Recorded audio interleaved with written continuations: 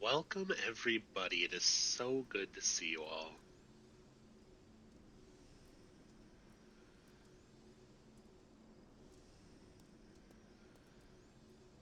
We are going to take Walter through Sestasha to start off. Um, it didn't go so well last time we tried. We had a bunch of new people who wanted to focus every enemy individually. I'm guessing they were all new as well. I'm guessing that's by design, so we'll be a little more patient today if that happens again. Otherwise, let's go ahead and get rolling.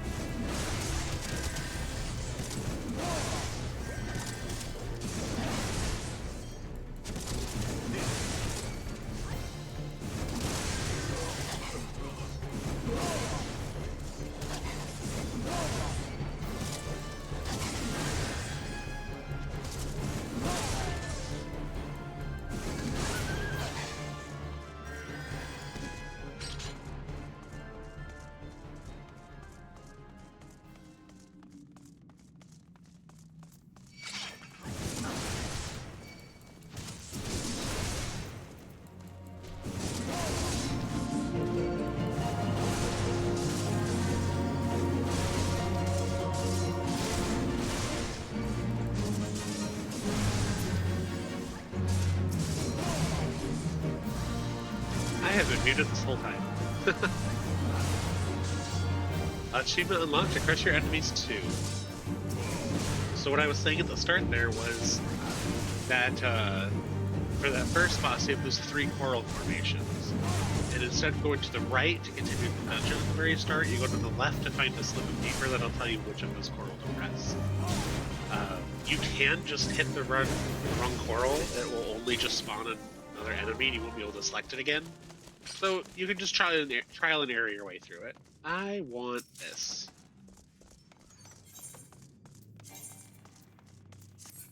It's not as good as anything else I have at the moment. That's fine.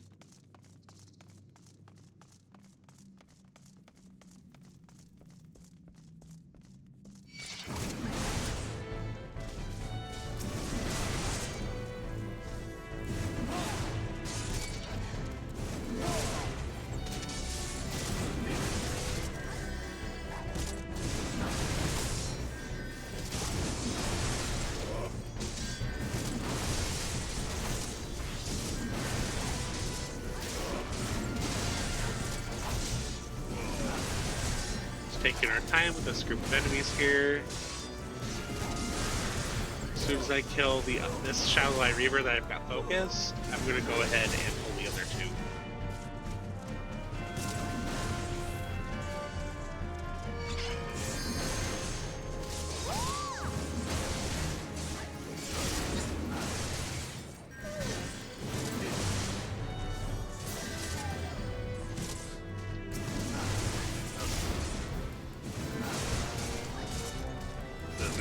Left, I can go ahead and do single attacks.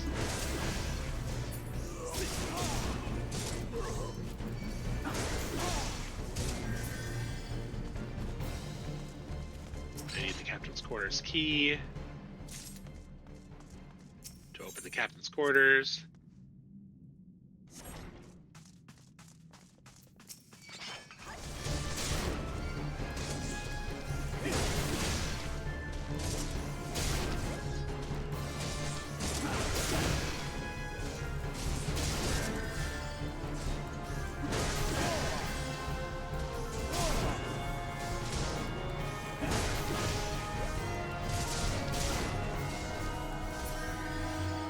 Oh, good, because I wasn't paying attention. I definitely would have gotten hit by that AoE.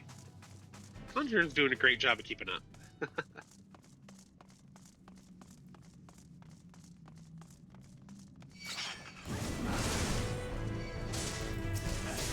Make sure I get both their aggro, and then just start single attacking until they're both dead.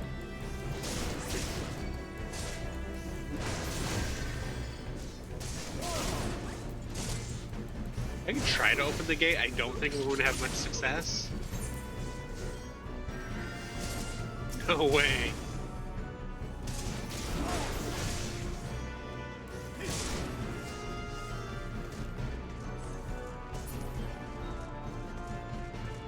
Alright, 3rd boss. What I find funny is that the first dungeon is the one that has the has 4 bosses, and you won't see it again for a couple expansions.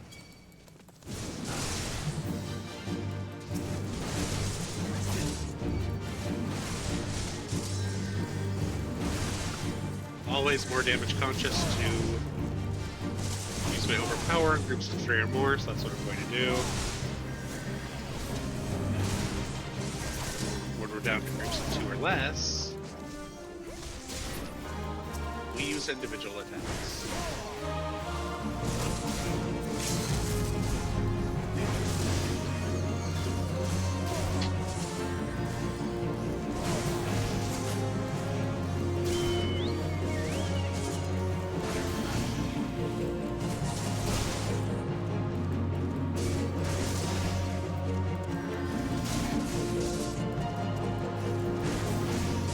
Just watching my friend's health.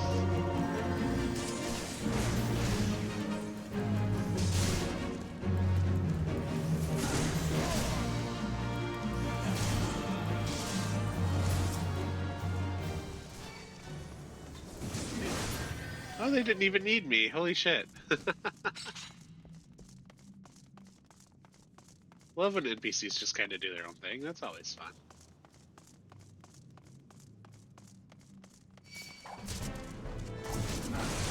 2, 3, 4. We're gonna try 6, I guess.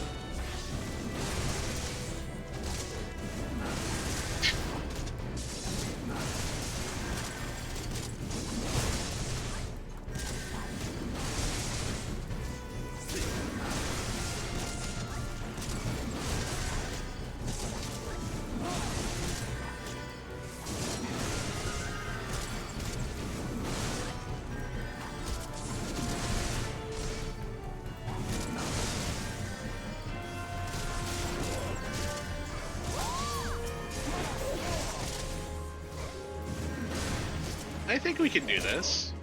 My conjurer is keeping up with me.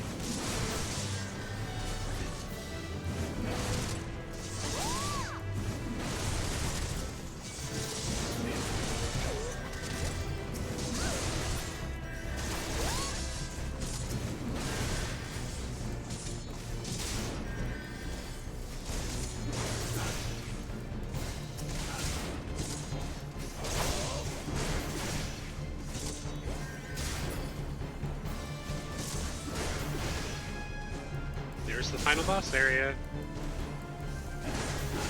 Just gotta take care of this last guy.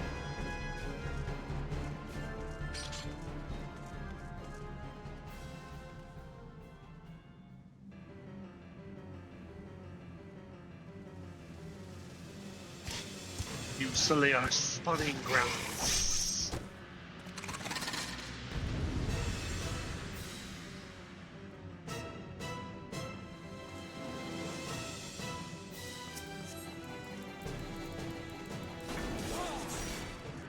I think this strat is just focus the boss.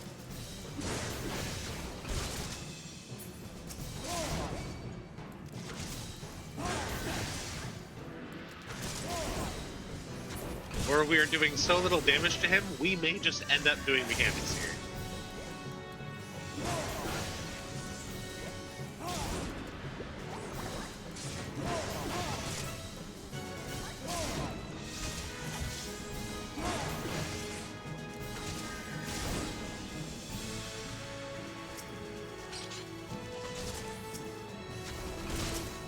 Come on.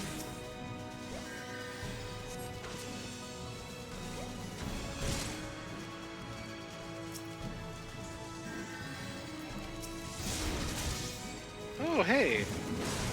I can finally use this. Oh, no. Okay. Not useful. Got it.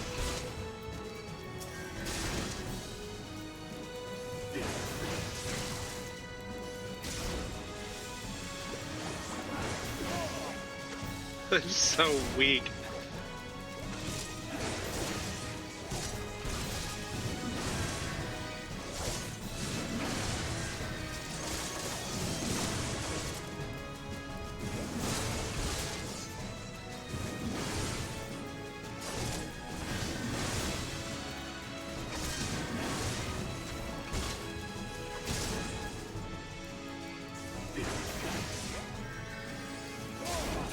And we're done. And I leveled up again. That's twice in this dungeon.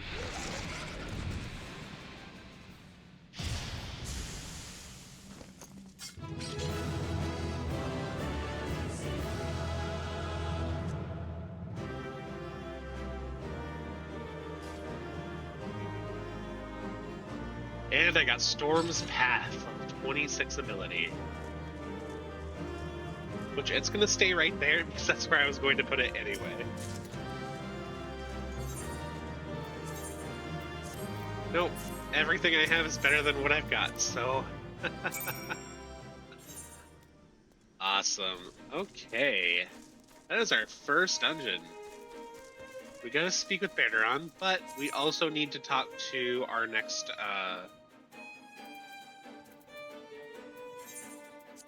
job quest, so we're gonna go do that as well.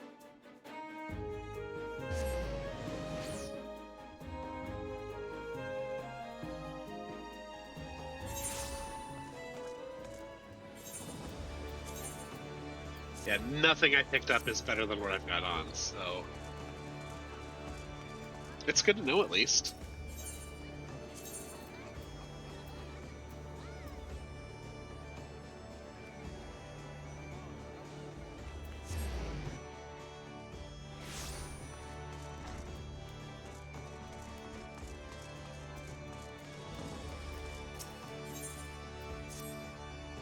Walter, our near disastrous encounter with the pack that follows Kujata has been preying on my mind. The overwhelming number of the beasts was beyond aught I had imagined. Even the most dedicated marauder could not hope to carve through that snarling wall of flesh. If we cannot dispatch the pack, then Kujata remains beyond our reach. Thus, I have prepared for you a trial that shall unleash your deepest reserves of destructive strength. As before, Sokolov awaits you at the Bismarck to guide you on your path. Do not squander this opportunity for growth, Walter. The pride of the guild itself rides on the keen edge of your axe.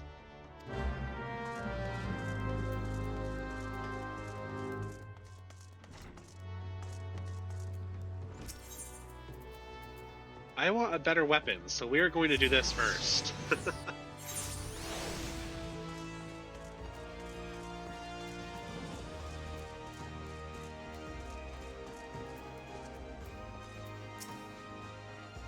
You've worked for my brother. The pride of the guild, eh? My brother has placed quite a burden on your shoulders, it seems. But from what I have witnessed, if any marauder has the skill and determination to put down Kujata, then it is you. And there is, of course, the matter of Sigurd's vengeance. You don't want to disappoint the poor boy now, do you? And there is, of course, the matter... Oh, let us be on this trial, Walter. I shall meet you on the Salt Strand in Lower Noscea, where your training is to take place. Huh? Well, naturally, I will be there. Without me, you're like to forget to tend to your wounds and bleed to death.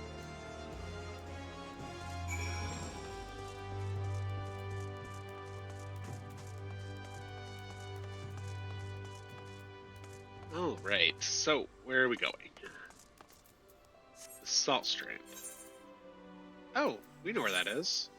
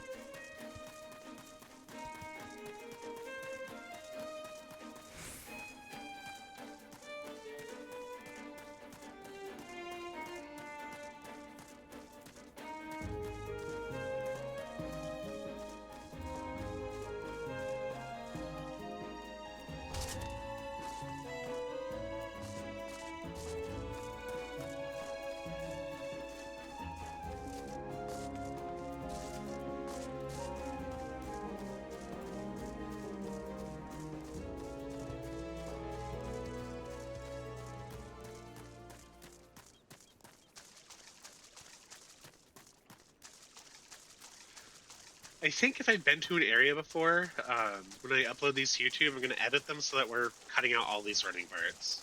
That makes the most sense. Well, this should be the place. I don't see... Ah, do you sense that encroaching aura of violence, Walter? Pray unlimber that axe of yours. And I get to use my newest ability...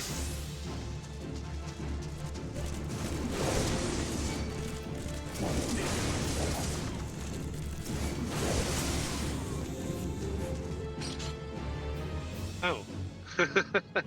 Duty's not over yet, though. That seems to be the last of them. Compared to what we have faced before, though, it wasn't terribly. So this is the indomitable Walter Fitzroy. Who in the seven hells are you? Wait, is that... Oh, brother.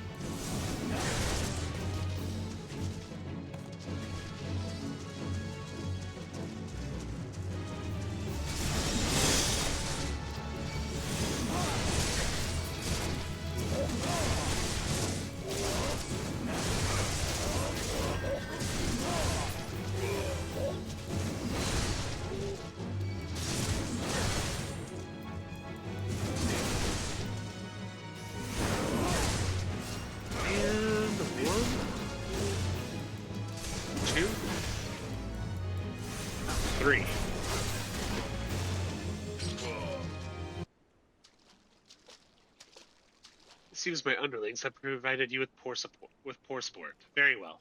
I shall take your measure with mine own blade. Do not think to show me quarter, Walter, for I shall surely show you none.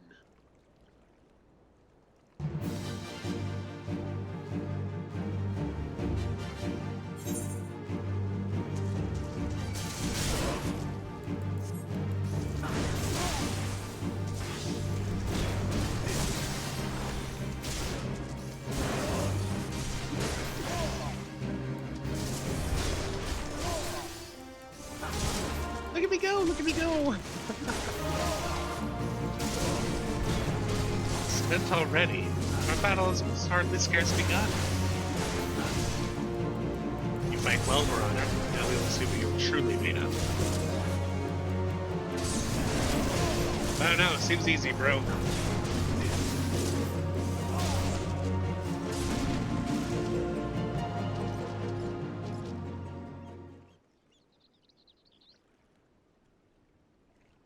I yield. Your strength has humbled us all. We are done here, my colleagues. Drag away those who cannot stand.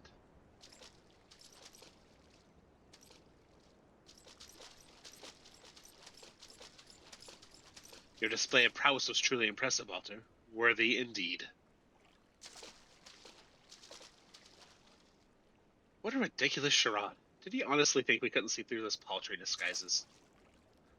I'm confident my brother's act was not born of malice. Rather, he hoped by concealing his identity that the trial would seem more threatening, thus increasing its effectiveness. Not an entirely successful undertaking, but one must appreciate his intentions. Yeah, I thought that was Ward's own. It's time you return to the guild. Oh, and as a favor to me, pray indulge Ward's own in this little deception. Subterfuge is not a marauder's forte. Back to Limsa we go.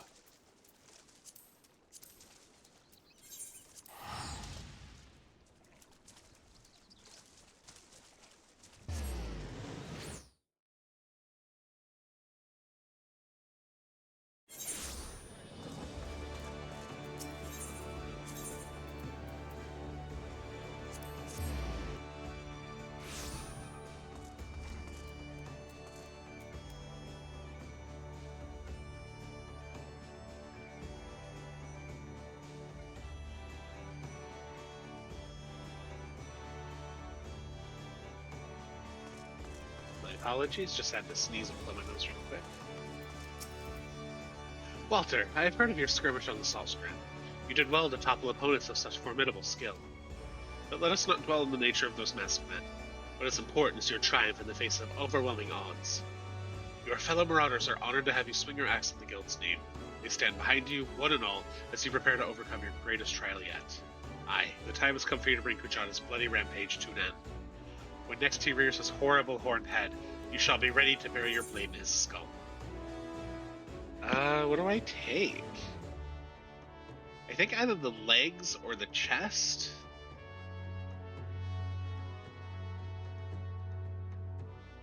They both have the same stats, so we're gonna take the chest.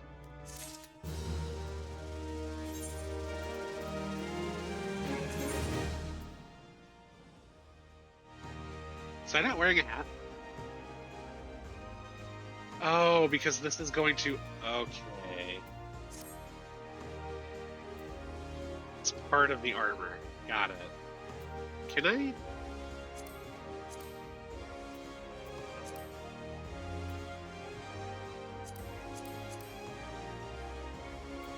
Okay.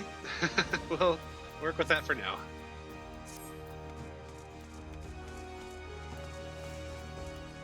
We're going to be baking in our little suit.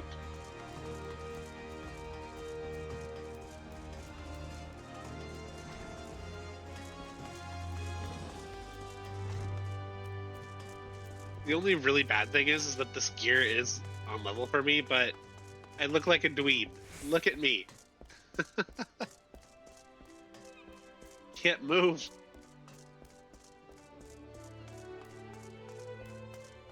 All right, let's talk to Bergeron.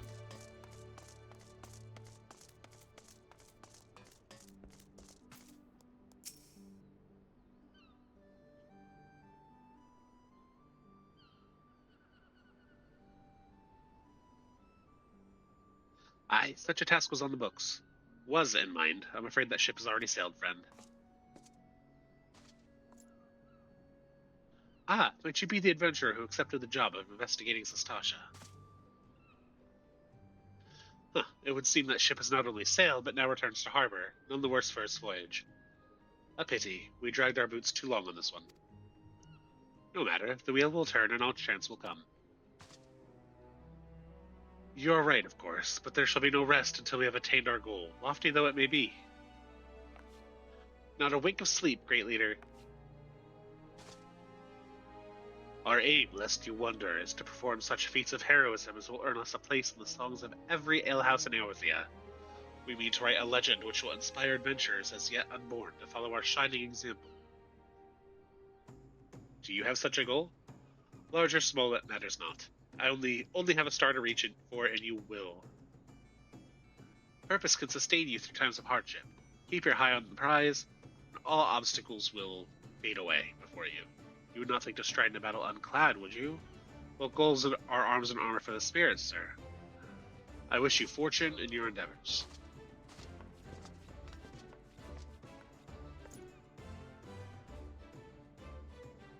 Back then, are ye? With all your limbs and tail to tell, I'll wager.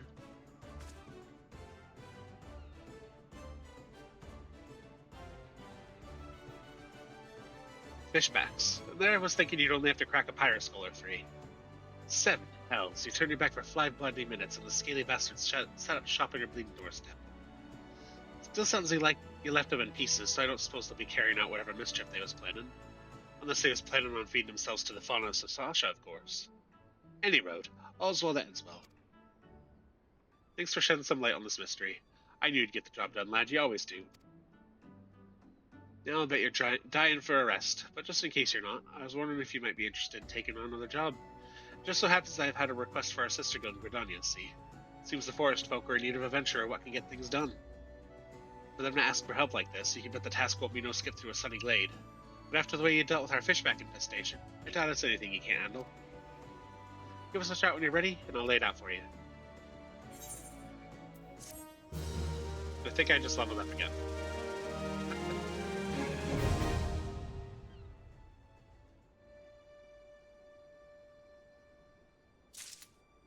No, but I got close. Ready to hear about that job then? Like I said, the request comes from our sister guild, Gridania. That's all I know. But whatever it is you got asked to do, somehow doubt it'd pose any trouble for adventurers survived the bedlam in Sastasha. If you think you might be interested, you'll want to have words with Mother Mune, your counterpart in Gridania. Good luck, mate. Off we go. Off we go.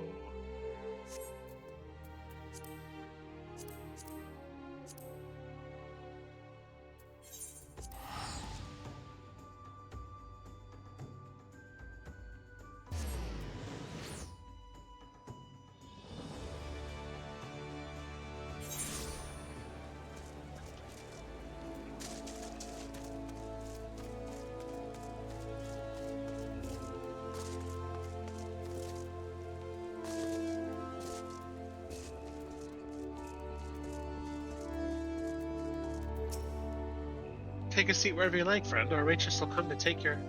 Oh, not here to dine. Dare I hope that you're the adventurer Baron sent word about. You are? The matron be praised. Allow me to introduce myself. My name is Mune, and the Carline Canopy is my place. With regard to the task in question, there's a fair bit to tell. Let me know when you're ready to hear the details, and I shall brief you.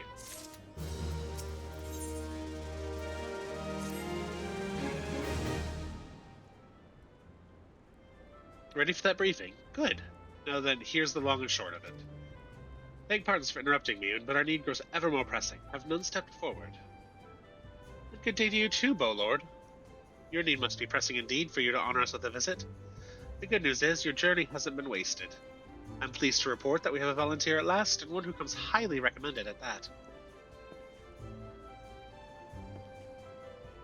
My thanks for answering the call, friend. My name is Lewin, and I lead the men and women of God's Quiver.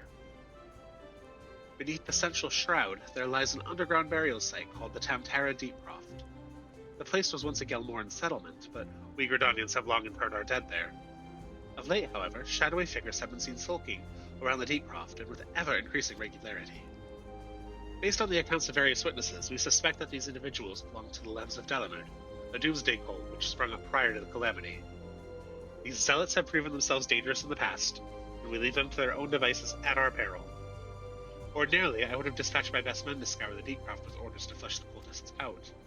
Alas, the Calamity decimated our ranks, and the limited forces at my disposal are constantly required to keep the Ixal at bay.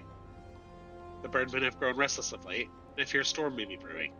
In anticipation of this, I have been compelled to spread our forces throughout the Twelveswood, lest we be taken unawares. The situation so being, we must turn to others to deal with the lamps of Dalamud. Can we rely on you to undertake this task, friend? You have my gratitude. Once you've seen your preparations, pray make way to the Deepcroft and identify yourself to the guard posted at the entrance. He will apprise you of the latest developments. That is all. Be careful out there, you hear? May the crystal guide you and keep you.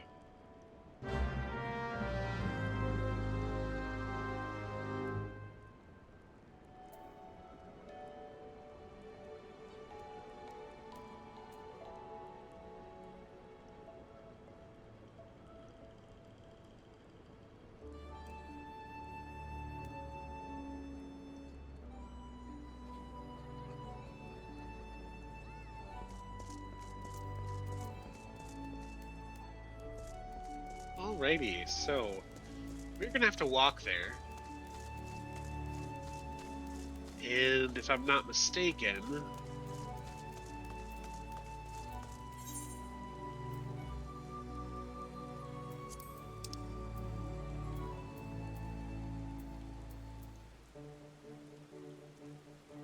oh no, I'm going the right way.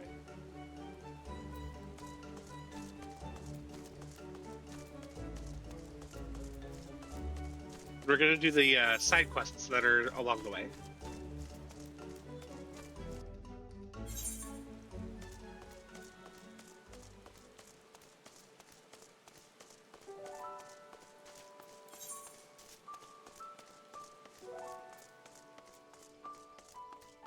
Hey, I have a title, hold on.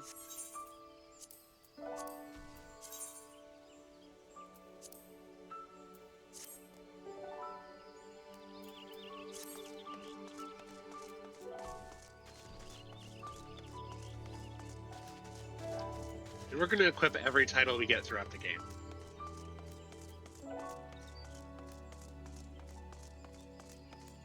Okay, I have quite a few side quests. I also have the look at our available housing quest from the from Gridania and the Black Shroud. Oh shit. I missed an entire area. Hold on.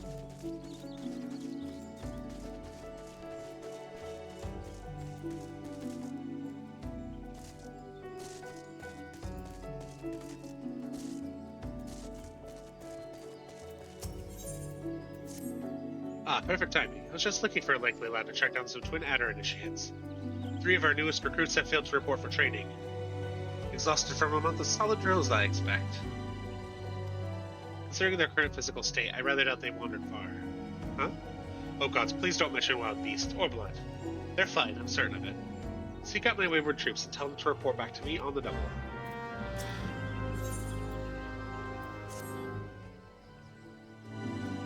Oh there, adventurer. If it is work you seek, then look no further. Instructor Maria Estelle needs a volunteer to bring him some log Yarzen shells for the recruits to practice on. You'll find some Yarzens in the river south of here. So you pry the carapaces from 4 of the creatures, take them to the instructor.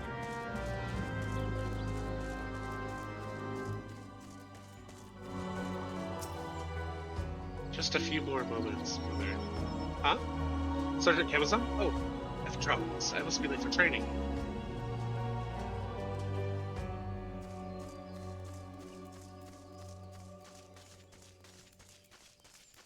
I'm willing to bet someone's behind this tree. No, actually.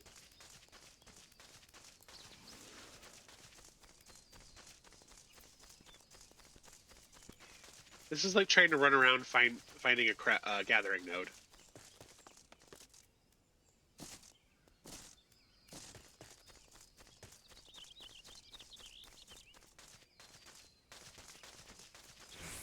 there.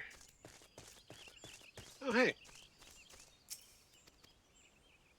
Can you not see I'm attempting to become one with nature? Leave me be, good sir.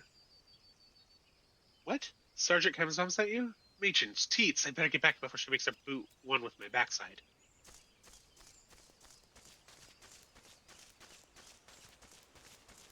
Oh, hey, Paul Garrison. Hello, friend.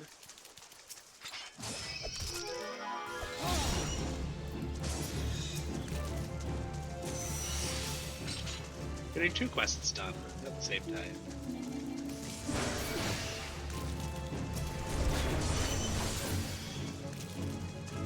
Oh, and there's the other one.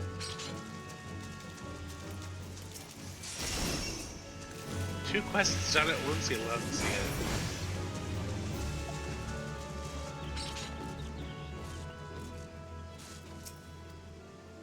Such a soothing sound. One day I shall build a home by the river. Huh? Who are... You say the sergeant's looking for me? How long have I been here? What bell is it now? Stand aside, I must make haste. And both those quests are now done. That was easy.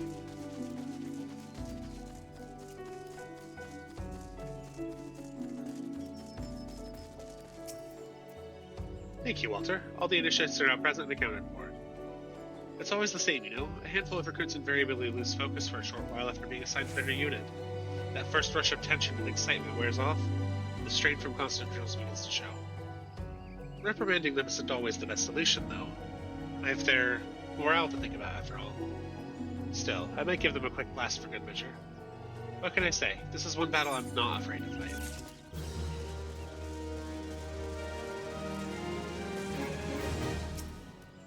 Have you come to train? Oh, not a new recruit? Then what? Ah, the Yarzon shells. I ordered more than to requisition. I see he's learned to delegate authority if nothing else. Now that I have these carapaces, I can set my recruits to specialized drills. They are already adept at hitting a target, of course, but they need practical knowledge of exactly where a monster like Yarzon is most vulnerable. Thanks to your efforts, I have no doubt they will fare rather better against the creatures we're called upon. You should be proud of yourself. Both they and the Benok are safer for your help.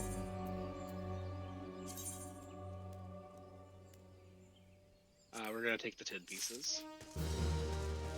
Don't need the food. At least not that food. We are going to work our way to the other side of the river here. One, 2, 3. We can do it. We should be able to maybe jump. Okay, not there. Here looks possible, though. Hell yeah. 4 side quests and an unlockable. If it doesn't, if it has a blue, if it has a plus sign and is blue in addition to its other qualities, it is a content unlock. We will always be doing those quests if it doesn't also unlock a class. So I'm not interested in crafting or gathering right now. I'm just interested in going through the story as a marauder. Correct me if I'm wrong, but are you not an adventurer? I've seen you running to and fro, face set in grim determination as adventurers are wont to do. That's my perception. If so, I have information which might interest you. Rumor has it that plots within the lavender beds are to be auctioned off. What's more, bidders need not even be Gridanian. Any old adventurer or wandering minstrel could, with sufficient funds, purchase land and build their own home. Considering how discerning the elementals tend to be about who can and cannot reside within Fallswood, it is rather surprising if not hard to believe. But if there's truth to these rumors, well, who hasn't dreamed of owning their own forest cottage, perhaps with a small vegetable garden and stable large enough for a chocobo or two?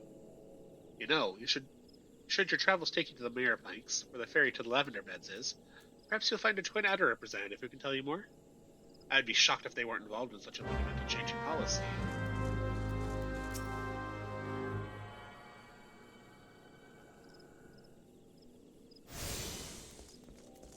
Now we can fast travel here.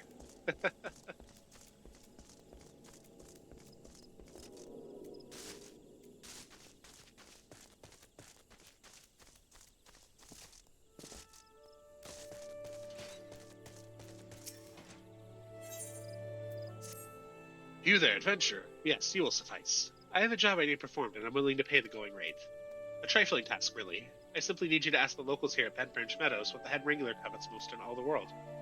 This is a private matter, lest you doubt, so be sure to inquire discreetly. And please, for the love of Null, do not reveal that you are in my employ. In fact, it would be best if my name wasn't mentioned at all.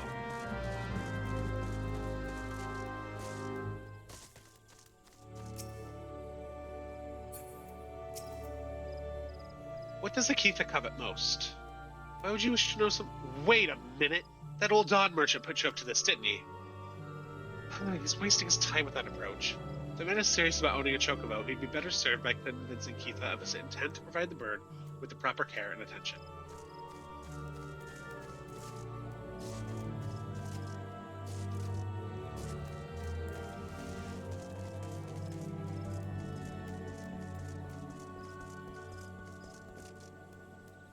Oh, we've also unlocked a few new guild leaves.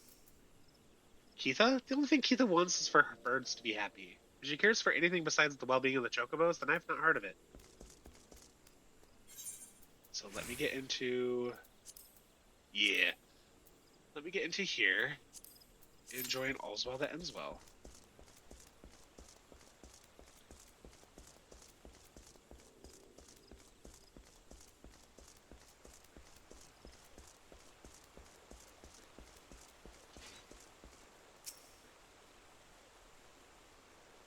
What's that about Miss Keitha? You looking to stir up trouble, son? If you think some shiny trinket will move her heart, then you don't know her like I... Or that is, Miss Keitha is only interested in her birds. Listen here, adventurer. If your actions cause her any distress, the wood whalers will come down on you so hard your boots will leak blood. Got that?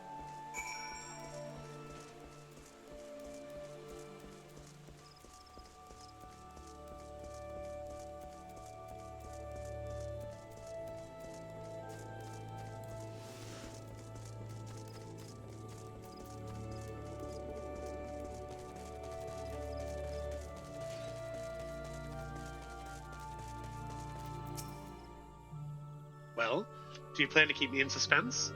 I must have a chocobo for my very... What's this? They told you nothing of her material desires? Ugh, the stubbornness of these Gridanians is infuriating. They should have known better than to hire a buffoon for such delicate work. I think the amount of gil I have wasted on this fruitless venture. Oh, cease your mewling. I promised you a reward, and a reward you shall have. Now leave me to my misfortune.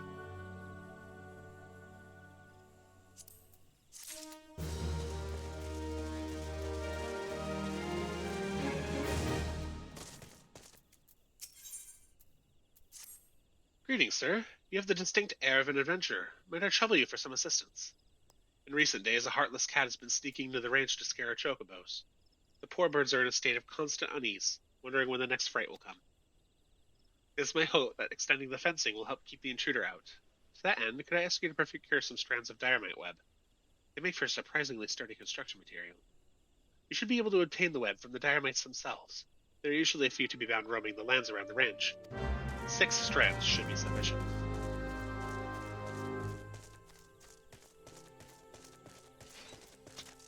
I think I can zoom out to there.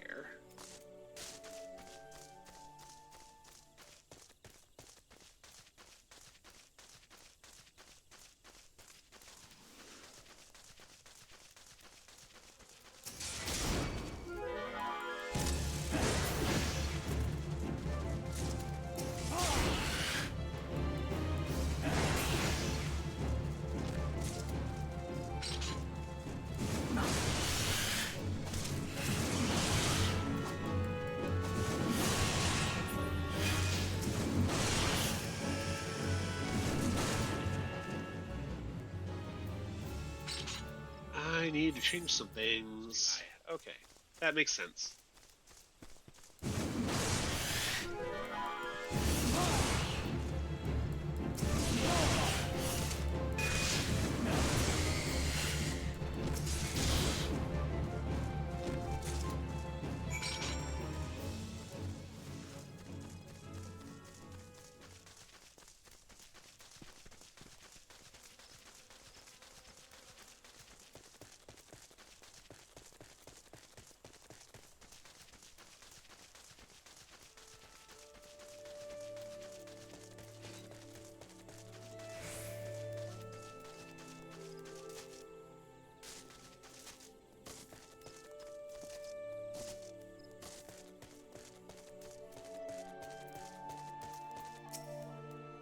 Ah, you have returned. Tell me, were you able to procure the diamond web I requested?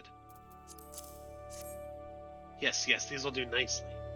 These are perfect for binding posts together. Were I still in Ishtar, I never would entertain the notion of using such a bizarre material in this manner. Oh, did I not mention I was from Ishtar? Aye, well, Gridania is in actual fact my second home. My native land was once famous for its chocobo stables. No man in Eorzea can speak of the creatures without his thoughts turning naturally to Ishtar. Sadly, however, that time has passed. You take the bronze piece.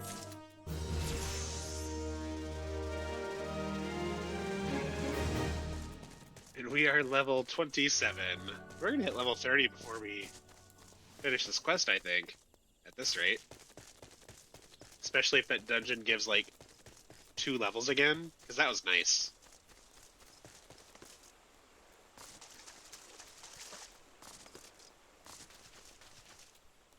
Where are there more quests? Nowhere. Oh, they're all down here. Okay, so I just need to go south.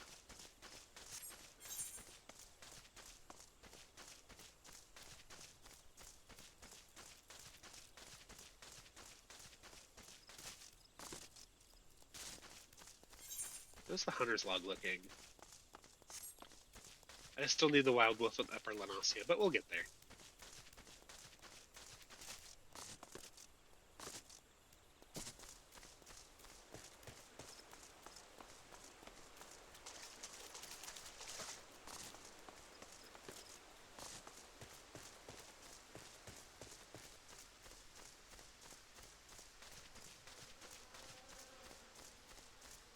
Hey, Flounder! Thanks for tuning in.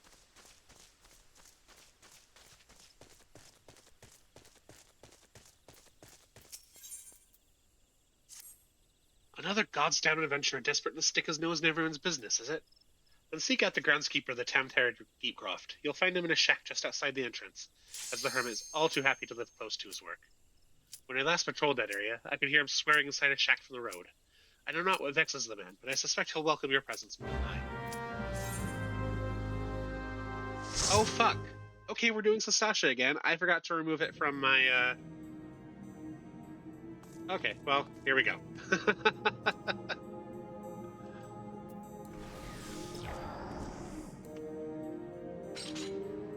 At least I have real people this time, so it shouldn't be that bad. And I have upgraded gear.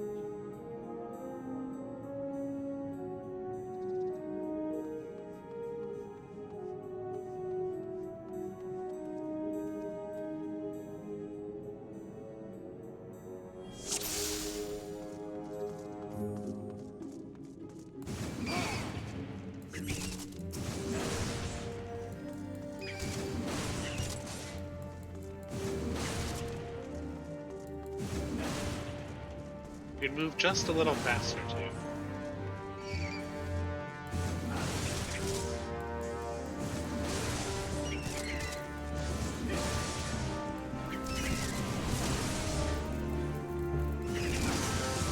Oh, please heal me. Please heal me. Okay. Woo! That got scary.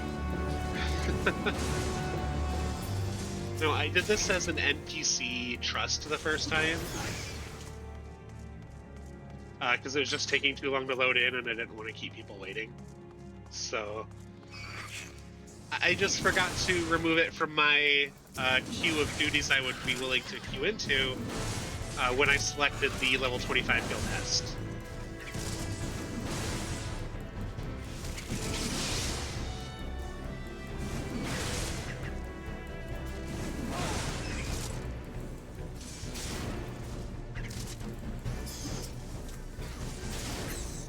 It looks like we have 2 first-timers as well. Oh, I'm finally getting Gil for killing these enemies. That's also good. Because that didn't happen in the Trust Dungeon.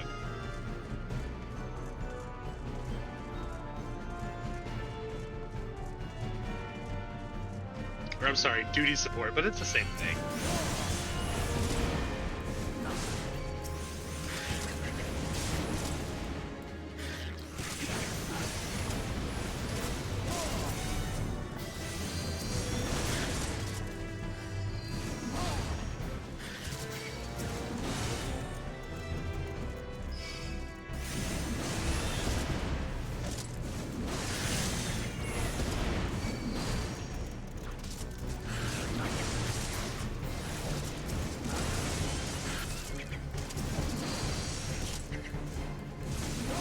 There we go.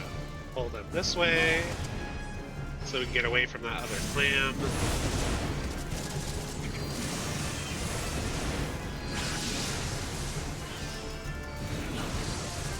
Use my barrier. Give my healer some breathing room.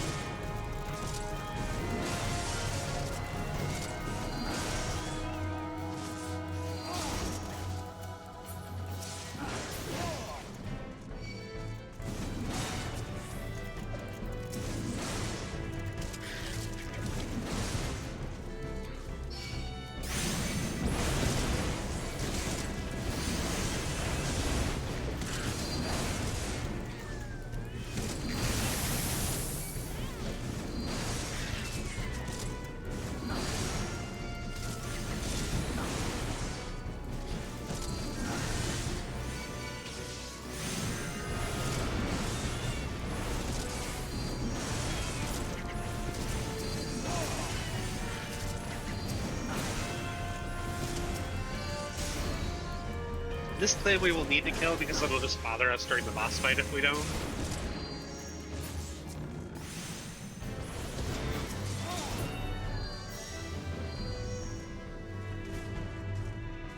Oh, okay.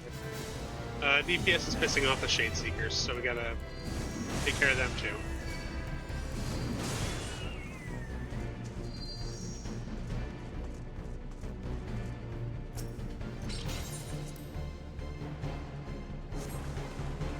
No, wrong switch. That is the correct one. No, no, no, no, do not. Okay. So do not press the third switch. We found the correct one.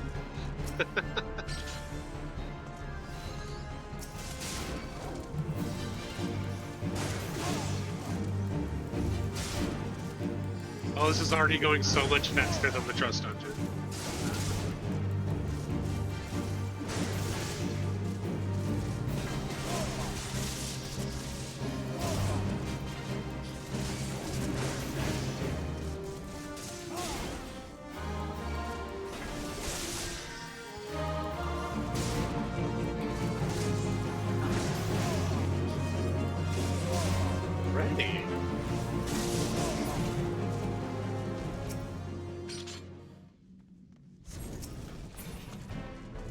I don't need anything here, so we're gonna pass on both. All my gear is far better than anything that can be offered here.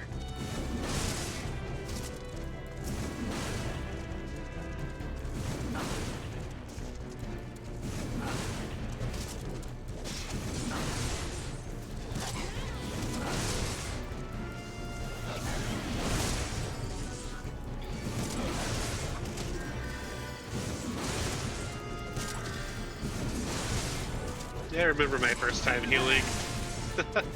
I got scared if anybody got under like 75% health. That's all I would do is heal.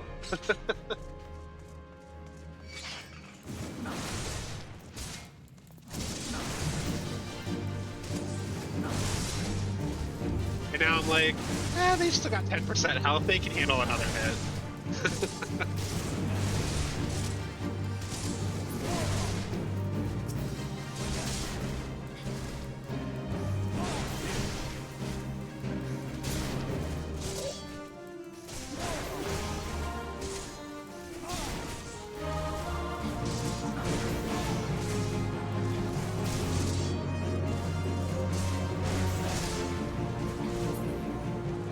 There we go. We're gonna pass on that as well. Yeah, this is going, I wouldn't say super fast, but it's going fast enough.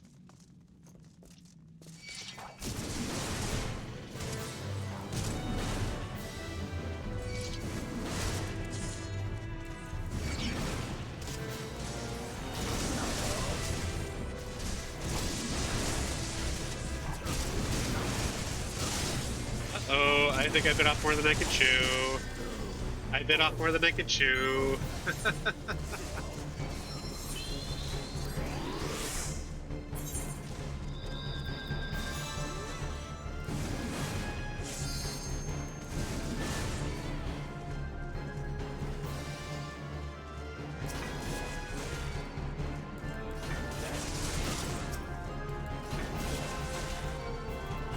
Please stop running away. You may die. That's just gonna happen.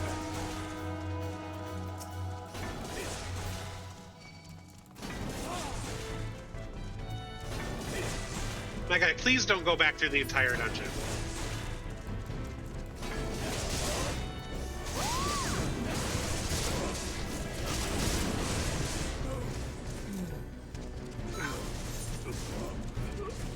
I'm just gonna avoid the debuff this time.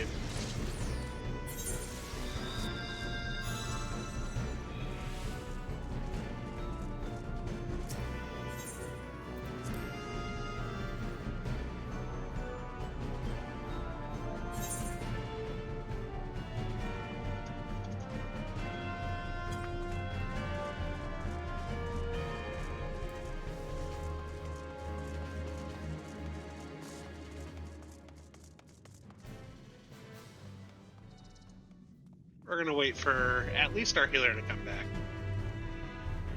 Where's our healer?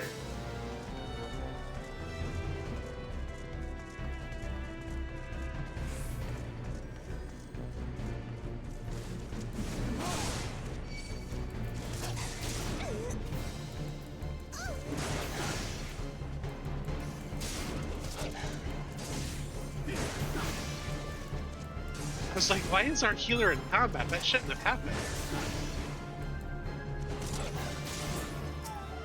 And then I remembered, oh yeah, this guy pulled all these enemies halfway back through the dungeon. So when they tried to run back, they ran into whoever spawned in.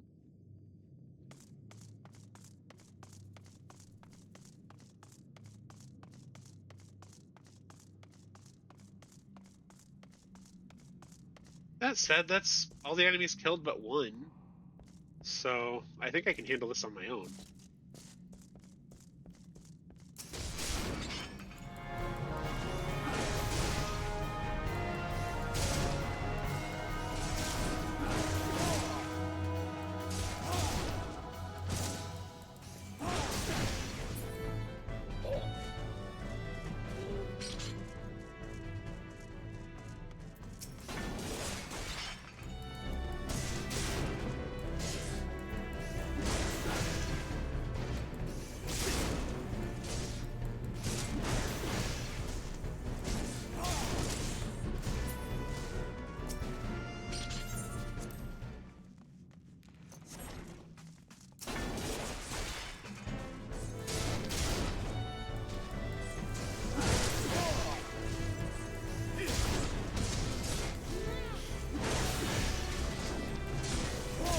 Interesting, the Thaumaturge found a single human arm.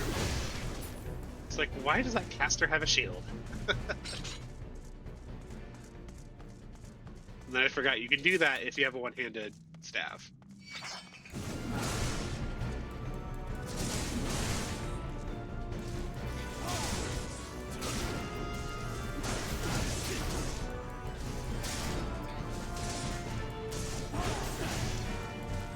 So I think with that white, we are now on pace for the Trust Dungeon. So it's going to come down to how much damage we do to the bosses and how quickly.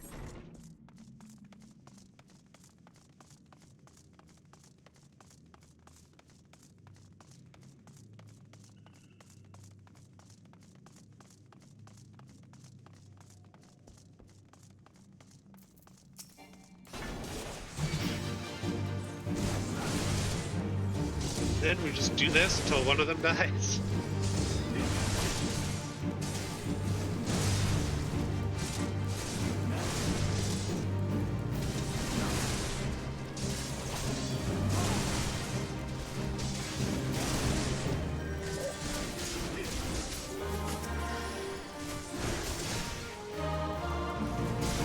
Yeah, this is much faster.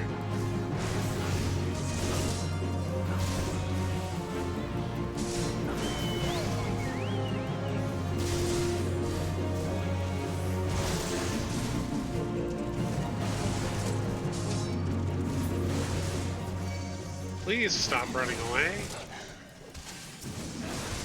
I can't get the enemy's attention if you're running all the way back through the dungeon. You saw why that happened.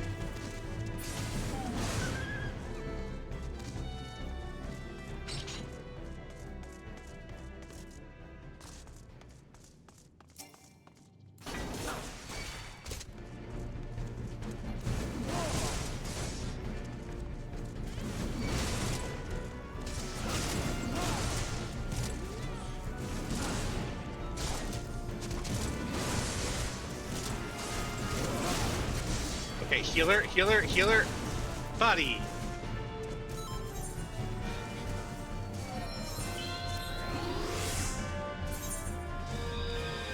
That was 5 enemies this time, dude.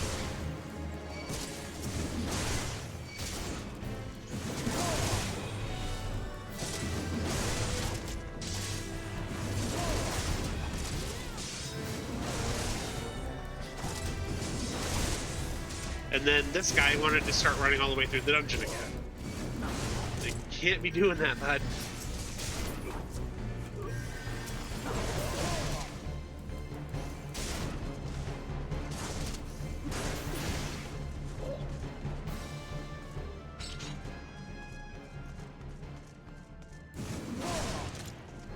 Okay, we should be able to handle 4 enemies. Should, being the operative word here.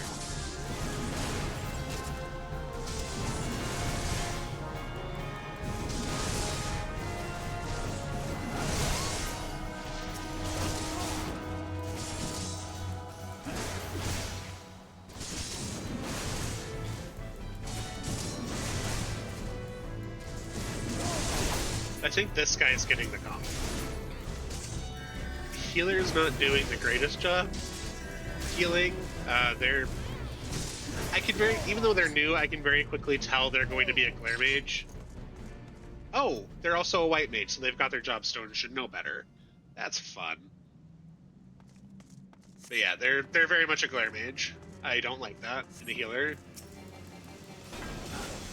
And the other guy keeps trying to run halfway through the dungeon to get enemies off of him, which isn't going to. So it's definitely going to be this guy.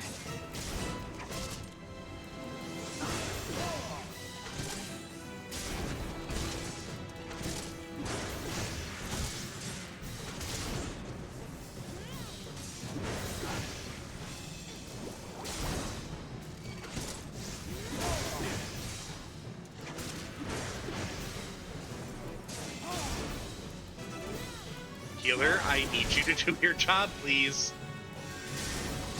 Thank you.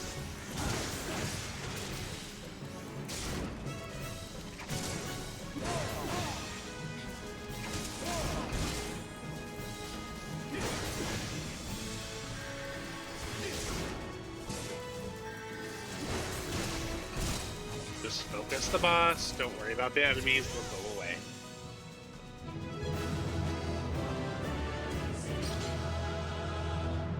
Okay, so SK gets the commendation.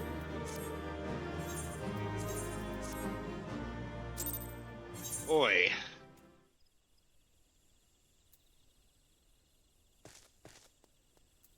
Oh. Level 95. That healer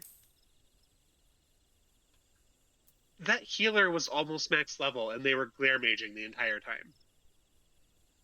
That's unacceptable. I'm glad I didn't give them the comm.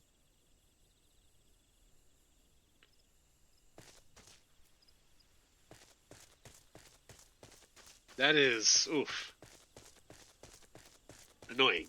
Okay, so let's remove Sastasha from our list of duties we want to load into, and just do All's Well That Ends Well. I know it's harder and takes longer the higher level guild test it is, because everyone's doing everything through like level 15, but after that it takes longer, so I'm willing to wait. And I've got a ton of quests I can do in the meantime, no big deal.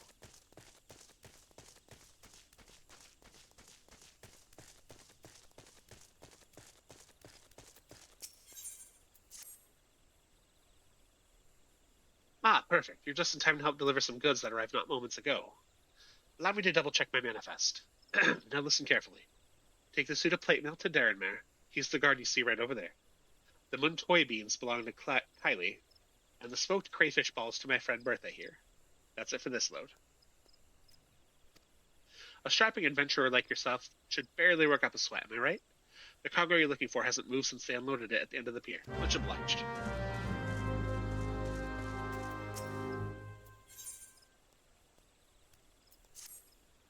You seem a capable sort. Would you mind running over to Lilystone and retrieving my favorite fishing rod for me? I was happily dropping a line into the water, you see, when I suddenly noticed some ghostly sphere of fire bearing down upon me from behind. In a blind panic, I twisted around and flung my rod at the apparition before fleeing back here to the planks. I dimly remember the rod passing straight through those unnatural flames and hitting the side of the tent I set up for the afternoon naps. It's probably still there, but I can't bring myself to... You'll go in my stead? Oh, thank you. Before we do that, though... A good morrow to you, sir. What can I... Ah, you wish to know about the auctions. Very well. Allow me to explain. There's a growing concern that our immigration policies may have been a tad restrictive in the past. And so the Seedseer Council and the Order of the Twin Adder have, with the blessing of the elementals, decreed that the lavender beds be set aside for adventurers. Adventurers who possess the necessary funds to purchase and maintain their estates, that is. Should you look upon the beds with your own eyes, though, I think you'll agree that it's well worth the price. Have a word with the skipper over yonder. She'll ferry you across. The recruit stationed at the pier can tell you more about the beds once you've arrived.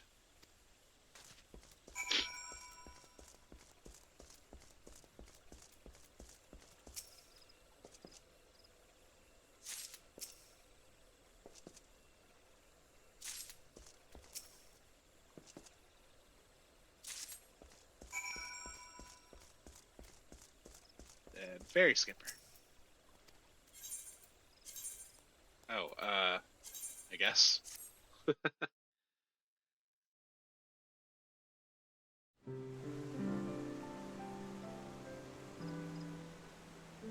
And welcome to player housing in the Black Shroud. The Black Shroud is where my apartment is on my main character.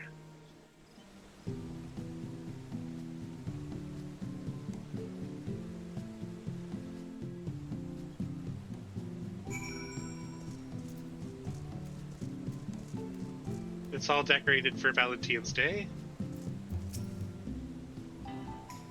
Greetings, adventurer, and welcome to the Lavender Beds. Oh, you come at the behest of a Gridanian woman. I regret to inform you that these plots are reserved for adventurers. Your friend will not be permitted to take part in the auctions. You, on the other hand, would be more than welcome to participate. Should you have a mind to purchase a plot for yourself, pray speak with the resident caretaker. He can guide you through the process. And back we go. Leave residential district. And off we go. So Darren Mare wanted the armor. Oh good, it tells me. Oof, what is... Ah, my new plate mail. What would a wood whaler want with a metal armor, you ask? Let's just say that after a number of engagements with Garlean heavy infantry, my mind has been open to the protection such steel encasements can provide. I am in a steel encasement. My head doesn't even move.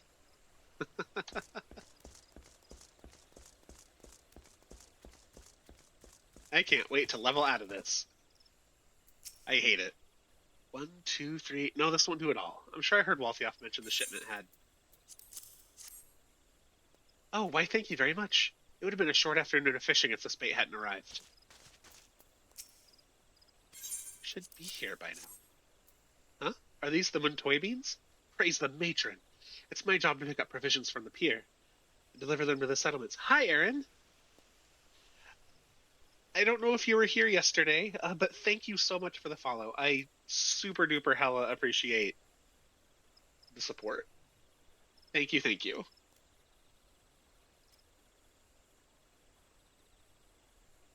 Oh, feel free to interrupt. I am completely for chat engagement. So if you want to talk, feel free. I will let you know if I need quiet time. And for this game, I hardly do. I've already done all the content. So I'm just taking this character through to stream the story. It's my job to pick up provisions from the pier and deliver them to the settlements in the area, but I couldn't leave without the beans. Now I can finish loading up my cart and be on my way. Thank you for your help. Already done. All done, then.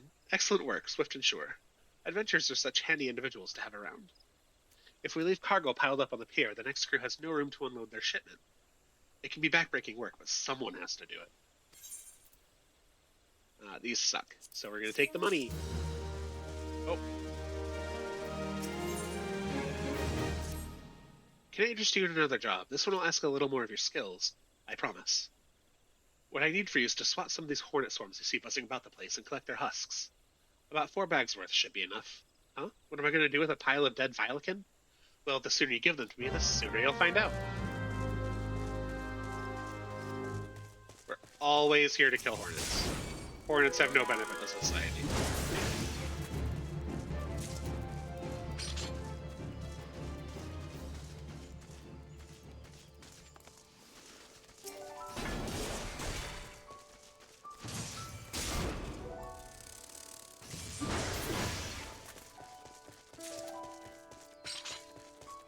I need more. Where's the hornets?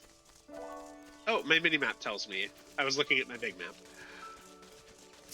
Hello. Goodbye. Hey, if all it took to get rid of an entire hornet swarm was 2 swings of an axe, I would do it more often IRL.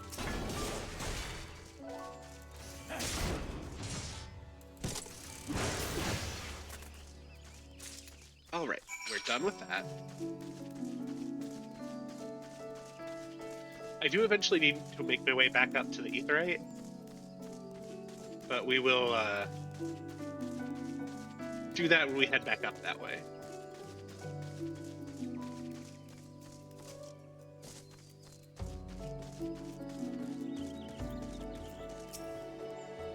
You have the husks? Good. Hand them over then. Ah, these are perfect. Hope they didn't sting you too terribly.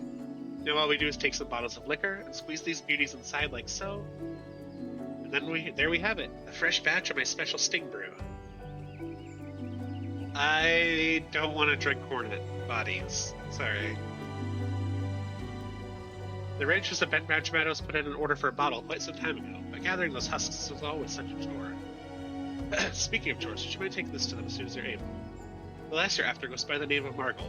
Give her the sting brew, along with my regards. Oh, and apologize for the delay, would you?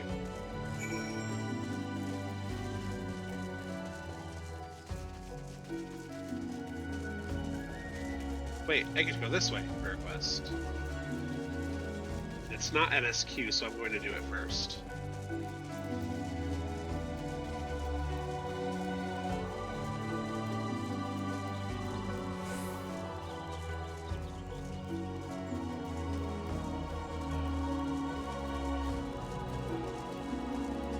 They're going to leave me alone because I'm more than 10 levels higher than them.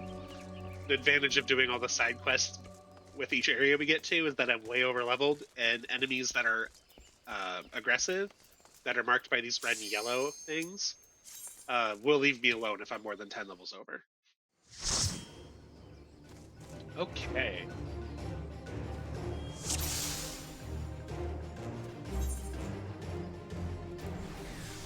Enfeebling effects suffered by party members can be cured using the effects of these spells soon. It may prove useful to divide your party into 2 units. One concentrating its efforts on playing Braccio, and the other focusing on dealing with the charmed creatures.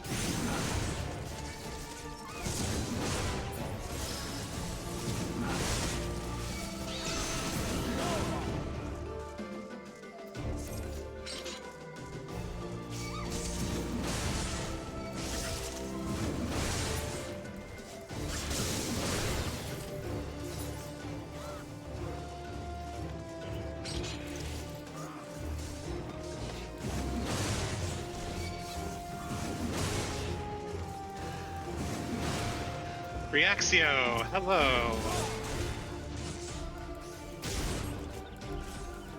Time to.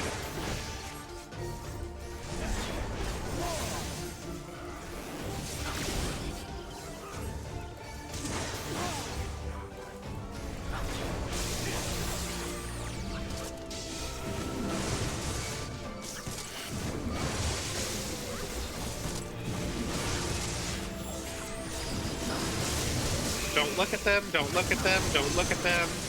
Okay. Oh my god, oh my god. Okay. Whew. That got dicey.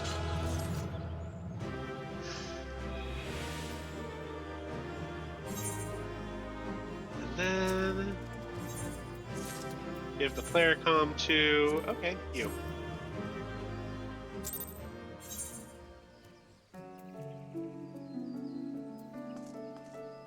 Dicey. I almost died. I should not have tried to take the aggro of like 15 enemies.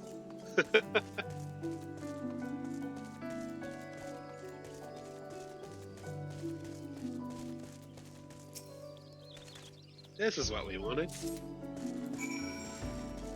Now we go back. It was so intense.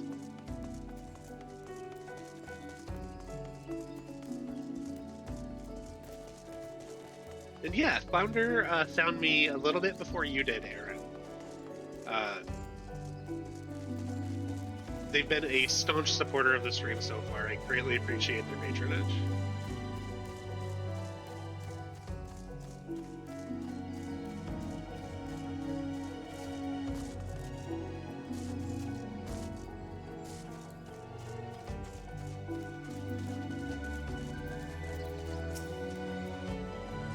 Did you find my fishing rod?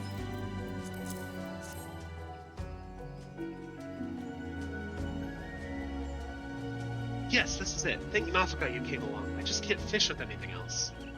The Valkyrie and such around here pose no threat to me, but those flames... I've never seen the like. I wonder if I'll ever build up the courage to fish at Lilystone again. These both suck. So money!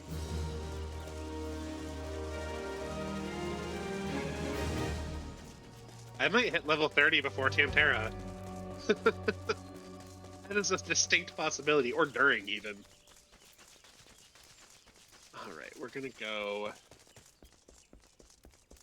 this way, grab this side quest objective here, and then do the main quest objective at the dungeon.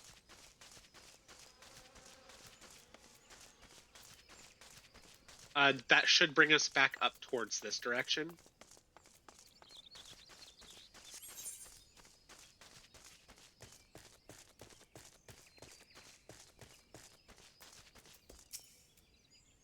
For a bit of work, are you? Aye, I have a task what needs doing.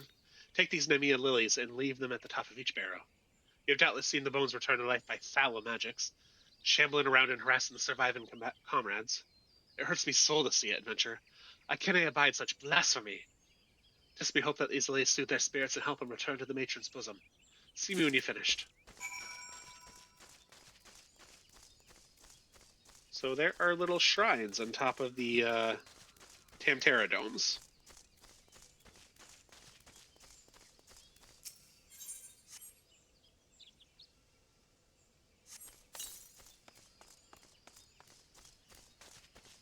There are 3 of these sparrows, yep.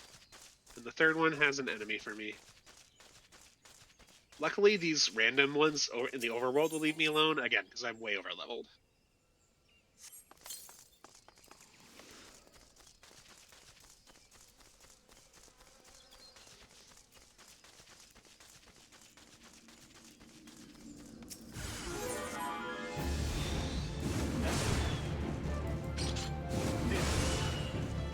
Just to get their attention, and then... 1, 2.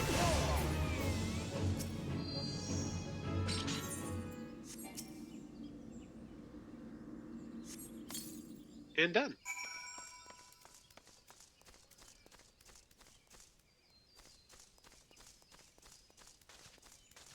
Then we'll go ahead, turn this quest in, and do the dungeon.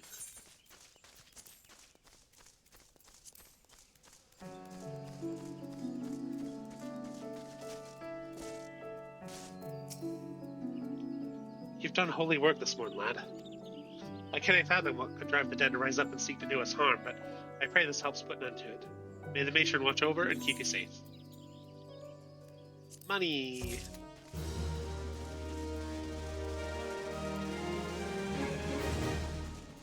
I feel like Mr. Krabs, I swear.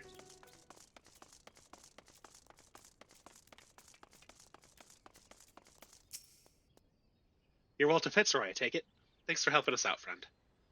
No doubt the Bowlord has already informed you, but your task is to enter the Deep Croft and purge it of the Lambs of Dalamud. In case you're unfamiliar with them, the cult emerged shortly before the calamity put an end to the 6th astral era. The cultists took the lesser moon, Dalamud, for their god, believing that it would deliver them from devastation. And so they were rather disappointed when Dalamud exploded into 1,000 flaming pieces before it could complete its descent. Now, having seen their god turn to ash, one would think that the cultists might feel moved to question their faith. On the contrary, it served only to stoke the flames of their fanaticism. The Lambs of Dalamud are convinced that heretics, that is to say, everyone but them, interfered with the coming of their Lord and Savior, and it's now their sacred duty to avenge them. Whatever it is they're doing in the Deepcroft, you may be sure that no good will come of it. For the sake of Gridania and Eorzea at large, put an end to their madness. Tamter Deepcroft is now accessible.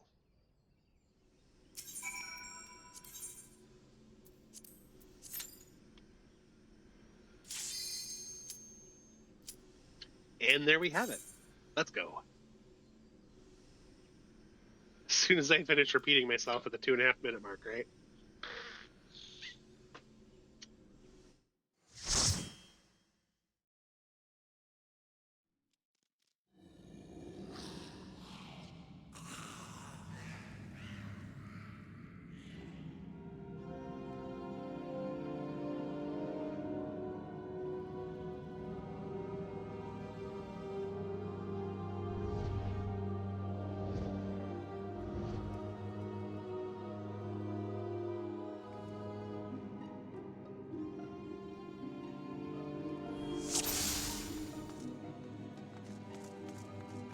Alright, I don't know if anyone else besides me is new.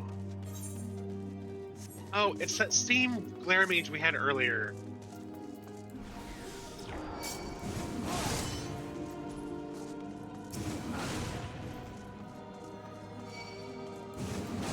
I rue the day, I swear. Okay, well, we're gonna take it easy because they're not good with healing.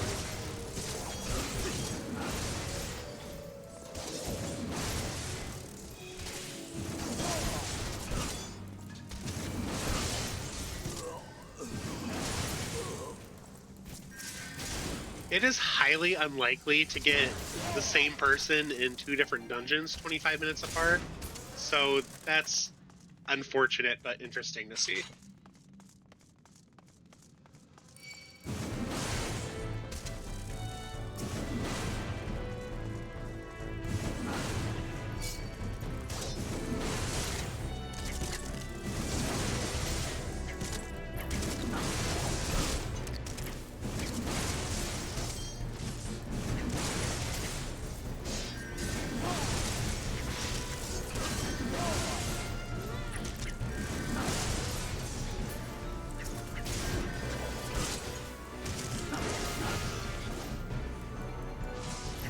Wait, is the guy I gave the comm to last time, this SK, are they the same Lancer?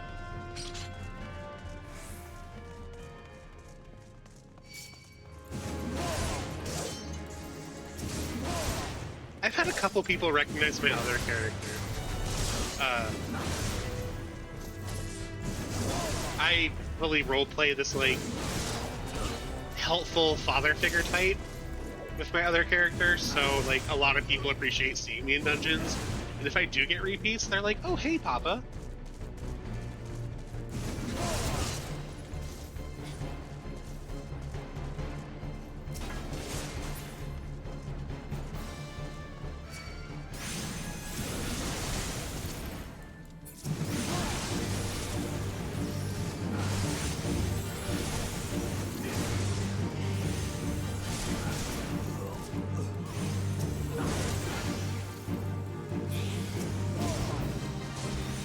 Yeah, we gotta kill the soul counter.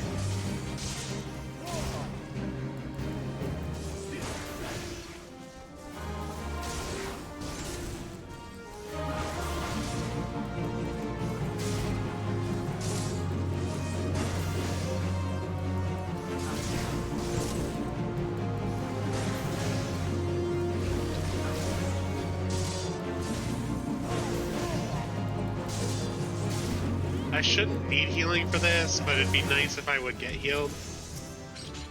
There's another level. I knew it. Oh, okay, that's because I'm not wearing a helmet right now. We'll pass.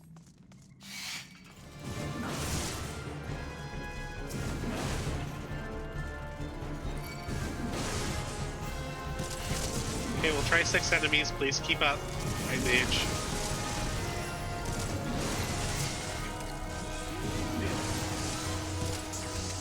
I guess we're trying 7 enemies. Okay. Oh, God. Okay. Ooh.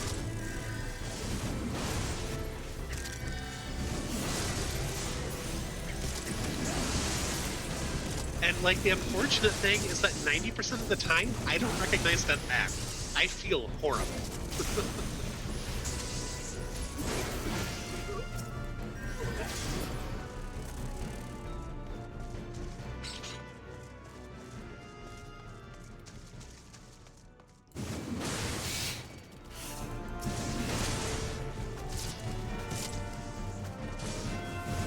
Oh, I don't have my AoE combo yet. That comes later.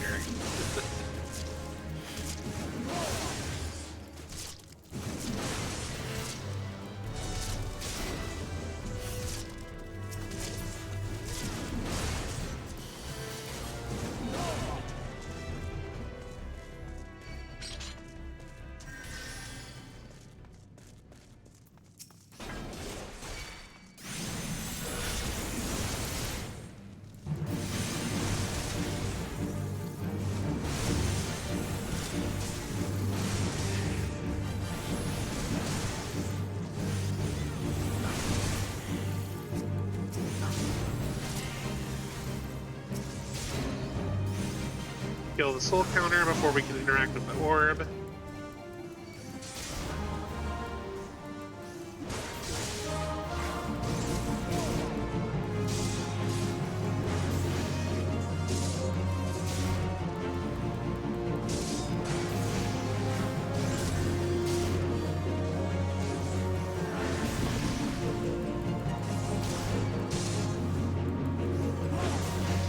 The Lancer does more damage if they attack from the enemy's side, so I'm trying to help them out. They keep moving to adjust to me, though, and not the enemy.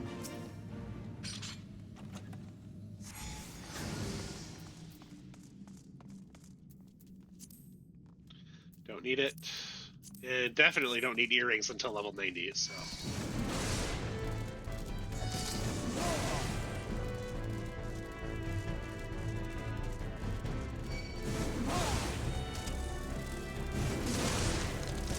Or we can handle 6 enemies, we're fine. Although I'm going to stay right here, because I don't think we can handle 2 additional Yarzans.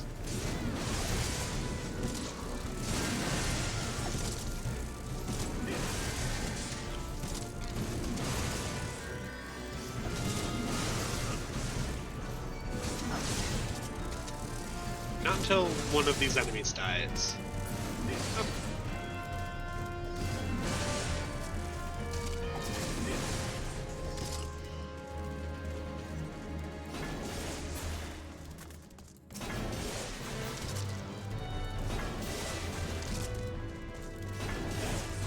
Just flipping the camera around so I can keep targeting them. And deal damage to them on the way over.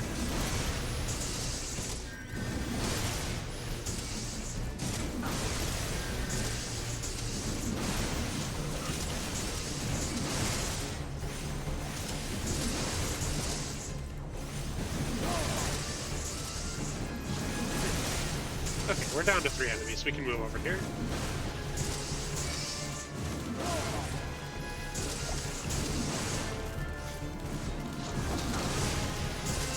I'm not going to go any further until this entire group's dead. Oh, they're casters, okay. So I need to come back here with the Yarzan so I can hit everybody.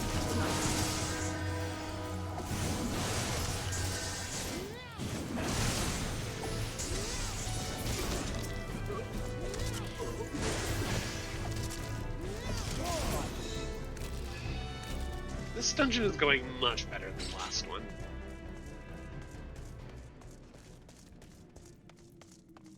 Aha!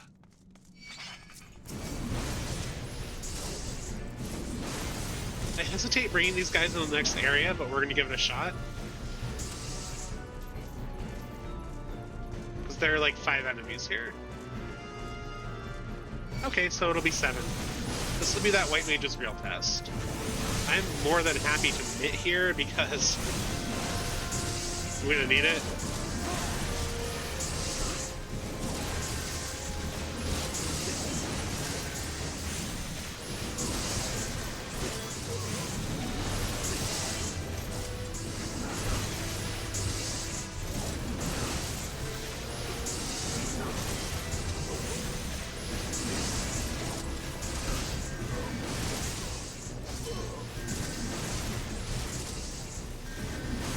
close.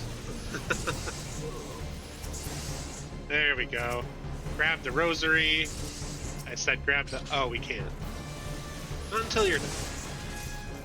Not until Senate's dead.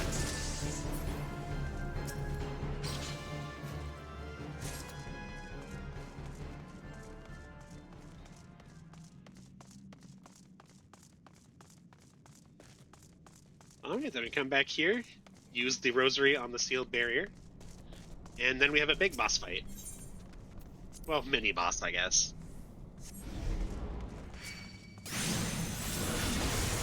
This does count as an encounter, but only in the strictest sense.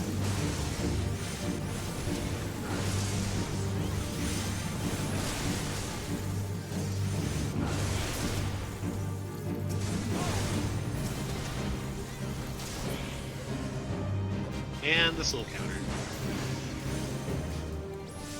Can't until this little counter's dead.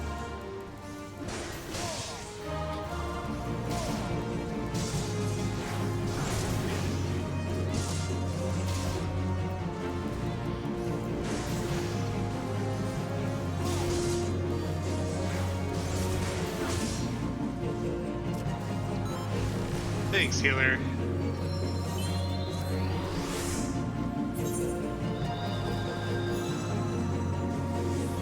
Trying to save my damage mitigation for the final boss.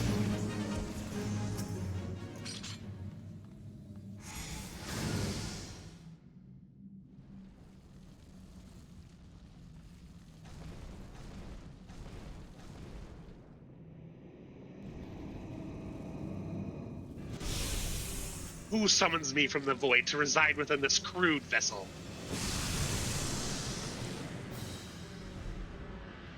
Tentacle boy.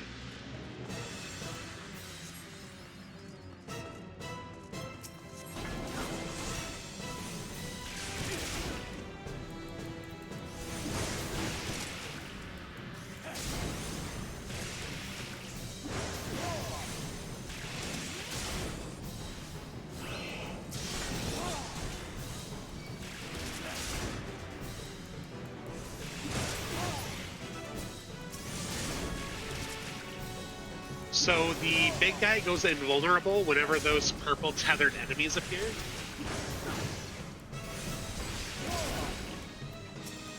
So we gotta kill the enemies that are tethered to him in order to make him vulnerable.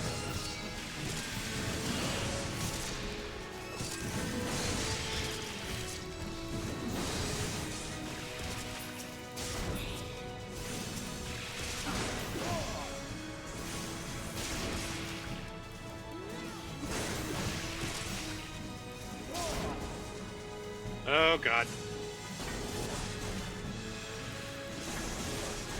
I remember running this dungeon for Blue Mage,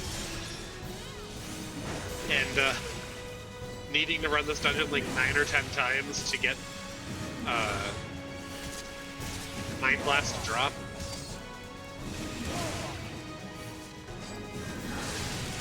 Because my Blue Mage just refused to learn the ability. So, quick primer on that. How Blue Mage works is you learn your attacks by copying the enemy's abilities, and you can only have a chance of copying the enemy's abilities if you see them do it.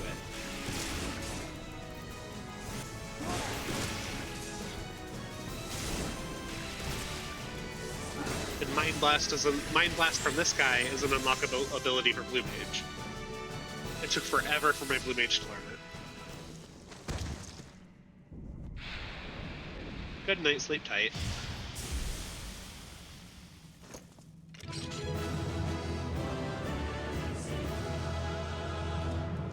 I look like an idiot. I can't turn my head. Ah. That DPS is getting the calm again.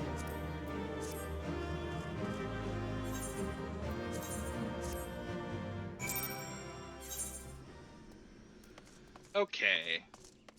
That's done.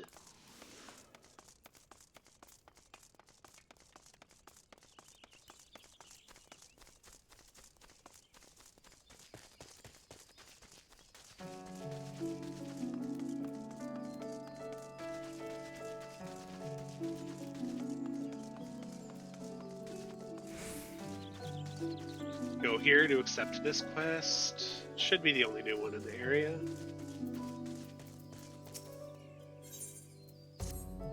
Huh, you must be desperate for work indeed if you would speak with me a second time.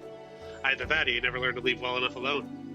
But if you're so bloody eager, then here's another job for you. Head on over to the hedge tree and clear out some of the nests of Saprophagus slugs. Saprophagus. There we go. Saprophagus slugs. All you need to do is sprinkle some of this flat ale on the ground where you find the moist depressions. You should soon be up to your armpits in slugs. Don't let any of the buggers slither away. Make sure you find and clear out all 3 nests. It is in the glade next to the deep croft.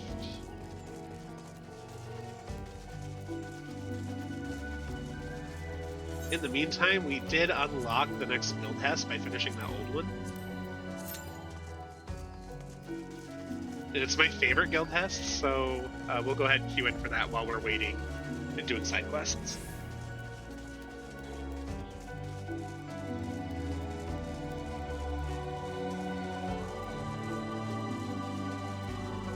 We have hit 2 hours on stream. This is your reminder to get up, stretch, fix your posture, take a swig of water,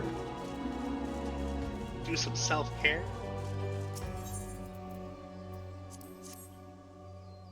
Go piss girl, as one of my favorite streamers would say.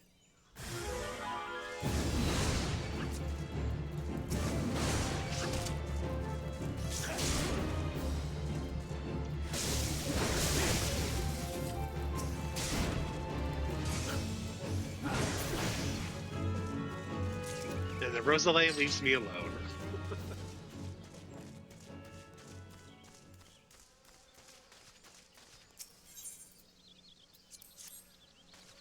Oh, fuck. There we go, that'll fix it.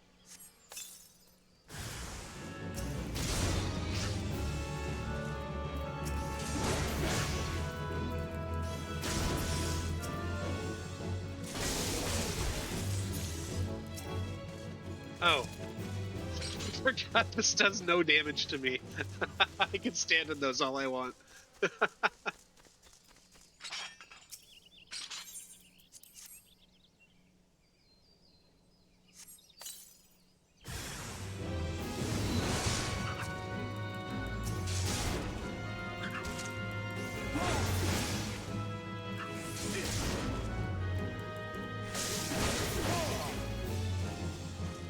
Yeah, 22 damage out of 947. Not gonna worry about it that much. Alright. All the side quests in this area are done. We just have to work our way back up to the Aetheryte and turn them in.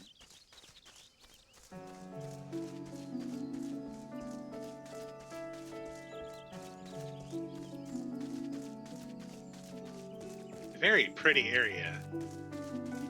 Especially for an area that was created 12 years ago. Amazing.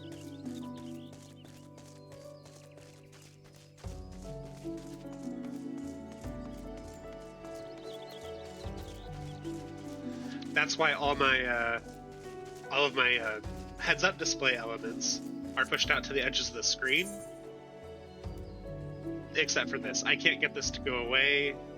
Most I can do is make it visible, but everything around the edges of the screen is at the edges because I really appreciate the scenery.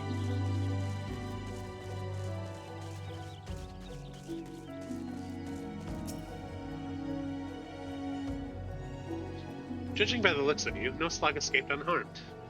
Huh, I don't suppose you have the faintest notion where the Tantera Deep Crop is, do you? I just did it. It's the final resting place of those who perished during the calamity. The slugs you so handily dispatched were feeding on the flowers we had laid there in remembrance of the fallen.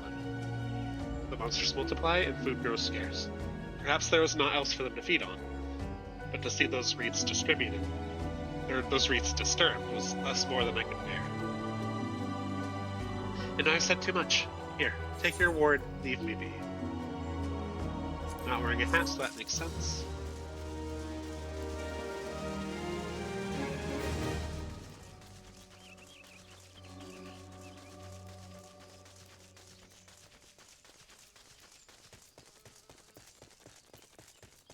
Honey, I'm here.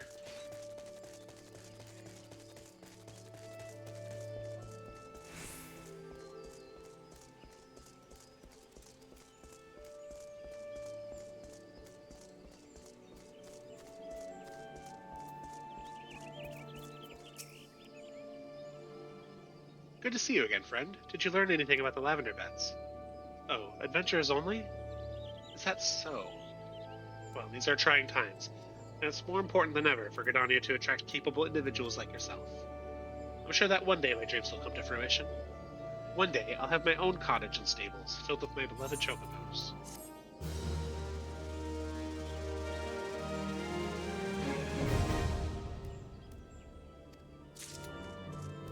And now I can fast travel around the residential districts.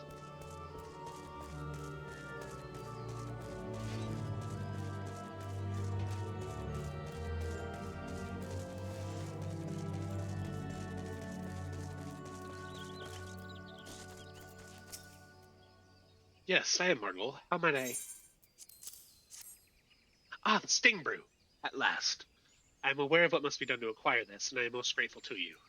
Few folk are willing to run towards a swarm of wrathful hornets. Ordinarily, this liquor is drunk for the unique and not altogether unpleasant stinging sensation it causes on one's tongue. It is, however, also an indispensable tool for repelling insects. We sprinkle it over the fields where the gisel greens are planted. Thanks to you, the crops will be untouched by pests this year. I hope one of our well-fed chocobos can return the favor by serving as your mount someday. Those both suck, so money! And that's all the quests here. We just report to Mune.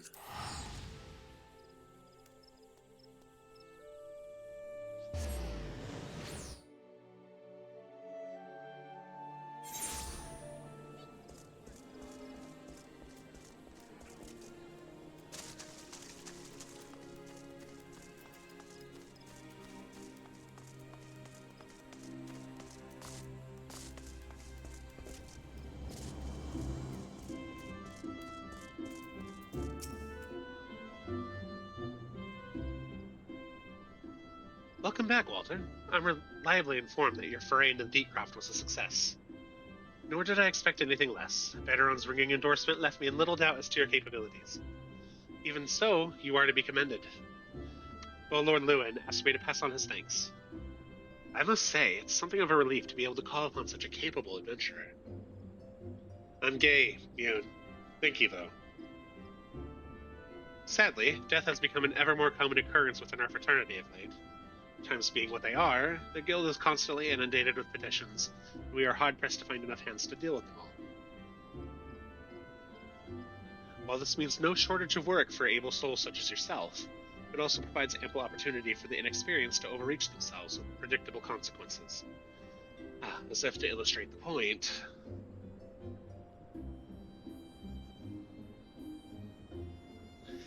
Avir's gone, and it's all your fault. If I hadn't taken you an age to heal him, he would still be alive. But I tried. He bolted out of range before I could finish the spell. He shouldn't have been so hard-pressed in the first place. We should have done more to lighten his burden. To the hells with this pathetic excuse for a party.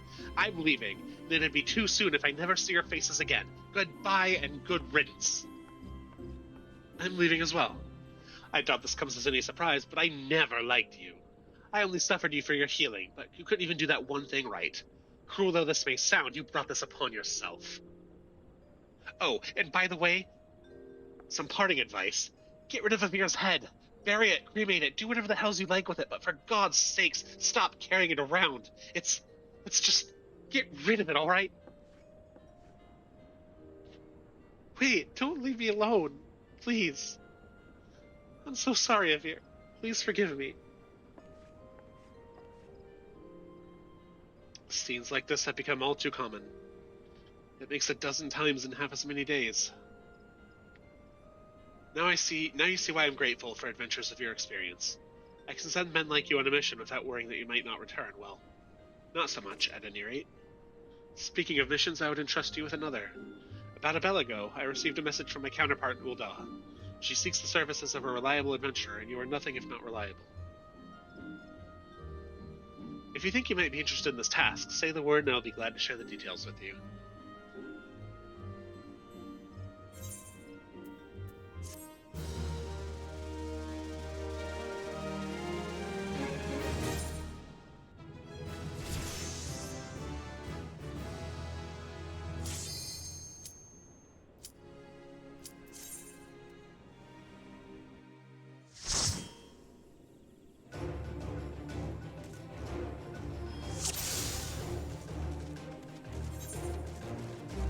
Goblin bombs do not detonate immediately. If you find one tossed in your midst, fall back so that you're not caught in its blast. Goblin barricades can be destroyed by attacking them. They're also susceptible to bomb blasts. Use this to your advantage.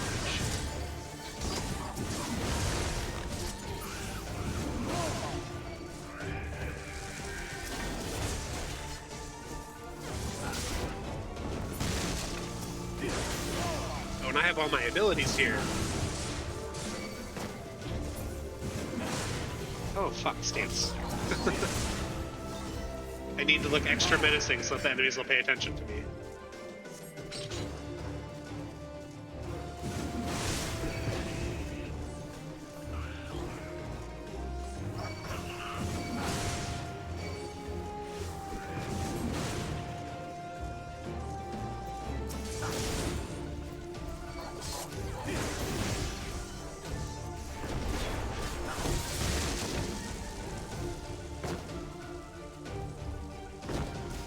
That's why I didn't want to run through it. This is at level for me.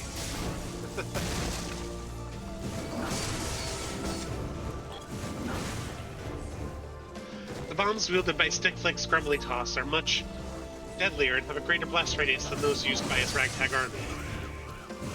He may not appear to be...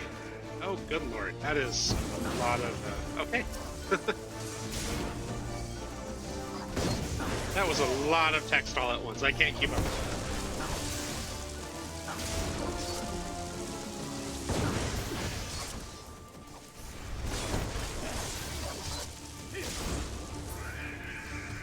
that. We did it! We did it!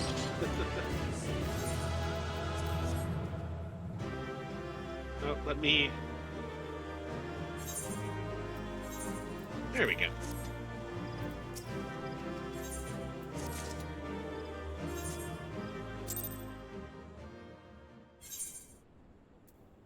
Alright. So the next one is at level 30, which we are not at yet, so we gotta wait. Clear selection. So you're not averse to taking a little trip. Wonderful. As I mentioned earlier, the request comes to us from the Adventurers Guild in Ul'dah. Once you arrive, seek out Momodi, the proprietress of the Quicksand. Think of her as the Sultanate's version of myself. Chances are she'll send you into the midst of danger, but I have every confidence you will pull through unscathed. Now, off you go, Walter, and good luck.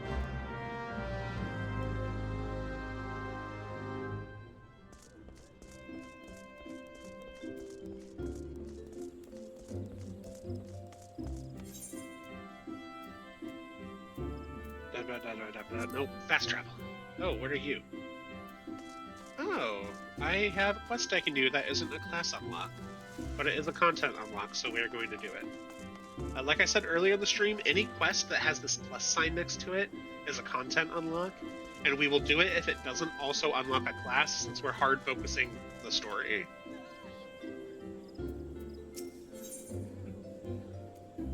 Ooh, I'm just gonna take the money. So I can't wear earrings until level 90. The ones I have on now are good through that level, and they are just too good to put anything else on. Gives me I think a 10% experience boost, 10 or 30% to anything below level 90. Walter, is it not? I've been following your exploits with great interest. You have served Limsa Limon so well, but I believe your greatest accomplishments are yet to come. It is with such lofty expectations that I would grant you passage beyond Gridania's own White Wolf Gate. Take this pass and show it to Frenchamontio, the gatekeeper. Gird yourself well for the battles to come. I am sure that news of your deeds will reach me again before long. Speak with really long name I have trouble pronouncing. Oh, he's this way. What content does this unlock? Oh, and then yeah, that is Gunbreaker, which I need to be level 60 to accept.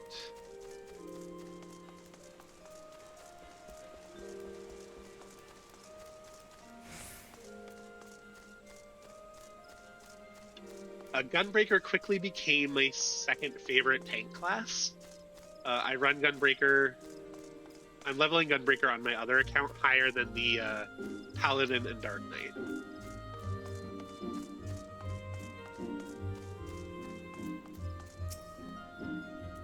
Only those who possess a gate pass may travel through the White Wolf Gate. It is for your own good. There appears some beasts that lurk beyond would tear an unprepared adventurer limb from limb. Well, lucky for you, you have papers. Let us see now. Yes, everything appears to be in order. Go in safety, Walter. In the future, should you wish to pass, you need only say the word. Oh, hello. It is no ordinary adventurer who is granted a passage through the White Wolf Gate. I am Rostaban of the Wood Whalers, and I would see you live up to your reputation. My fellow whalers at Dunstan Spire are in grave need of an adventurer's aid. Should you have a mind to make yourself useful, travel there and seek out Thievening.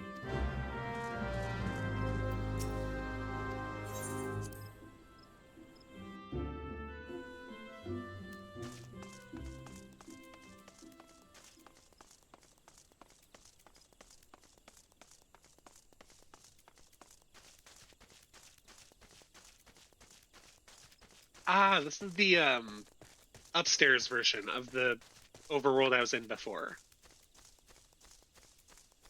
There's two distinct areas to this overworld. It's this, and you travel that big tree we traveled up in the guild test is how you get up here from the lower area, and this is a higher level area than significantly than the lower area. The naturalist Marset at Dunstan Spire is in need of a research assistant. You have the honor of addressing Marset, a realm-renowned naturalist and esteemed authoress of the New Eorzean Geographic, the single most comprehensive collection of knowledge our realm has ever seen or ever will see. You've not heard of the Geographic? Why, of course you haven't. It hasn't been published yet. And it will never will be if my assistants keep dawdling around instead of doing their jobs, so hop to it. Of course I'm talking to you. Do you see anyone else here? Now, for the 70,000th time, 5 postal caps, and be quick with them. Talk to Thievening. Rostaban sent you. Think the 12. I'd just not given up hope that anyone would answer our call. Tell me, did you perhaps notice that gaping hole in the ground on your way here? Aye, 'twould be hard to miss it. One of the many remnants of Delamit's fury. The scaffolding you see is a solution we worked out with our friends from the Carpenters Guild, but even the sturdiest wood is at the mercy of the elements. The rains have fallen hard of late, and I fear there still might be some soggy planks left untended. Please see to them, as well as to any pests who have come to feast on the wood.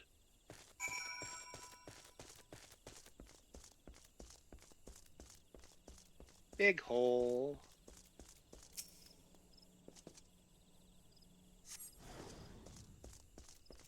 Okay, no enemies there. I learned very quickly that these purple fart clouds usually mean there's going to be enemies if I interact with it. But if it's part of a side quest where there's multiple purple fart clouds, not all of them will have enemies.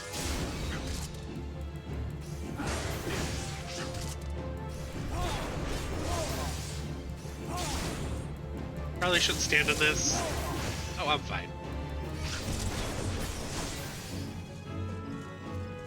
Yeah, because these enemies match my level, I am now getting experience again.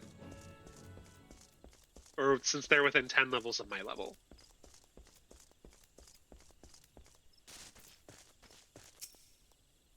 You have my thanks, adventurer. A shroud hair, I see. I ask you only this, friend. Should you have occasion to meet Marset, speak nothing of this to her. She is a researcher of sorts, unusual creatures being her specialty. Were she to catch wind of the shroud hairs lurking beneath, she would rip up every last plank until we had nowhere to stand upon. The woman treats us as if the wood whalers were her personal laboratory assistants. I will stand for this no more. I keep my distance from her, and I would suggest you do the same. About that. Oops.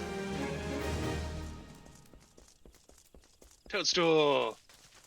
Hello, mushroom friend.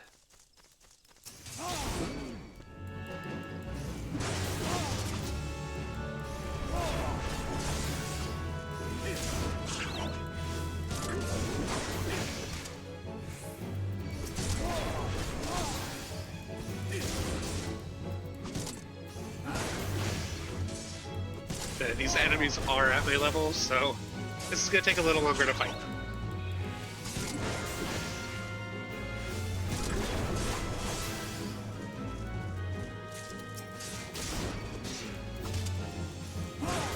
Oh, wait, while I'm doing this...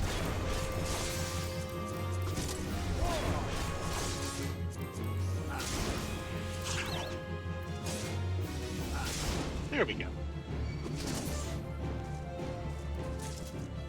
Those are my Labyrinth of the Ancient macros for teaching new players how to play the raid.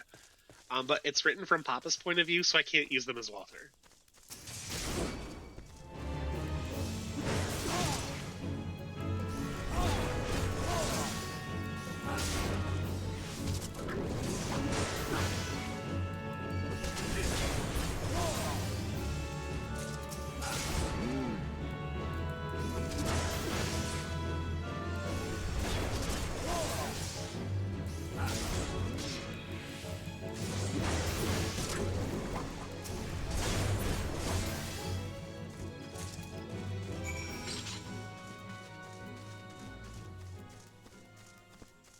And let's get ballsy.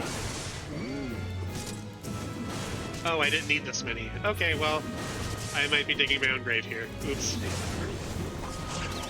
Power up my attacks a little bit.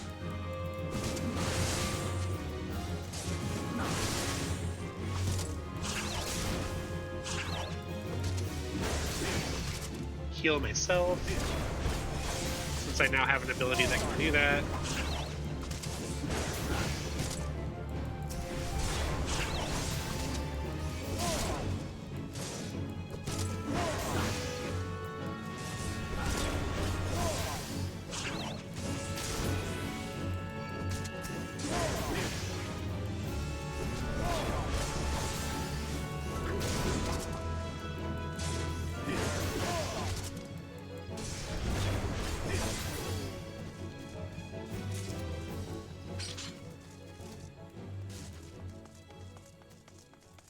Now we go back to Marcel.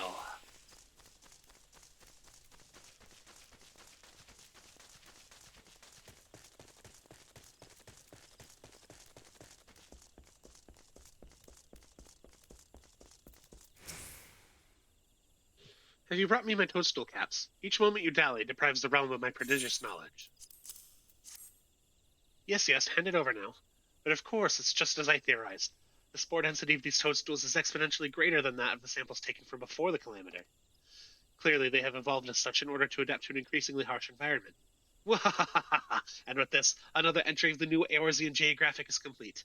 Who are you again?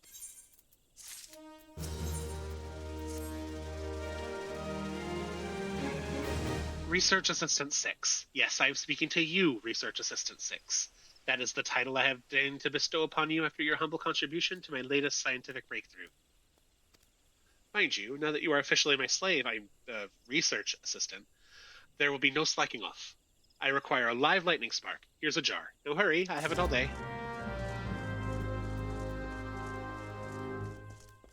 So I need to weaken the lightning spark, not necessarily kill it, and put it in the jar before it dies.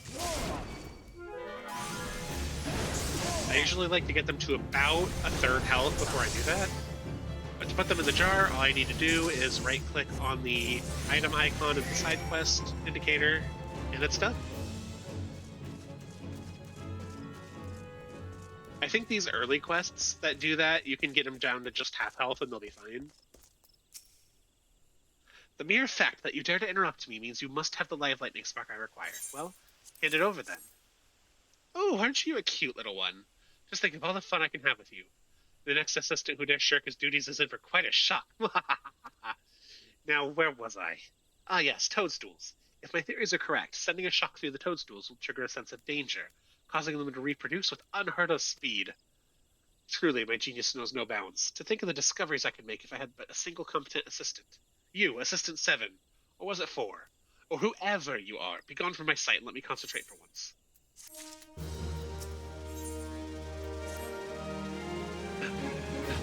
I swear to you, that woman is a fiend, a monster, a greater danger than this realm, than all the beast tribes put together, and then some. Why, I speak of Marcette, of course. No sooner did I return with the 300 hornet stingers she requested than she sends me off to conduct a water survey at Hopseed Pond. In my condition, I'm like to fall face first and drown. Oh, friend, I'm too young to die. Please say you'll help me. You must. Research Assistant 873, you're late. I'm conducting an experiment of the utmost importance to determine the source of the distinctive stink of a stroper's breath, and require one freshly extracted stroper stomach. The stench is said to be strong enough to knock out a man, so I shall provide you with a bottle of Marsette's breath. Be gone. I know not what you've been eating lately, but you may want to take a dose of it for yourself. Oh, and do try not to get killed, will you? Funeral rites for incompetent assistants are eating away at an inordinate share of my research budget these days. That icon above her head, that rectangular one, that means I can play Triple Triad with her, which is that card game we were playing last stream. And the exclamation point means I haven't won against her yet. If it turns into a star, it means that she still has cards I can get from her. And if it disappears entirely, then... oh, shit. Then I can still play with her, she just doesn't have anything that I can do for unlocks.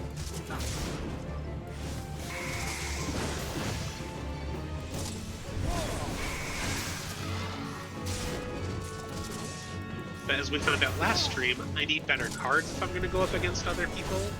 So we're just going to hold back on that.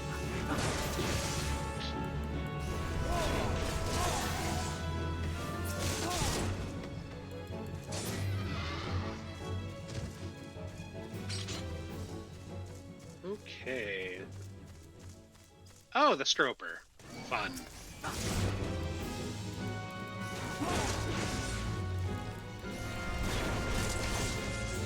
Oh my god!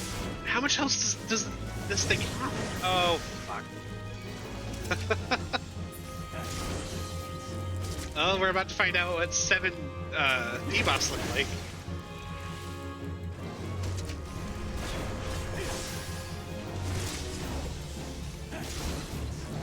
Slow should be wearing off. Down to 2.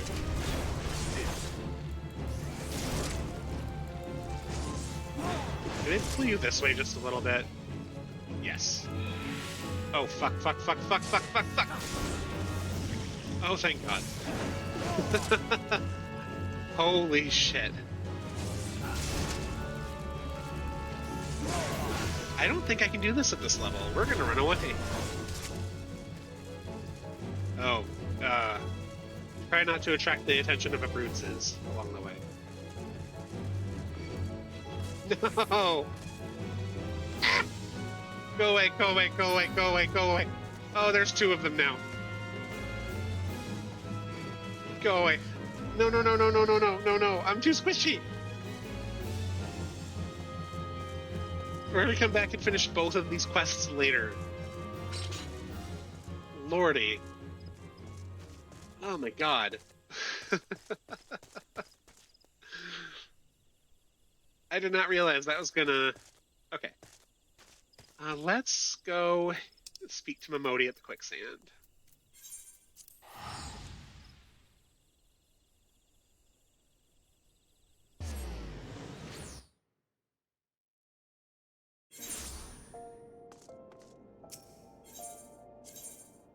I think it's a fact of we're under-geared, not that we're the wrong level. So I will do a little bit more so I can afford better gear. Because 40,000 gil, it sounds like a lot, it's not going to buy us much.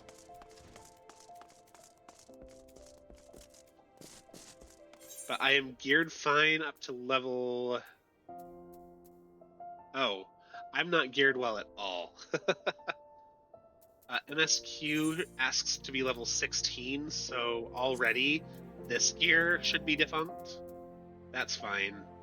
That's fine, that's fine. That's fine because it's an XP increase until the next level.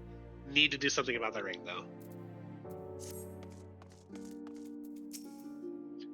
Welcome to the quicksand, friend. I'm a tad busy right now. If you wouldn't mind showing yourself to... Judging by the determined expression, I take you here for ale. Are you called Walter Fitzroy by chance? Ian sent word you'd be reporting for duty. She also made a point of calling you the adventurer of the moment. That ain't no small praise coming from her.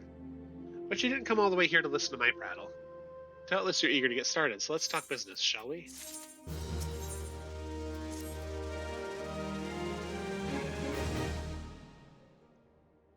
The petitioner ought to be arriving at any moment now. Gods almighty, another second under that sun and I would have been set afire. A tankard of ale, if you would be so kind. Excellent timing, Pavachon. It just so happens the adventurer who will be handling your petition is here. So this strapping young lad is the much-lauded adventurer, is he? Marvelous, marvelous. A pleasure to make your acquaintance, good sir. I am Pavachon, formerly of the Sultan's Sworn. I thank you for agreeing to lend us your aid. Mayhap you'd like to apprise Walter of his mission. Yes, of course. The petition in question was submitted by an acquaintance of mine at Aljamina & Sons Mineral Concern. It relates to an unfortunate development at Copperbell Mines. To be plain, giants have seized control of the place. These giants are the clan known as the Hecatonkeers, fearsome creatures who were sealed within the deepest depths of the mines during the Dagon Thorn dynasty. Alas, it seems they have managed to break through the layer of rock which served to imprison them, and now prowl the tunnels where the miners ply their trade. The creatures are justifiably angry about their treatment at the hands of our ancestors, and their presence has forced the suspension of all mining activities on the site. It's no wonder they're angry. Didn't the Thorn dynasty come to an end over 300 years ago? You know your history well, my lady. The people of that age used the Hecatonkeers to work their mines. By the way, if enchanted helms, they were able to bind the ferocious creatures to their will. But as is off the way in such tales, these enchantments eventually failed, and the slaves rose up against their masters. The people of the age used in a desperate bid to contain the unbridled fury of the Hecatonkeers, our ancestors induced the collapse of the mine's lowermost levels, so it was that the great giant revolt was ended, buried beneath 100,000 tons of rock. Well, now, that's got me thinking. I seem to recall there being an article about Copperbell in the Mithril Eye a fortnight or so ago. It said the mines were being reopened so as to meet the rise in demand for building materials. Like as not, our boys dug a bit too deep and freed the giants. Gods, to think the poor creatures are still alive and kicking after 3 centuries. It's a long time to nurse a grudge. They must be seething. Indeed, that makes them a danger to us all. There will be no mining at Copperbell so long as they remain. For the sake of both peace and prosperity, they must be subdued. This is the task which we would have you undertake. I'll not deny that the mission will be rife with danger, but our need is great. So I beg of you, put an end to this sorry business. I still can't move my head. God bless you. I feared you might have reservations. In case you didn't know, Copperbell Mines are in western Thanalan. Do take care, you hear? And one last thing before you depart. An employee of Amagina & Sons is presently at the quicksand. The fellow's name is Painted Mesa, and he knows Copperbell Mines well. It may behoove you to seek his counsel. Can't see me nod, can't see me shake my head, because my helmet doesn't move. It is soldered to the armor. Looking for Painted Mesa. You found him. So you're the adventurer who's volunteered to deal with the mess down in Copperbell, are you? You got guts, mate. I just hope you've got skills to go with them, because things ain't pretty down there. The Hecatonkeers have left the place in a right state, and nearly a week after mining resumed. I don't know if you know this, but Copperbell was old when the second old dynasty was still young. It was abandoned centuries ago. If it hadn't been for the shortage of materials needed for the rebuilding effort, Concern would never have thought to reopen it. We knew full well about the giants beforehand, but the project went ahead anyway. I mean, nothing could possibly survive being buried under a mountain's worth of rock for 300 years, right? Wrong. Our mine was dug up more than they bargained for. One swing of their pickaxe too many, and they found themselves in the company of giants. Unless we can subdue them, this nation's glorious recovery will glide to a halt for want of aught to build with. The stone torches are keeping watch over the entrance in case the giants fancy some sunlight and fresh air. One of them will be able to show you the way in. The hope of the nation's rested on you, friend. Best of luck.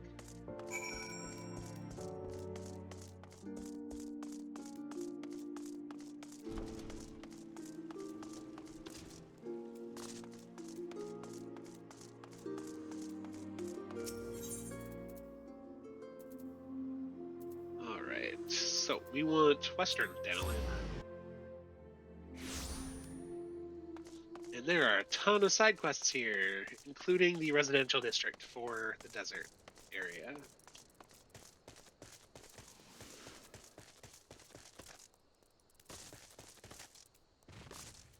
Oh, that's right. I can do glamour prisms now.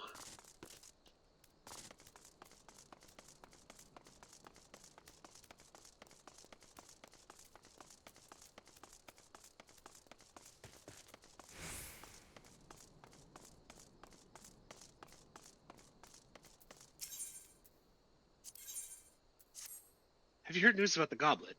All that quality land so desperately coveted is to be auctioned off to the bidders, regardless of their origins. Even adventurers have the right to participate. Just imagine, the entire area could end up owned by wealthy foreign... Beg your pardon, sir. It isn't that I dislike adventurers, far from it. But when you consider that Ul'dah is still struggling to accommodate countless refugees, the idea that this land is being sold for profit is not surprising whatsoever, come to think of it. Still, the least they can do is give preferential treatment to hardworking Uldans like me. I've been saving for years, just waiting for an opportunity like this to come along. Say, you wouldn't happen to be curious as well, would you? About the goblet? My hands are full here, but if you have a moment to head that way and look into this auction business on my behalf, I'd be ever so grateful. There's bound to be an Immortal Flames representative by the gates or in the goblet who can explain what's going on. That would happen without General Rabon's approval, of that much I'm sure. You there, yes you, you're an adventurer, are you not? Travel about Eorzea slaying beasts and finding treasure, that sort of thing? I've need of help. I must travel to Horizon where my cargo awaits, but my chocobo, Slugger, won't move an ill. I tried to have a closer look, but I saw a vile pair of antennae protruding from his feathers and lost my nerve. I love Slugger with all my heart, but bugs I cannot do. I fear he may have a parasite ladybug that's gorging itself on his blood. Check him for me, would you? If you find a ladybug dug in there somewhere, kill the damn thing.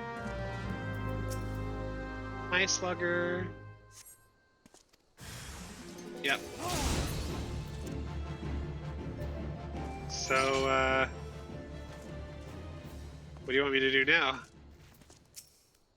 You're a good boy, yes you are. Oh, yes you are. Who hauled that cargo all the way here? My good boy, oh yes he did. Here's some water and gissel greens for my good boy. Quack, quack, quack, quack. Slugger says thank you, and you've my thanks as well. I was sure as sunup that there was a parasite ladybug. Must have latched itself on somewhere along the road, but how the bloody thing managed to stay concealed at that size is a complete mystery. In fact, I'm not even going to question it. I'd just like to move on and put all this behind me. If we don't keep our chocobos healthy, cargo won't be able to move over the land. We owe these birds a great debt. I wish more folk would see that.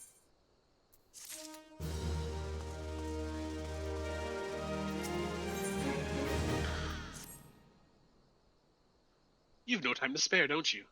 Make yourself useful and help me find my missing crates. The manifest clearly states that 3 crates bound for the East Aldenar Trading Company were included in the latest shipment from Vesper Bay, but I can't seem to find the bloody things. They ought to be around here somewhere, but I can't waste any more time looking. If you find the crates, bring them to me. No, no, no, no, no, no, no, no, no, no! This can't be happening. There's no time for Sendamore. And no... You there! Please, you must help me. Go kill as many cactuars as you must to gather the 4 bottles of their blood. I don't care if you have to hunt the little green bastards to extinction. Please, there's no time to explain. Just know that my very life hangs in the balance. For the love of gods, hurry, man. Oh, I found a cactuar. Let me kill it, let me kill it.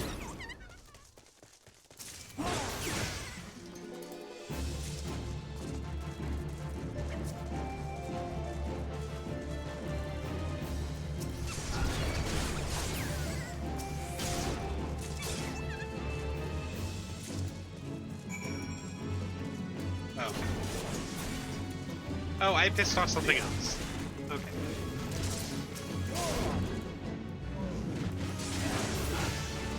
Here we go. Night-night, turtle.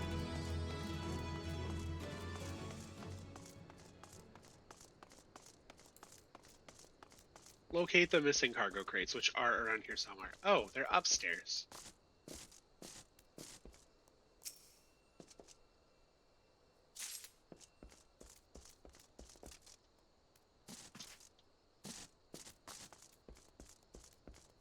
Oh, we can sell all our money. First, we're going to repair all our gear.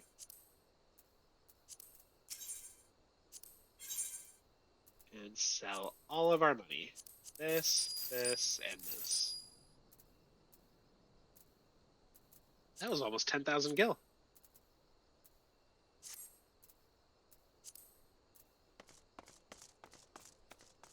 Then there's this crate.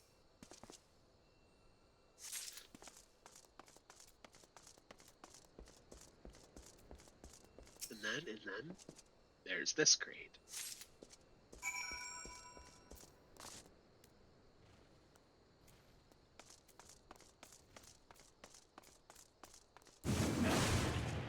Oh, fuck, those aren't enemies, those are quests. I'm dumb. Did you find my crates? Great job, friend. This will make the next wagon, thanks to you. The shipments never stop coming, day in and day out. Just keeping track of everything is enough to give me migraines. Business is good, true, but what use is money if you haven't the time to spend it? I haven't downed a pint with friends in weeks. Have you brought the cactuar blood? All 4 bottles? Show me. Whew, you saved my hide, friend. Just stopped to give my cargo check on the way to Ul'dah and saw that all my bottles of Franzat Han's skin tonic were as empty as a Garlean promise.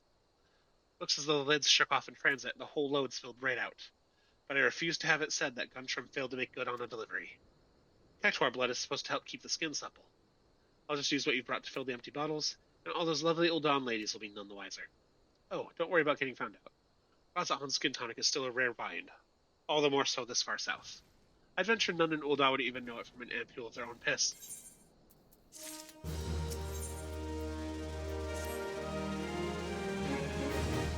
Boxes, crates, barrels, lifting, moving, stacking, there's no end to it. I'm tired. So very tired. Say, friend, do a hard-working stranger a kindness, would you?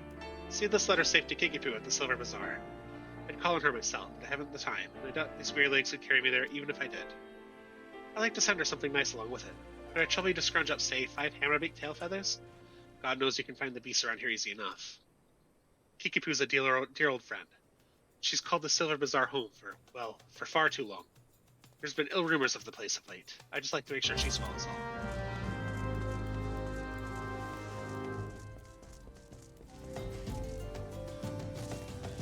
Before we get going too far, we're going to go look at the Goblet, which is the residential zone for this desert.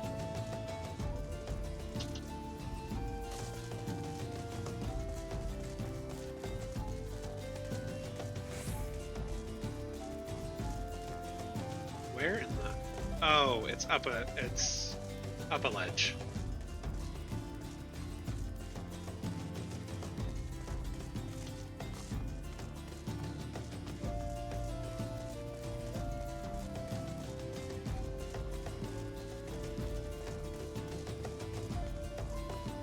You ever get like an itch in your ear and the very back corner of your tongue at the same time? Like the very, very back corner of your tongue on the same side. It's annoying. Aye, 'tis true. In an effort to encourage immigration to our great nation, all lands within the Goblet are to be set aside for adventurers like yourself. Tragic, some might say, that only adventurers will be permitted to settle within its wards. But with such decisions were made by men wiser than I. A beautiful place, the Goblet. A man-made oasis, built atop a towering butte. But why bother explaining when you can see it for yourself? Just head through these gates and follow the road. If you wish to know more about the Goblet, speak with the recruit stationed just past the entrance. They'll be happy to assist you.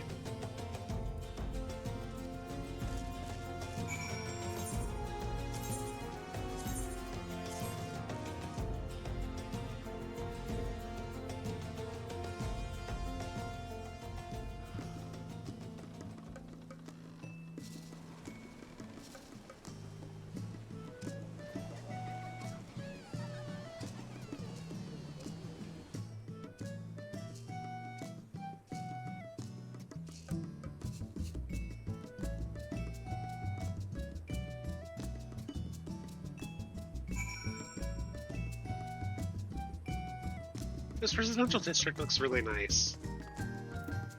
If there wasn't Ishgard for a residential zone, I would want to live here. This looks really fucking nice. Greetings, adventurer. Welcome to the Goblet. Beg your pardon? An Ul'dah woman asked you to learn more about the auctions? Oh dear. As you may have heard, these plots are reserved exclusively for adventurers. Since your friend is an Ul'dah citizen, she is ineligible to participate. Should you yourself have a mind to purchase a plot, please speak with the resident caretaker. He can guide you through the process.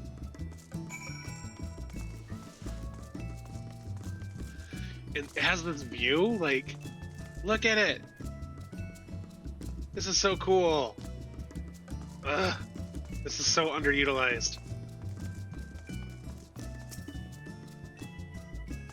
How do I leave? I want out. Okay.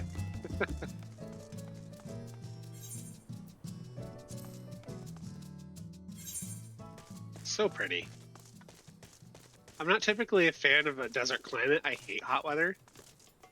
I can always put more layers on in cold weather, but I can only take so many off before it's a federal crime. So, yeah. Hate hot weather, but love the scenery.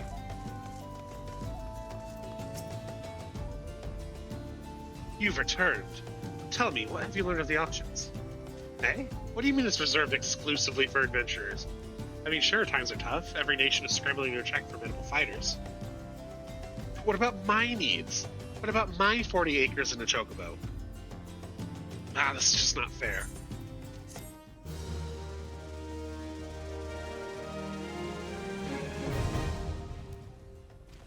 Now I can fast travel in the residential districts.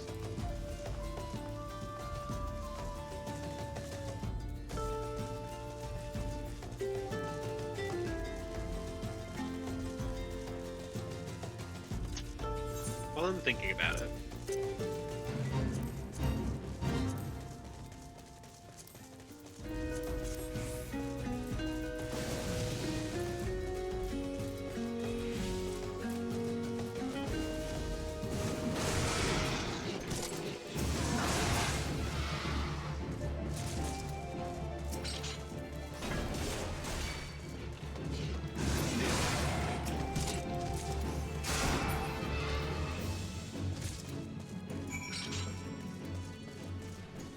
And down to the Silver Bazaar we go.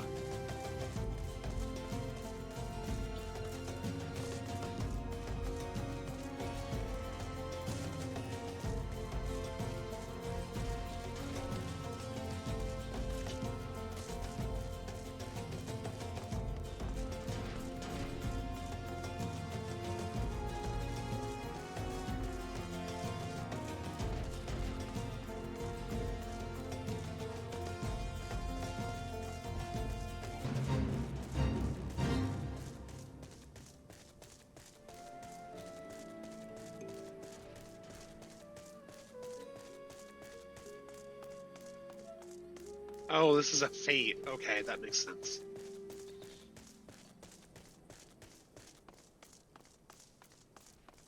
We'll do it later. It'll be there. Kiki-poo. Well, what is it then? Come try to scare me and these poor folk off our land again? Go on, do your worst. I'll not budge one step from this spot. Hammerbeak tail feathers and a letter? Dear gods, it's from Oswell. Have you seen him? Is he well? Dearest Kiki-poo, it's been too long since I wrote you last. How have you fared since? As ever, I'm a slave to my trade, and sadly it hasn't seen fit to take me to or through the Silver Bazaar in some years. I've heard it told the scum of Ul'dah have set their rights on your Silver Bazaar. It seems beyond saving. Really, how long do you mean to linger in that horrid hovel? Remember, some birds are just aren't meant to be caged. Spread your wings and soar once more, Kiki-poo. Spread my wings and soar? By the gods, this is by far the most ridiculous letter I've ever read. And Hammerbeak tail feathers? The dolt does realize he sent the feathers of a flightless bird, does he? Well, Oswald can go bugger himself. I have no intentions of stepping one ilm from this hovel, much less soaring from it. It's my hovel, and I love it.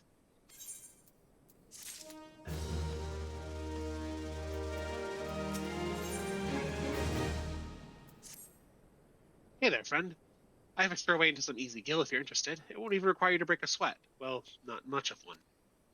All you need to do is slay enough rusty goblins to gather 4 bottles of goblin grease, and then deliver them to a here by the name of Adelard at the Hammers. Once he has the grease, he can use it to keep the hammers turning. Couldn't be more simple. Surrounded by fools here, they detest the hammers and the new way of life they symbolize. They only care for the successes of the past, but it blinds them to the opportunities of the present. Change isn't coming, friend. It's already here.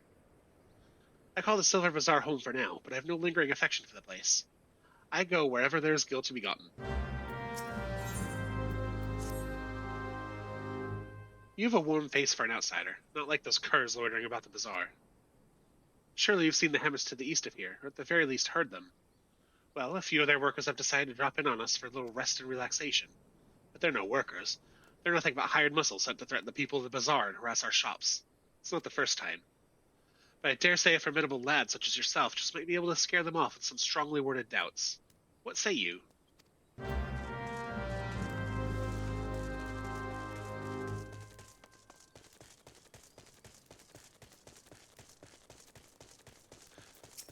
So another emote tutorial, we just use doubt at them.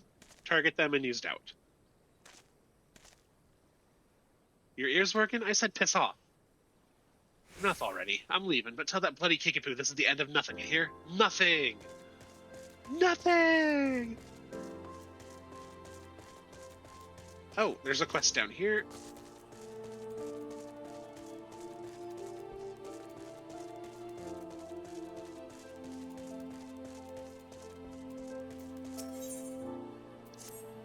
Please, you must help me.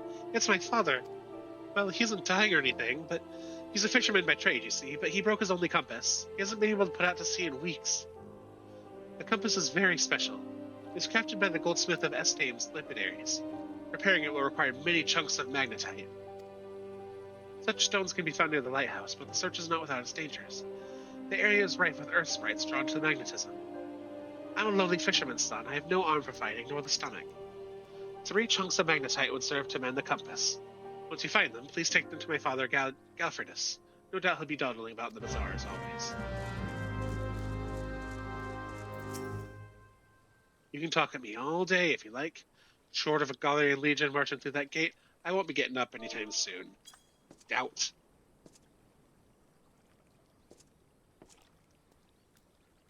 You Silver Bazaar folk are annoying as all hells, I'll give you that.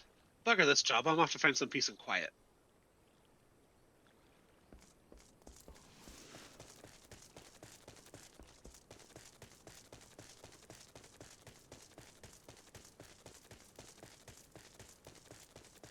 Is there one behind the house? No. Above the house? No.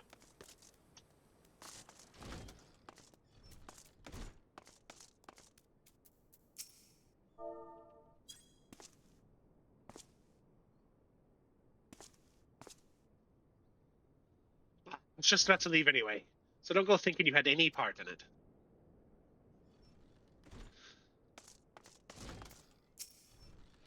Sitting around picking on poor folk, easiest bloody gill I ever made, and the funniest.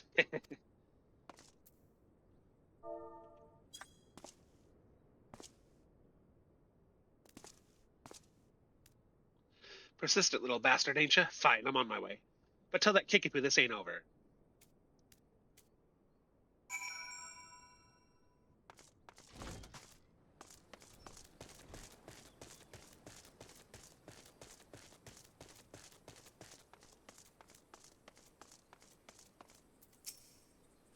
Are they gone then? All of them? Well, that's a relief. Serves them right for trying to scare honest folk from their homes so their own masters can buy them. The hammers are built to pound the ground here into solid foundation. The plan is to turn these tracks into manors and manaces, with Annalyn's wealthy. Same fate awaits the Silver Bazaar. Since the value of the land is set to rise, small wonder some opportunist is trying to drive us all off so he can have it all to himself. Silver Bazaar may not be what she used to. Aye, more people leave now than come. And aye, more shops close than open. But it's my home. I don't mean to be chased off by some bloody gillionaire craven who sends common thugs to do his dirty work.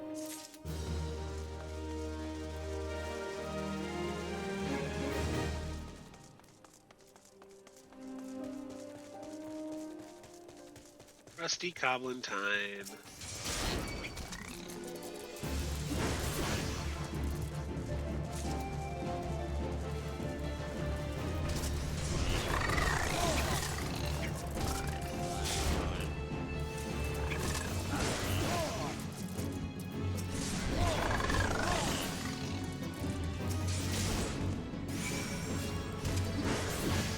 There we go. Now we can collect the magnetite without issue.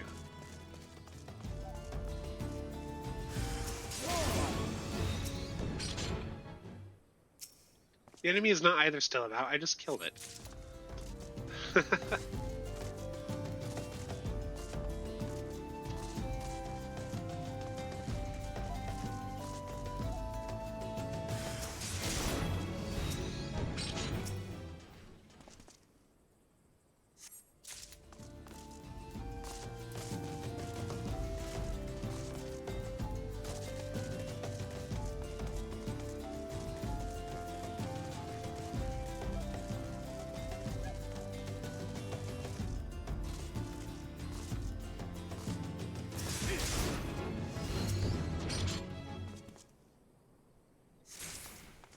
Ta-da! This would be so much better if I was able to fly places, but I can't fly until I beat this first story, which is through level 50, and have a mount. And I don't have either of those things right now. And even the mounts move slow, because you unlock that speed as you go through the main story. Don't waste your time, mate. Bloody compass done broke on me. I'll not be fishing on this day, nor the next, more than like. Magnetite. Danielle asked that of you, did he? So Dad's to fix up the old compass and put back out to sea, is he? Catch a nice haul of fat fish, huh? I have a vessel what barely seaworthy and scarce big enough for me alone. I've no crew, no hands to help at the hull. All bloody day at sea, busting me ass to get a few gill at best. God's days ain't what they were. Time was you could scarce count the ships that used to make berth here. There weren't no empty coin purse or stomach in all the bazaar. Small ships ain't got no place at sea no more. Everywhere I go, I'm in the shadow or wake off some monstrous trawler or signer. The old ways are done. We little fishermen done lost our way. I ain't no fisherman no more, nor much of a father, I suppose. Just a broken man with a broken compass and broken dreams. I appreciate what you did, bringing me the magnetite. Gave it some more thought, I did, putting back out to sea and all, but even with me compass fixed, still ain't got me lucky copper lures. Was waylaid by some goblin muggers a few weeks back, just north and east of here. Thieving bastards made off with all me lures, dozens all told. Must be ye felled some earth sprites to get at the magnetite chunks. Am I right? If so, I reckon you could put down a few goblins and bring me back me lures. Suppose I can make do with just 2 of them. A couple of copper ones should serve for now. You up for helping put a broken life back together?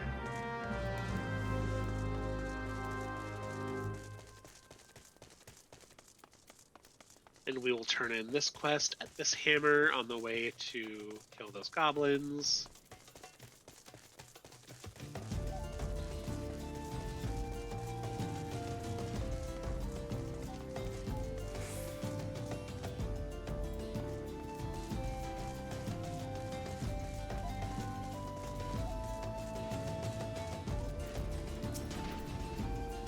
What is it? Can't you see I'm busy cleaning the sand clogs from these hammers? Gods, I'd kill for a few bottles of goblin grease right now. Goblin grease! Afafono must have sent you. Thank the gods for both of you. Before long, these tracks will be covered with the east states of Uldan Elite. But the ground is still too loose to build upon. The hammers are pounding to make a solid foundation. Once that's done, you'll see the structure start to rise. The building was planned to stretch even farther. The heart of the Silver Bazaar, even. But it seems the powers that be are being met with some local resistance. There's some last name Kikipu holds the rights to a bulk of the land there. Stubborn to a fault, that one. Bloody thorn in the side.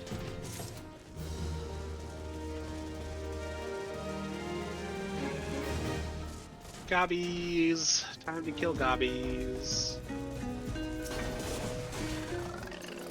Oh. I dropped a good 12 seconds of stream. I'm sorry about that. I don't know when it happened, but it says I dropped 884 frames. So that's actually 13 seconds, but still.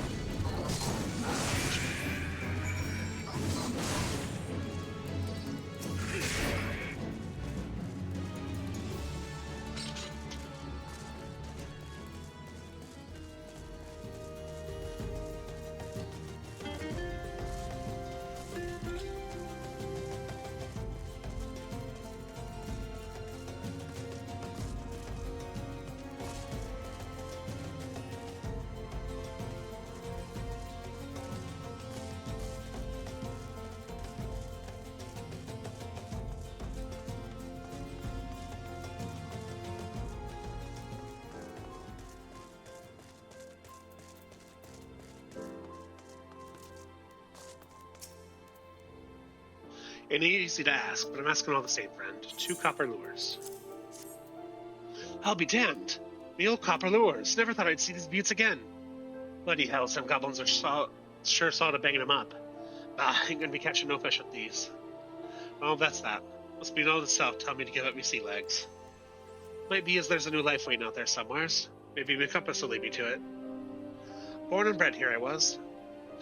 Ain't never called no place else home. Times are changing now. Suppose I could sell off me land to them bloody buzzard prospectors and see what else is out there for me.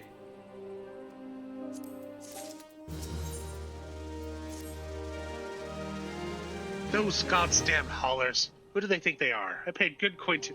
Ah, you there. You're one of those task-seeking adventurer types, are you not?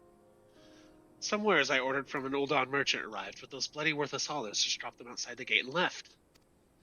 Ain't obliged to bring him no further, the lazy bastard said. Gate to the bazaar is still the bazaar. Order ain't said nothing but no home delivery. The gall. There are 3 pieces in all. Would you be so good as to bring them to me?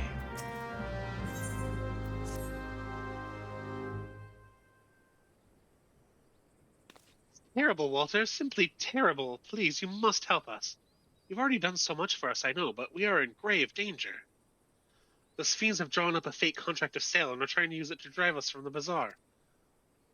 You smell that, Kickapoo? That's the smell of inevitability. You knew this day would come. Simply chose to fill the interim with resistance rather than acceptance. Brave, but foolish.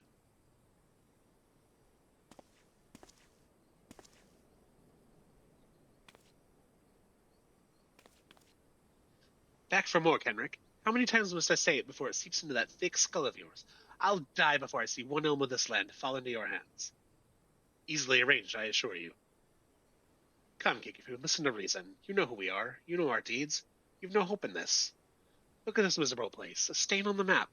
You resist now, but I swear I will lay waste to these shabby tents and broken buildings. When I'm finished, I guarantee you will thank me for it. You stupid, foolish man, you couldn't be more wrong. We may no longer boast the visitors or guild of days past, but this is home to me and many more. Our memories are here, years worth of them, decades. We sweated together when we dug this well, we laughed and drank together in every festival, and we mourned together with each life the desert took from us. That is the Silver Bazaar. That is home. Those memories are what make this place, and I swear to the 12 above I'll feed you and whatever masters you serve your own manhood before I let you destroy it. Stubborn girl. No matter, the sale's all but concluded. Look about you. Writs of seizure have already and I think not of taking them down if I were you. End this futile fight, Kickapoo. There are far more of us, and if you're truly willing to die for this place, we're more than willing to oblige you.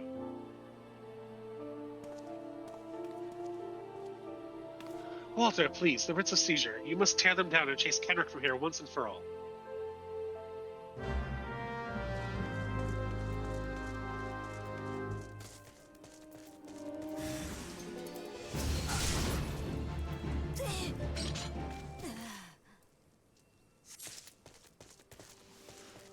I mean, it is admittedly not hard to one-shot enemies that are, what, 22 levels below me?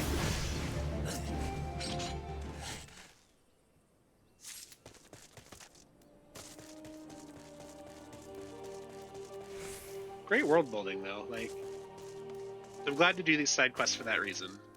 Makes the world feel alive. More so than if I was just doing the main story.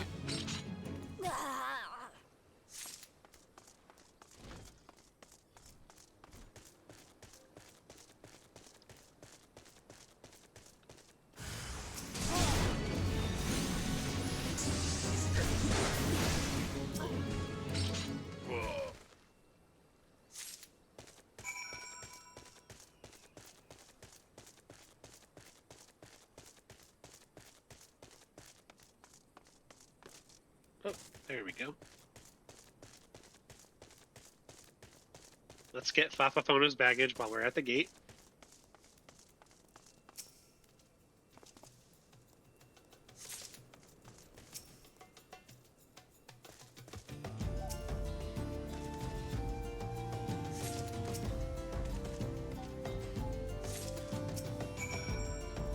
I thought you might be alone. Pity you're too late. Demolitionists are already on their way. Every building bearing writ of seizure will be rubble within the hour. The writs! You... What have you done? But that means... Amen. No, it's impossible. The day may be yours, but I will be back soon and with far more fearsome company. You've made an enemy for life, you fool. I won't be content to simply see the bazaar struck from the maps. No, I won't rest until its name is wiped from every history book in Eorzea. Kickapoo, I think we pissed him off. Like, I can take him, but if I wasn't your ally, what would you do? God, those oafs better not have damaged my belongings. Let's see. Yes, yes, and yes. Excellent. Everything is accounted for. These bags contain garments from Sunset's tapestries, though each is flawed in some way. In Ul'dah, even a minor misthread is enough to turn the most luxurious gown into fodder for the furnaces. Not here, though. So long as the garments bear a famous name, the souls of the Silver Bazaar have no qualms with quality. Times used to be better. We were never driven to such lows. But Gil's harder to come by now, and more so with each passing day. All that's left of this bazaar are overly proud souls with underly developed tastes. Everyone clings to the glories of the golden past, yet none make efforts to reshape the dismissal at present. They pray this damnable bazaar someday sinks beneath the sands that strangle it. The sooner the better.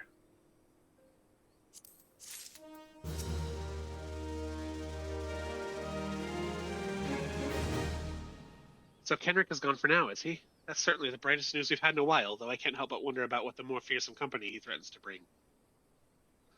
I've never had a way with words. Bloody paltry things, but we would like to thank you, Walter. You not just saved the Silver Bazaar, you saved me. You saved who I am.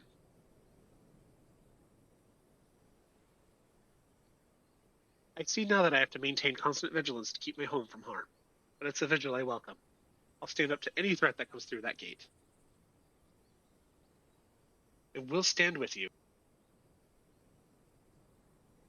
But what do you... Saw what you did for us, having Walter here chase off Kenrick and all. 'Tis true there ain't much here worth fighting for, but it's home, goddamn it, and I for one ain't ready to give up on it just yet. Aye, this is home, and even if there's nothing left but sand and cracked stone, then I say we build something. Right here, together. Thank you, everyone. Thank you so much. Most of all, thank you, Walter. There are no more fine garments of gold spun and brocade here. No more bustling port with ships full of cargo and fish. But the better days live on in our hearts. We are the Silver Bazaar, and it is us. Our memories, our past, our history. That is what makes this place. So long as we remain, so too does hope. You taught us what it is to defend the home we love, and from now on we'll do no less for ourselves than you've done for us. I have a final favor to ask of you. This letter. I wonder if you would deliver it to Momodi for me when you next visit Ul'dah. She and I have been friends for many years. Let her read my words. She'll be able to give you the reward I cannot. I need to get up and get my inhaler. I'm a little wheezy.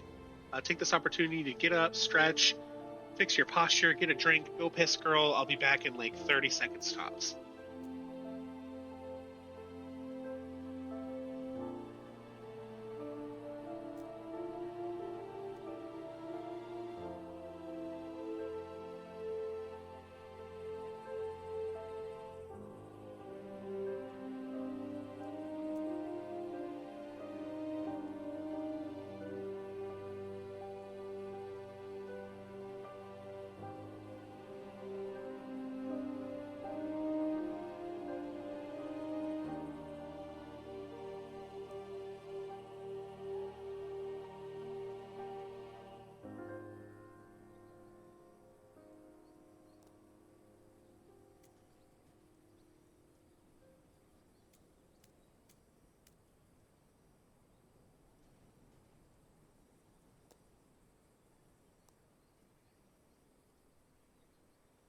Alrighty, that fixes that.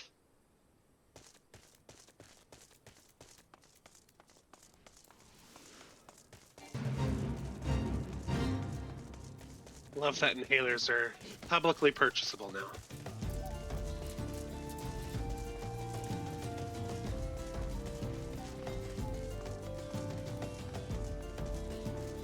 So I don't think we're going to do the rest of the side quests yet, because we just haven't gotten to the area that they're in.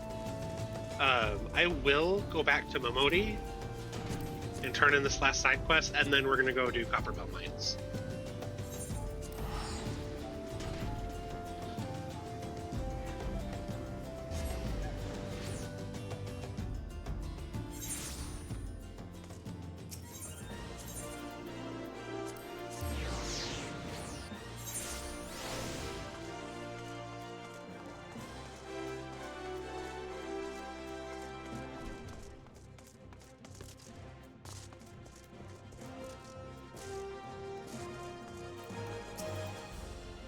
What's all this then? You got something for me?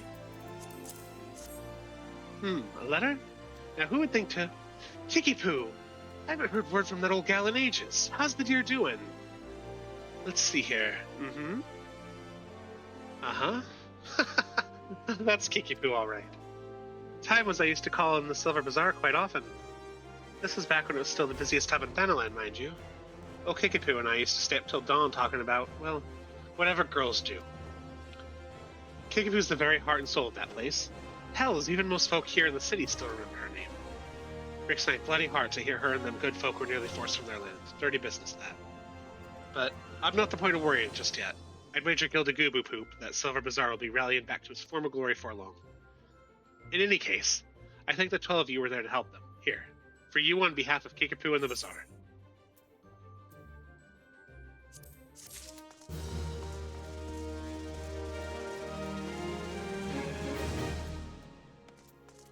And I don't have any Aetherites in Western Thanalan yet, unfortunately, so I do have to go back the hard way.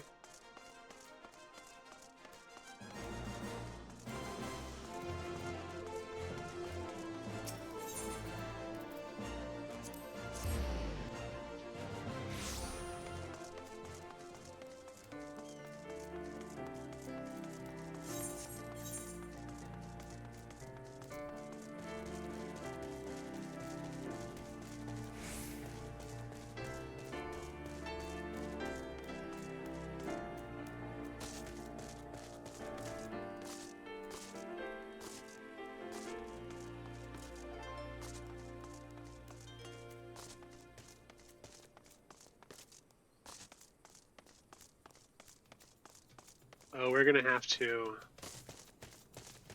Are we gonna have to use the bridge, or can we cut across the rocks?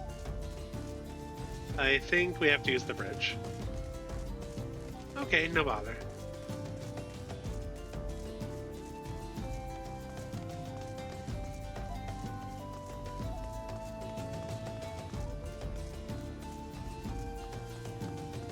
A new area of Thanalan.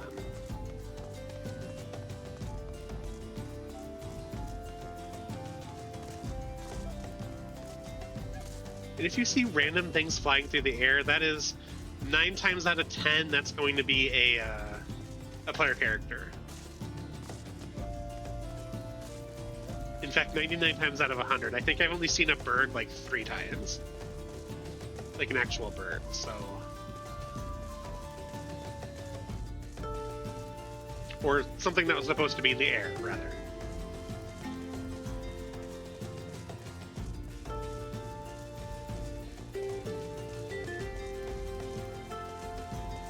Torrid Whisper. That name's a choice.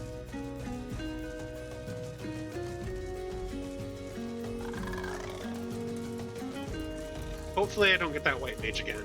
I would really like someone who actually heals.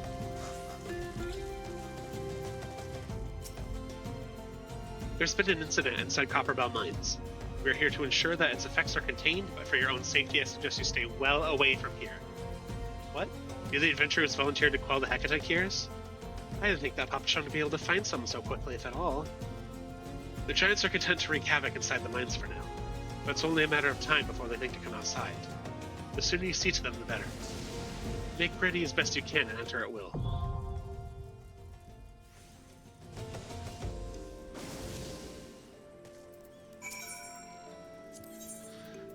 Same as before, we will go ahead and try to queue in with other players. If it takes longer than 5 minutes, we will just do it with the NPCs to keep the story moving. During this time, feel free to take a break, stretch out, stand up and stretch, fix your posture, take a drink, go get food, go piss girl, whatever you need to do to relax and take a moment away.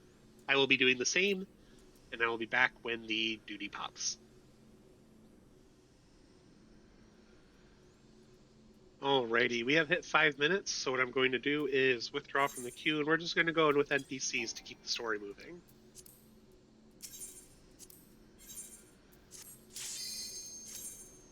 I don't know if any of the loot I'm going to get here, other than a ring, is going to matter. Hopefully it's all greater than level 15.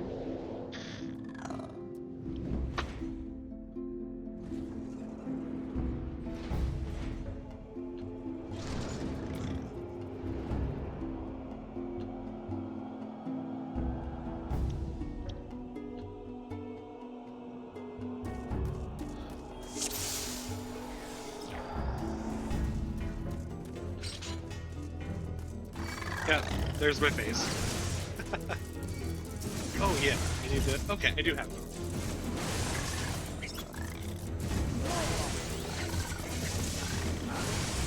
So this dungeon is notorious for taking a little bit of time as well, which is another reason I didn't want to sit late.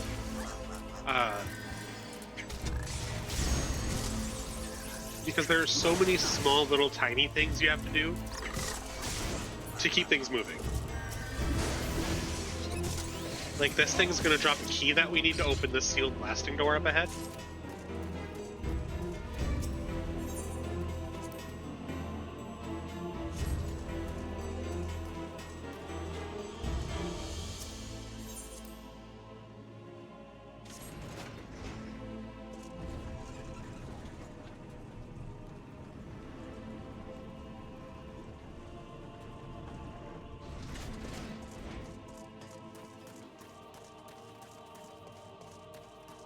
And this I should be able to hard pull.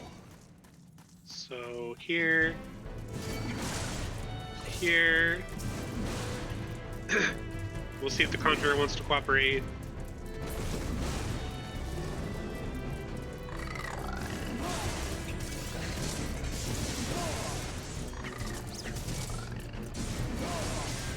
Keep forgetting I don't have my other ability. Oh yeah, Conjurer's just fine. Conjurer's doing their job.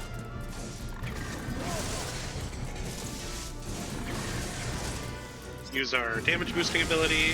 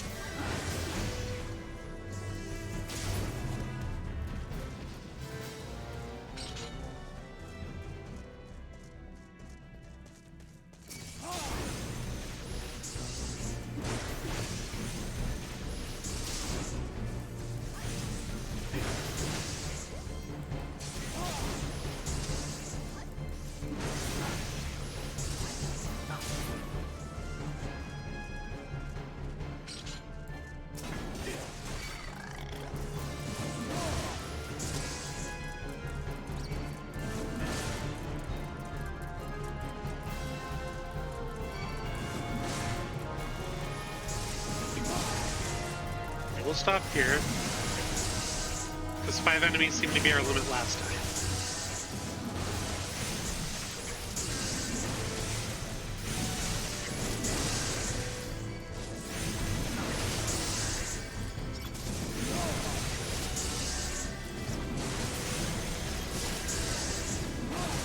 Use our attack booster.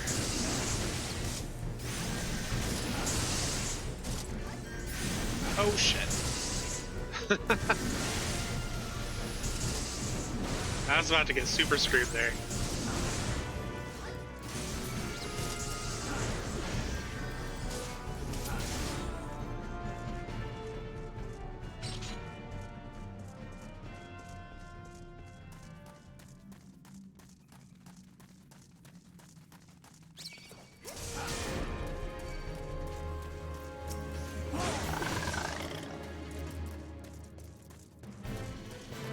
Drag them into this room with me.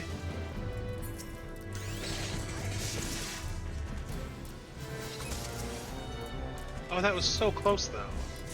There we go.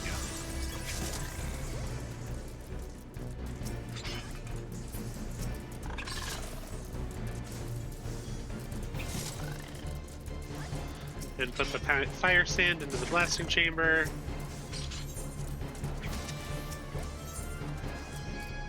Try to. Then blow up the wall. Oops.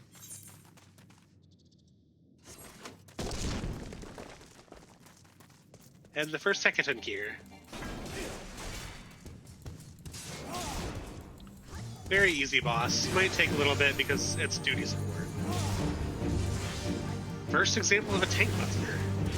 Tank busters are given to the party member with the most enmity or aggro. So it's 90% of the time going to be the tank.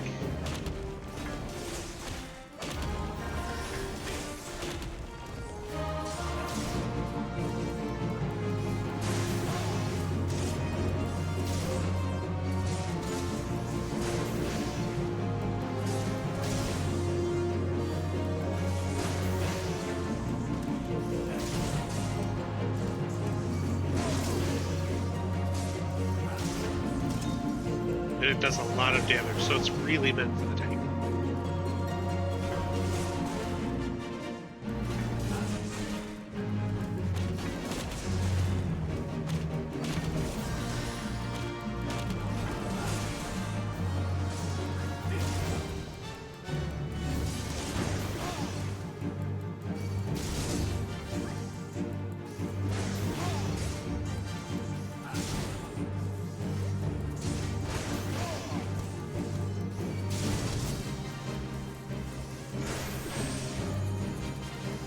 I don't have the mitigation for this, so I'm going to be taking the full force of this.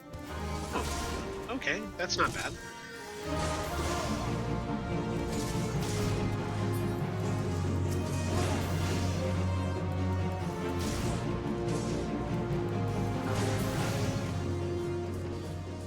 We can kill him before he does it again.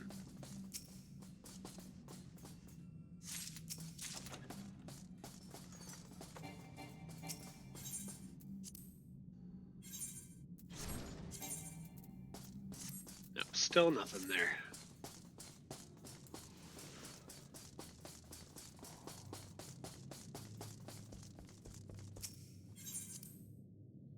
Then they'll just teleport down with me. Oh, fuck. Goodbye, treasure chest. I'm also over-leveled for this loot as well, so it doesn't matter. I'll still pick it up because it's still going to be worth money.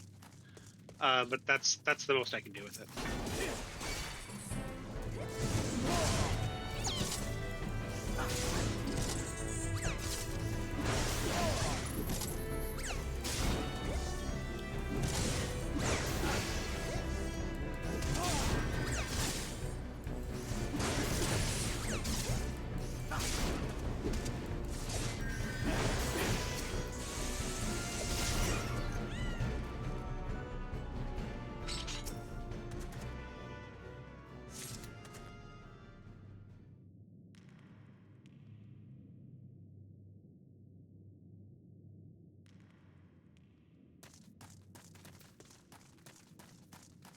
All right, over to the other side.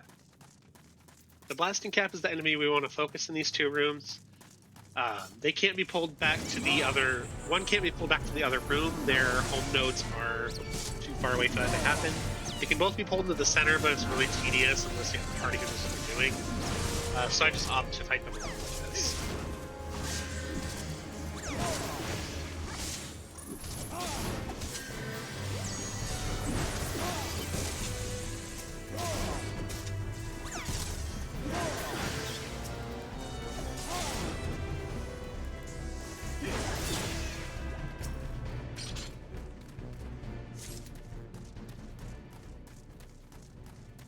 Now that we have both the fire sand, we're going to do the same thing we did in the other room, which is put the fire sand in the powder chamber. And then activate the blasting device and blast away the wall. You can run right up to it. It does not do damage.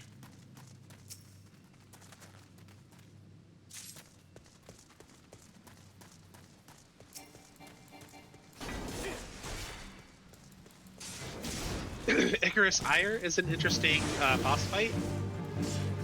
One of... among my favorites. Come on. And the thaumaturs got locked out. Dandy.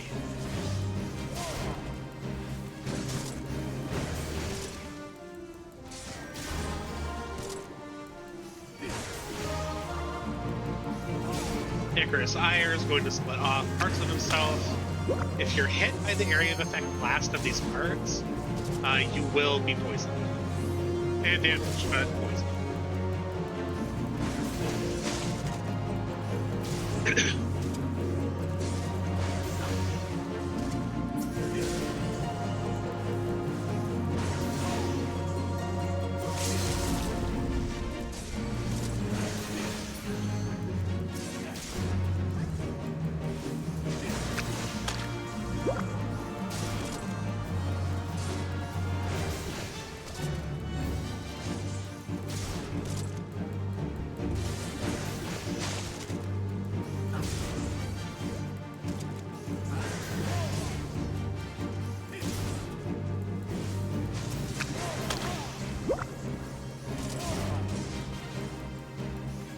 just a little guy. Look at him.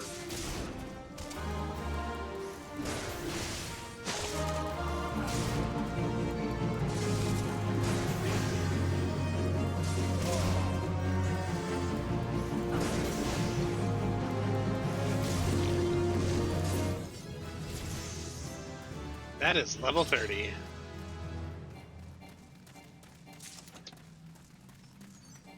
Then we pick up this other bit of fire sand, put it in the powder chamber, and activate the blasting device.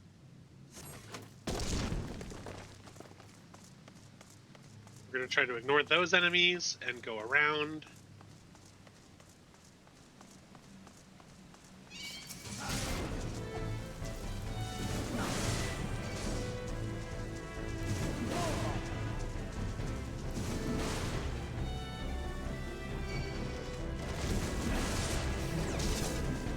All right, that succeeded. We only attracted 2 groups. Conjurer just needs to keep me healed, and we will be fine.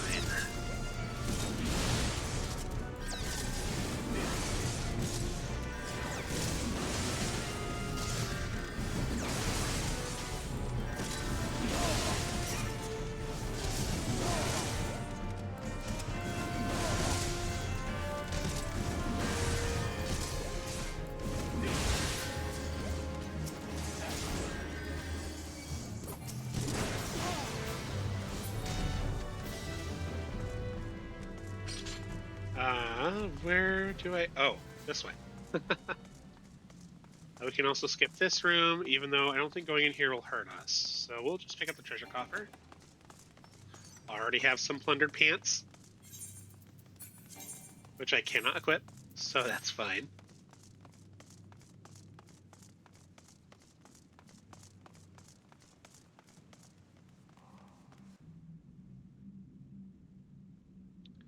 Slaves no more!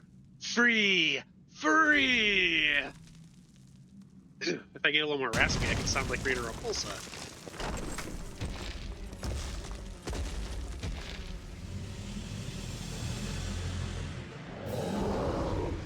This is the final boss of the dungeon. You'll always know a dungeon boss is the final boss because it comes with a cutscene.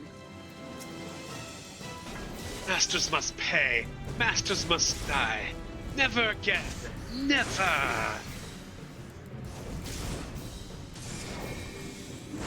Then we gotta get up close to him because that's the only safe zone.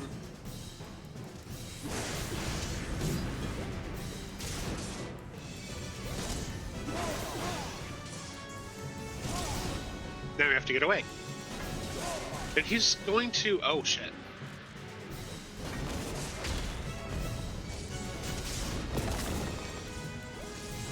So it's going to be back and forth, close and away. Those are his mechanics.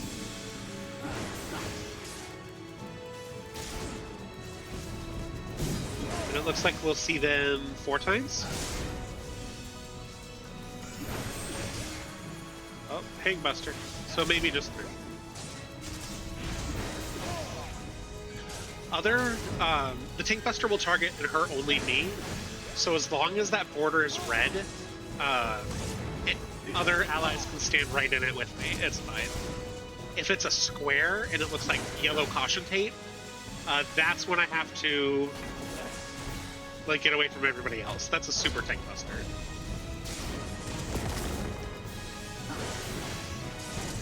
It'll also sound different too, so the sound cue is really helpful.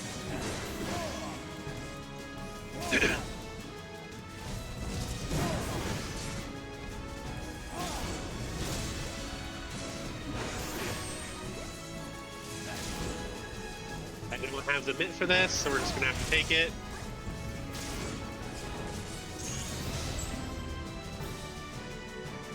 Dungeon Master is almost complete.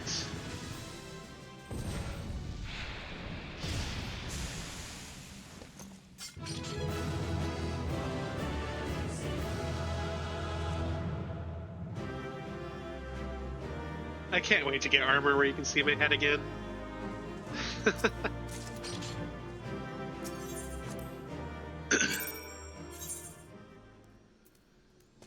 All right. Back to Momodi, I believe. Oh, Painted Mesa, who is also there.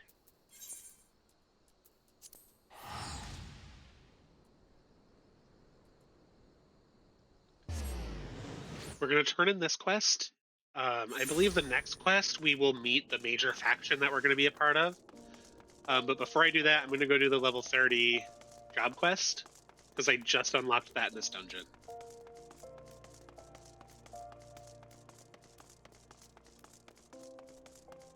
Oh, whoops, wrong way.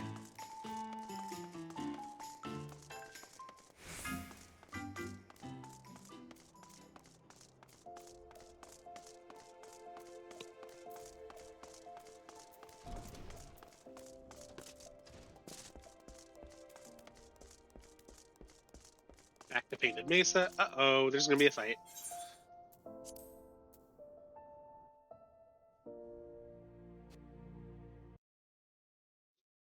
Ah, the Conqueror of the Copper Bell returns.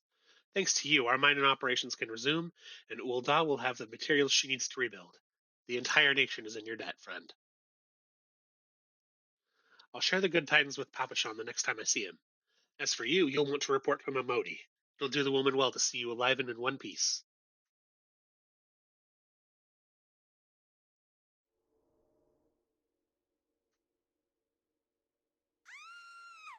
No!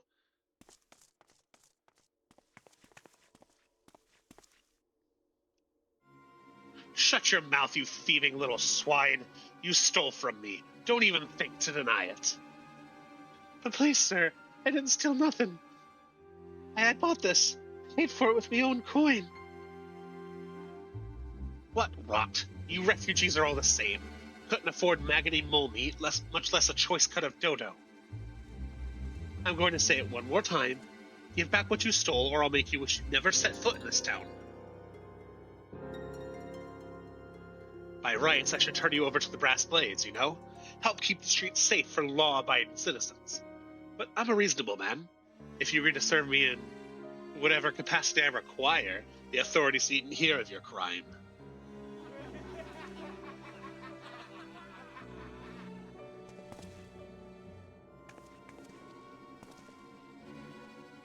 But I ain't done nothing wrong. 12 is me witness.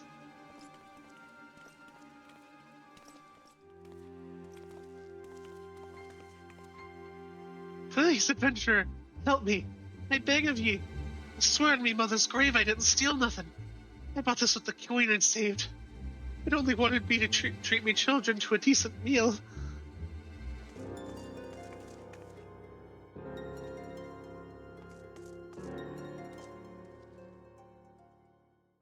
And who the hells are you when you're at home?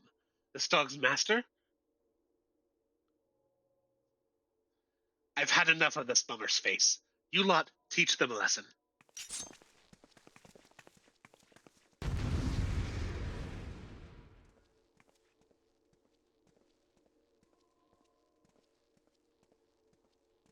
Any year now. There we go.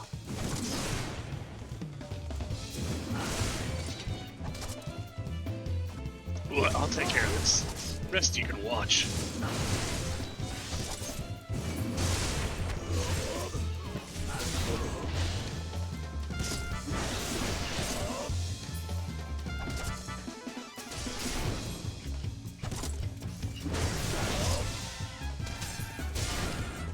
Ugh, I should have stopped at the 7th angle.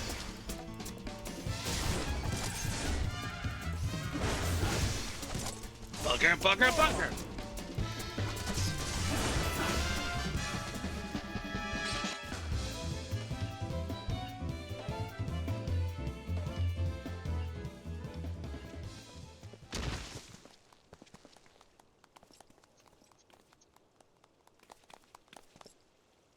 I ain't getting paid enough for this.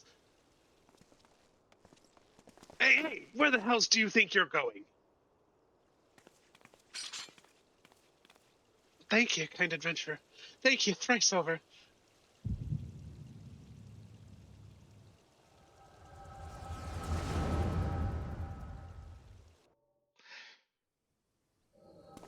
God, my suit of armor is so ridiculous. I should have taken the legs, honestly.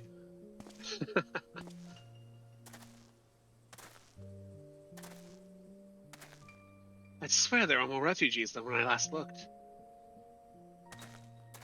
And you wouldn't be mistaken. But it's been 5 years since the calamity. Why are they only coming here now? It's simple, really.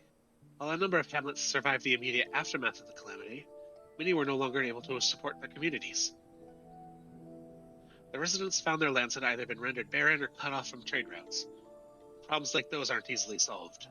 Though they tried to make the best of it, it was only a matter of time before they were forced to abandon their homes and seek a new life in the city. I see. But the calamity affected the whole realm, didn't it? Is the same thing happening in other cities? If the talk is true, yes. Though perhaps our situation is more pronounced. Ul'dah does have a reputation for being prosperous, so it's natural that the refugees would try their luck here first. My heart goes out to them, it truly does, but I would be lying if I said that I wasn't apprehensive. I hope their presence doesn't foment lawlessness in the city. Well, if things do take a turn for the worse, we've always had the immortal flames. I dare say the brass blades would welcome their help. The heroes who fought for the Gullian Empire, patrolling the streets for riffraff. It may well come to that. Impoverished and desperate as they are, you may be sure that some of the refugees will turn to crime. You know what this place is like. You've no coin, you've no hope. What will become of our city?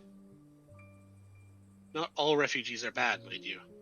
Some are able to find employment and lead honest lives. Dodo tenderloins, get your dodo tenderloins, guaranteed cheapest in Danalan. Thank you for your custom, madam. Please come again. Looking around, you'd think that Ul'dah was well on its way to recovery, but peer through the veil of prosperity and you'll see no end to the misery and suffering.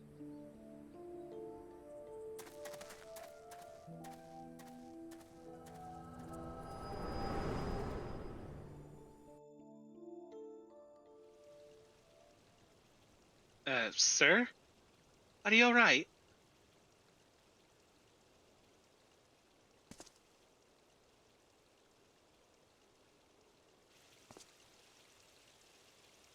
What now? You mean to threaten a defenseless citizen? What? Saw her buy that meat, you say? That's absurd! Aye, as did I. Leave the poor woman alone, you damnable vulture. Who said that?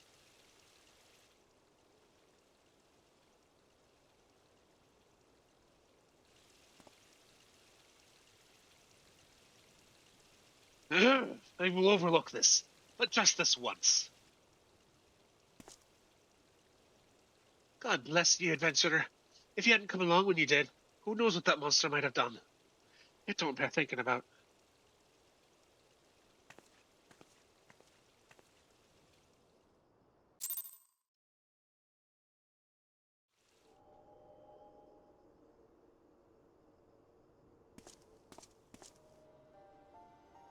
Ever the selfless hero, I see. It has been a while, adventurer. I have been watching you closely ever since you flew out of Limsa. You discharged your duty as the Admiral's personal envoy with admirable humility, and you have displayed unfaltering courage in the face of danger ever since. Whensoever you came upon those in need, you gave them succor with no thought of personal gain.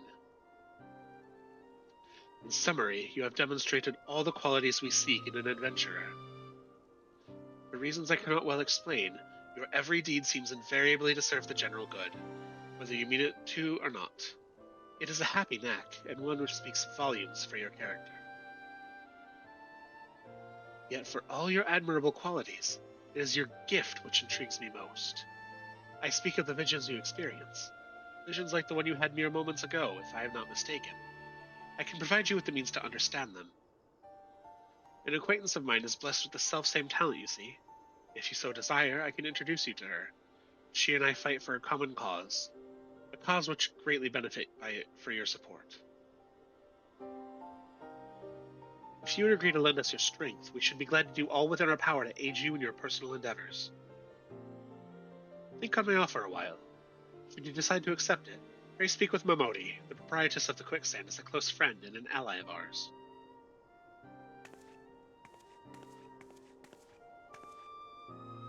Inform her that you have been chosen by the Scions of the Seventh Dawn, and she will tell you where to find us.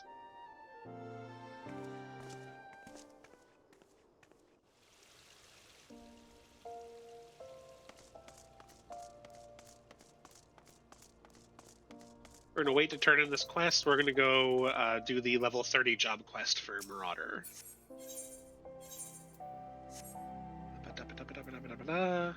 Fuck. Limsa.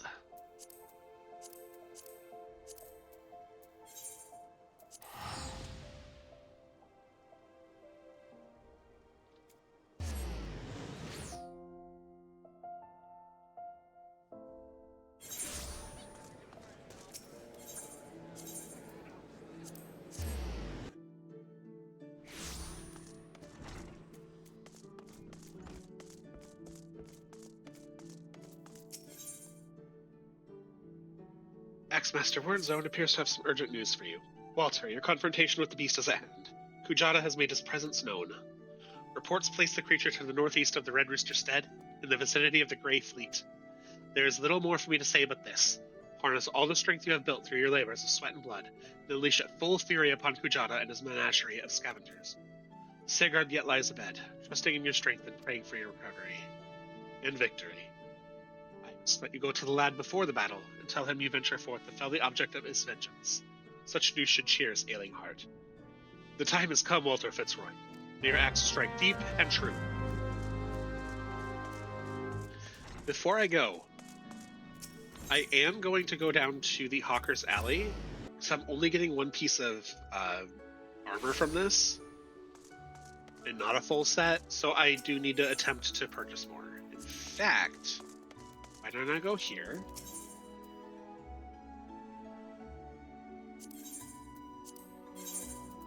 And sell. Don't need this. Don't need this, or this, or this, or this. Don't need this. Don't need this, or this.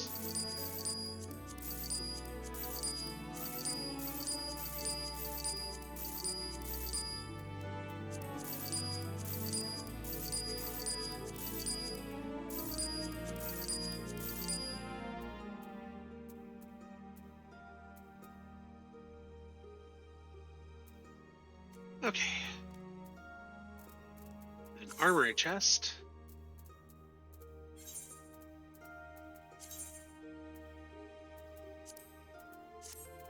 Oh, because I have it equipped.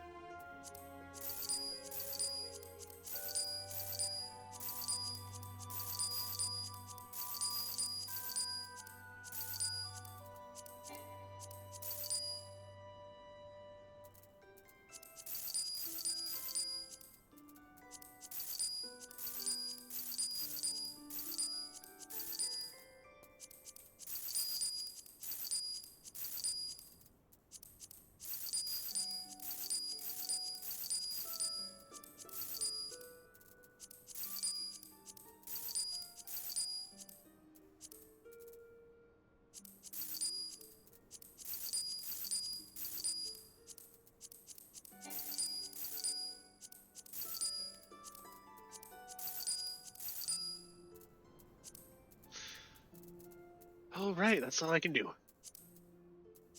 So I have about 4,000 more gil to work with here.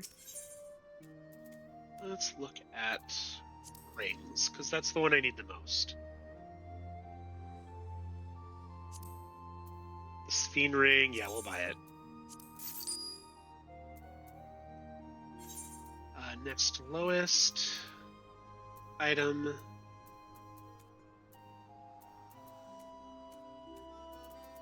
Is going to be the Gorget.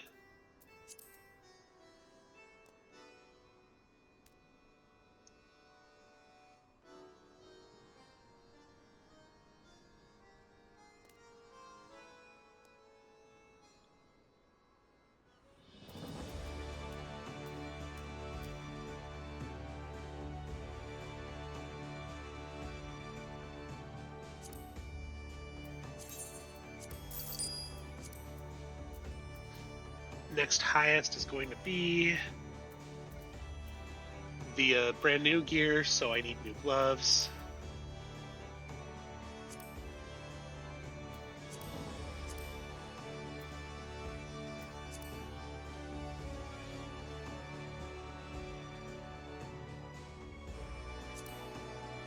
Yeah, we'll buy this.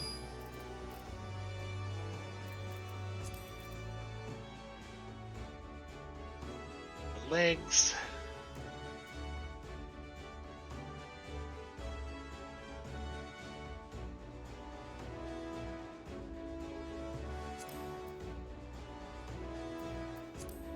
Can't afford those. How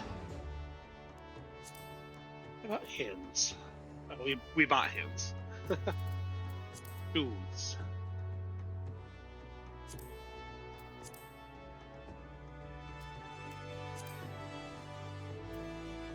Can't afford those. How about a hat?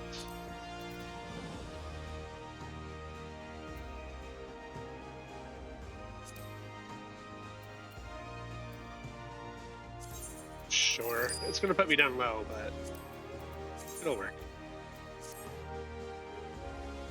All right, we are a little better equipped. It only cost us 47,000 gil.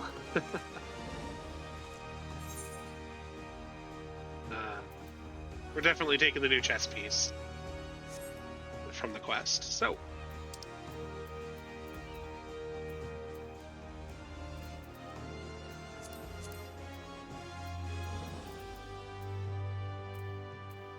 it is going to be faster to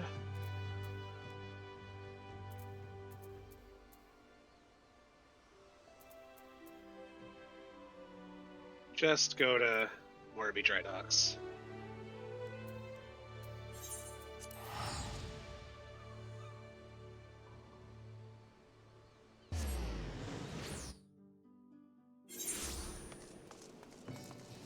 And we run the rest of the way.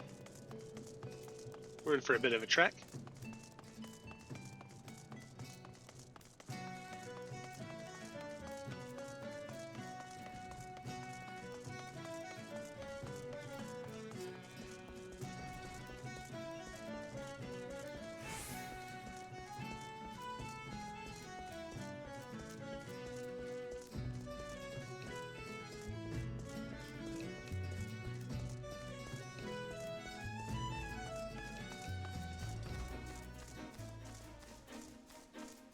And because we are now 20 levels above this area, these enemies will be leaving us alone. So I don't have to worry about getting caught in a random encounter on the way. Which is really nice.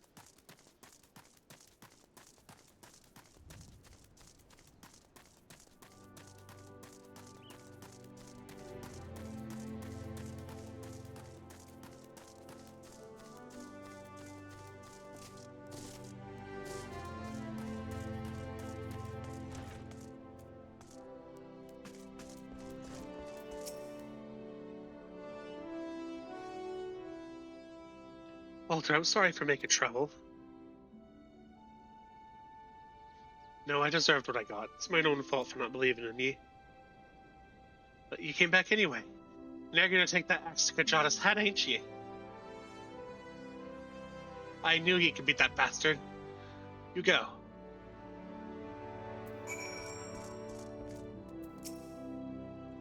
Heard Kajada has reared his ugly head again, and reckoned you'd not be too far behind. I hope you won't object to me lending what aid I can. We've been through much, you and I. I would see this tale to its end. Bronbar, well, he felt much the same, so here we are. A pack of two to offset the ravenous beast that follows in Kajada's wake.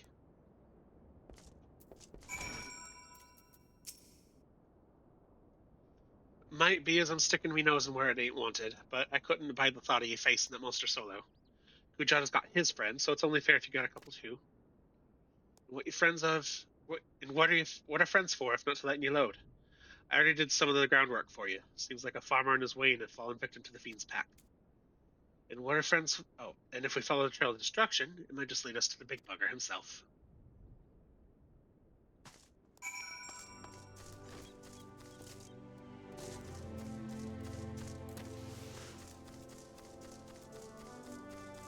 Whee!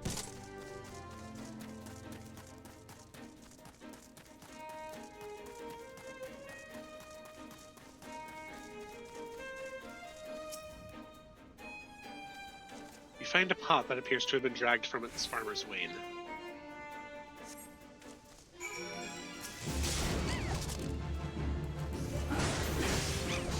Except I have my healing abilities as well.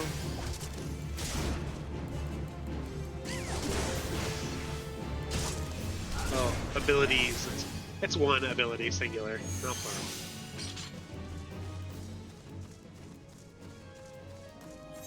Oh, hold on a minute. Oh, I need to learn about materia before I do that. Which will come in time. We'll be in that area soon enough. Fruit barrel appears to have been dragged from the farmer's wain.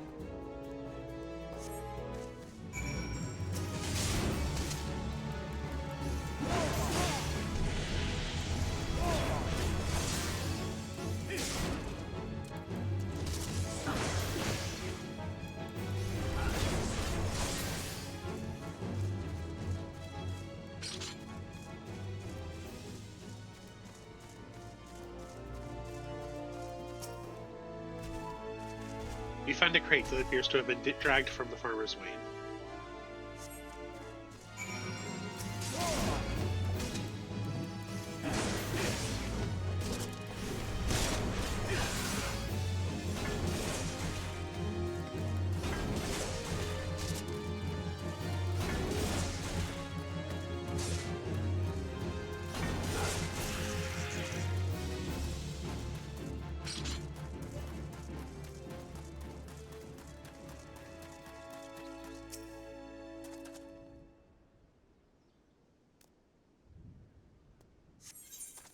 Then if we're above level 34, we'll be synced down to it for this duty, but we are right at the level the game wants us to be.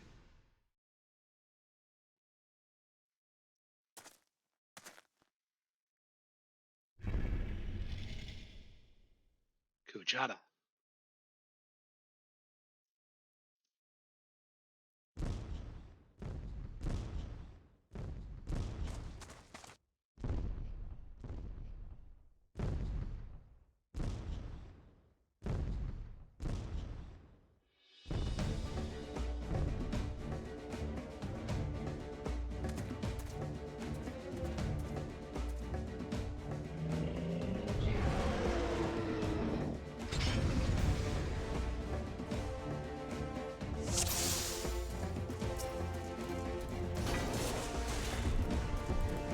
This is it, Walter. Send the beast to the abyss. Focus the fight in Kujada. Leave the hyenas to me.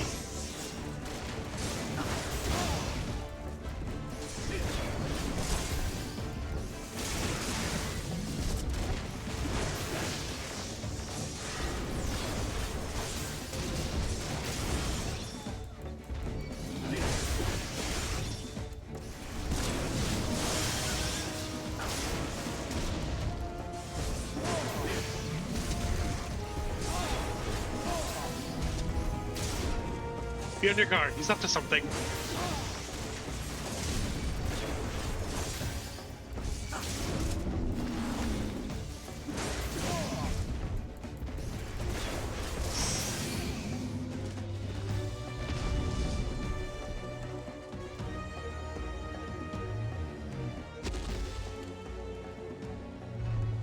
I can barely close your wounds.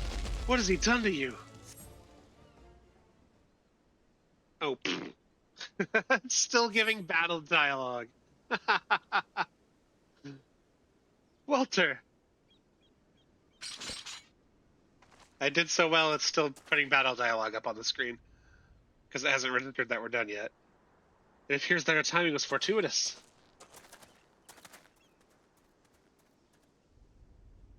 The X-Master carried me here so as I could see.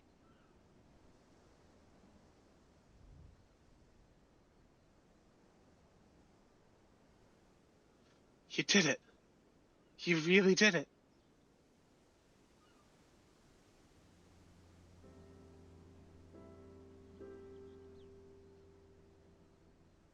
Huh? Da? Do you see? Walter killed the bastard. Thank you. Thank all of you. Walter, do you reckon I could learn to swing an axe like that? When I was bigger, I mean. I want to protect folk too. Keep them safe from, monsters and things.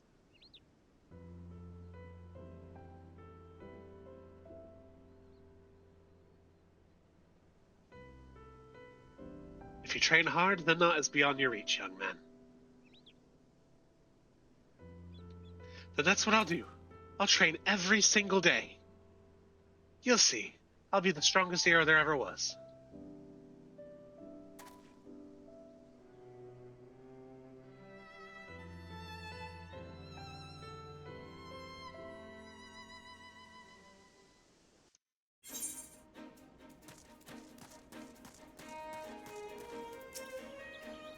I saw it with my own eyes, and I can still scarce believe it. You brought down the mountain.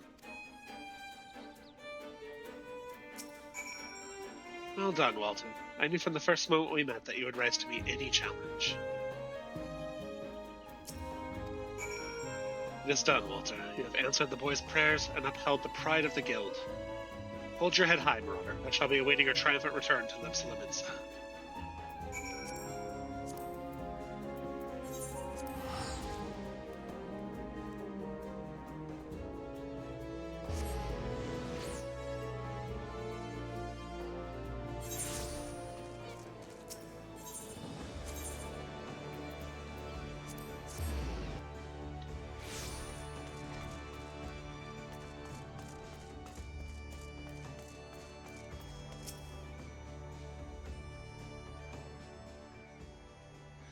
That was a mighty feat, Walter. Never have I seen a marauder so dedicated to attaining the pinnacle of his discipline. In recognition of your achievements, I, X-Master Ronzone, pass on to you our guild's final technique, the thrill of battle. The skill teaches you to embrace the fear and danger of combat, allowing you to push well beyond the normal limits of your stamina. Though the thought brings me both joy and sadness, there is not more I can teach you. May the memories of your time here at the Guild sustain you as you strive for ever greater heights of perfection. Experience now shall be your tutor. There will always be greater foes and deadlier challenges on which to test your blade. Of that I am certain. You enter a realm of our craft in which even I have never set foot. I only hope that when you reach the very boundaries of our art, will you return to share your triumphs with us. Until then, Walter, may your axe swing ever true. We are taking the Cuirass. Yeah, the new ability, what it does, it extends my maximum health for, I think, 20 seconds. It heals me by as much as it extends.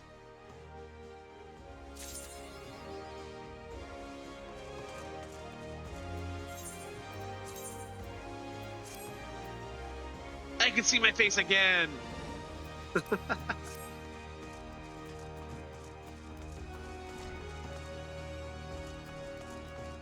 wait. Right. Okay. I think I have to get to a certain point in the main quest to unlock Warrior as a job.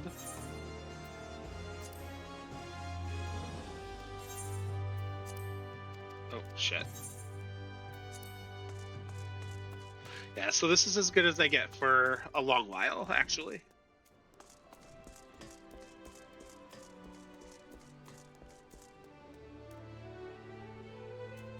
Anyway, back to...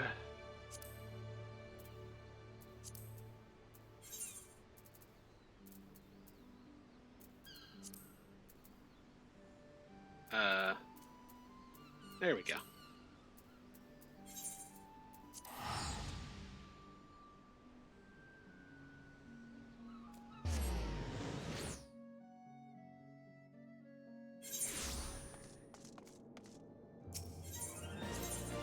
Going to the Adventurers Guild.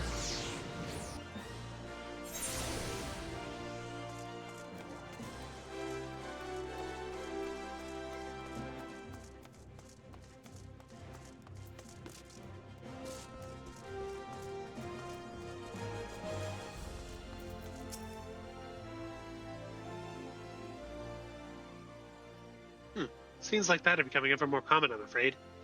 Don't worry, though. If you work hard, you'll probably be all right. Saying that, if you ever find yourself in a spot of bother, come and see me. Just don't go pestering me every time you graze your knee, eh? Of course, I do enjoy hearing tell of a gentleman's woes with the womenfolk from time to time. Ah, Walter, sorry to keep you waiting. I was just providing a guidance to a fresh-off-the-carriage adventurer. Gods, it's good to see you safe and well. Look at you. No one would ever guess that you've been hard at it with giants in the dark. You are every ilm the adventurer Mew said you would be, Walter. The station master will be overjoyed when he hears the news. Oh, before I forget, there's a lass here who wants a word with you. Didn't actually know your name, but hearing her description, I knew who she meant right away. But thank you for sparing the time. I realize you don't know me. I've been longing to speak with you for a while now. My name is Edda. I'm an adventurer like you, though I'm not very good at being one, if truth be told.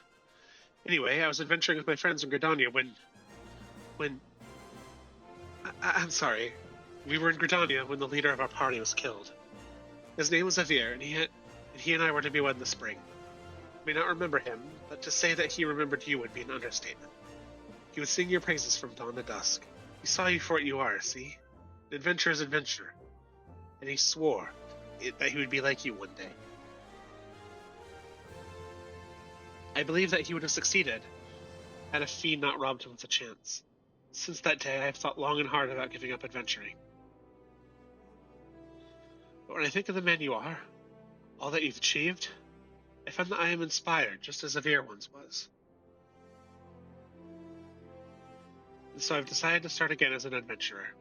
I will go back, but I wanted to meet you first, to ask you your name. Walter Fitzroy. I shan't forget. Thank you, Walter Fitzroy. I pray that we will meet again. Fare you well.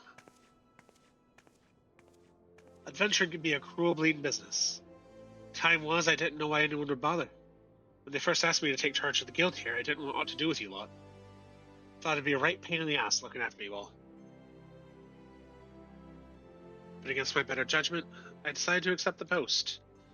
And I'm full glad I did. I feel privileged to be part of your lives. That goes double for yours, Walter. Hey, what'd you say? You want to know about the signs of the seventh dawn? They're beginning to move in earnest, then. Listen, Walter, the Scions ain't no ordinary folk, and the work they do ain't no ordinary work. I know full well how capable you are, but even you would think twice about attempting some of the stuff they do. Knowing that, if you're still certain you want to get involved, I'll tell you what I can.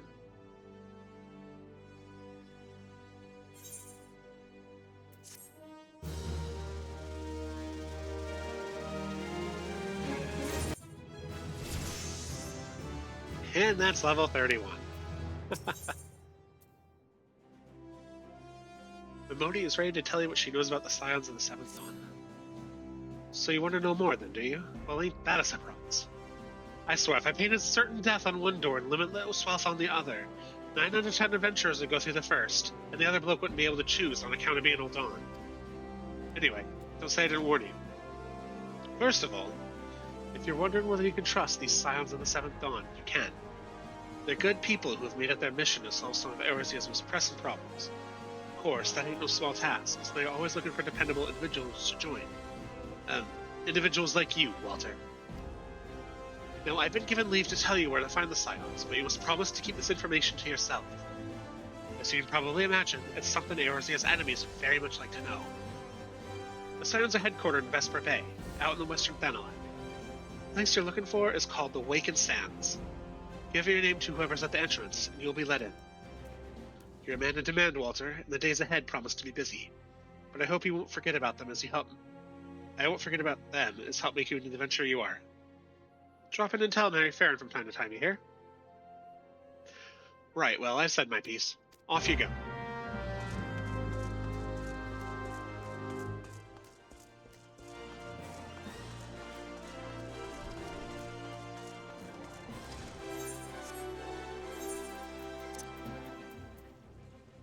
We're going to turn that down just a touch. I'm finding I'm having problems talking over it. Alrighty. So off to Western Thanalan we go.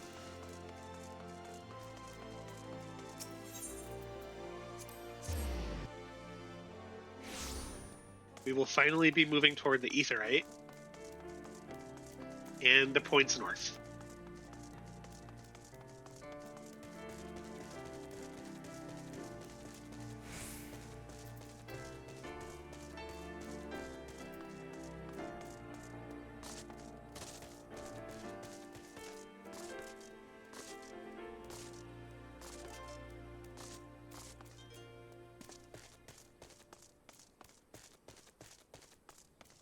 That said, the time is 8:30. I plan on streaming for at least another hour and a half.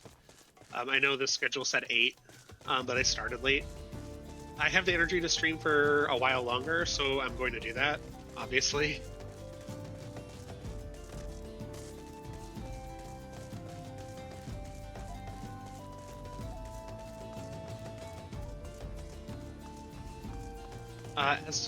While we're on the way, as far as schedule for next week, I'll have that posted on the Twitch scheduler thing sometime tonight.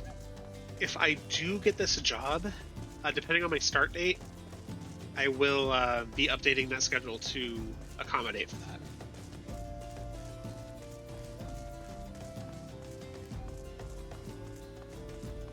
If I don't get the job, schedule won't change. We'll keep going.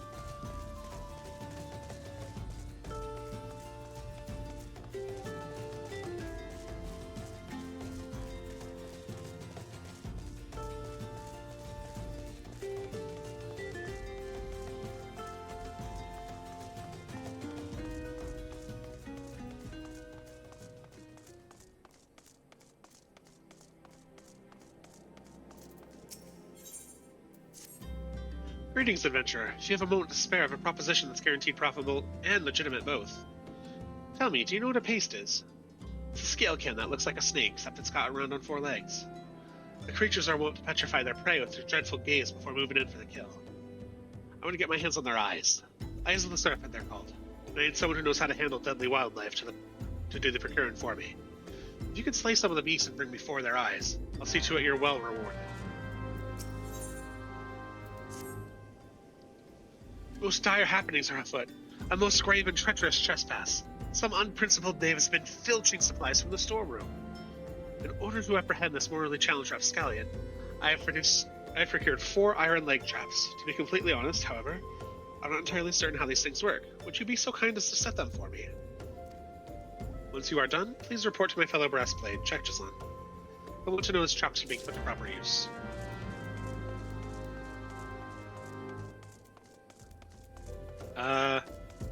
You want me to trap the entirety of the entry?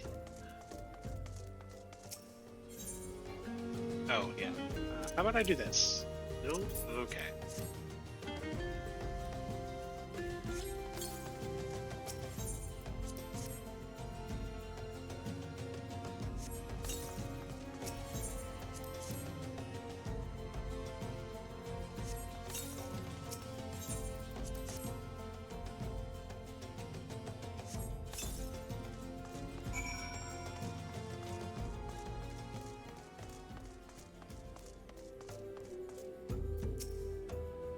set up those traps up for Lupa, have you? Excellent. Perhaps now we'll see who... Talls, balls, and a knapsack with those my-leg traps in front of the gate. A traitor's chocobo could step into that and lose a foot. I better disarm those things before someone important is horrifically injured. Yes, I know you're just following orders. It's Fufalupa, you see. He certainly means well, but disaster follows the man like a behemoth chasing a butterfly.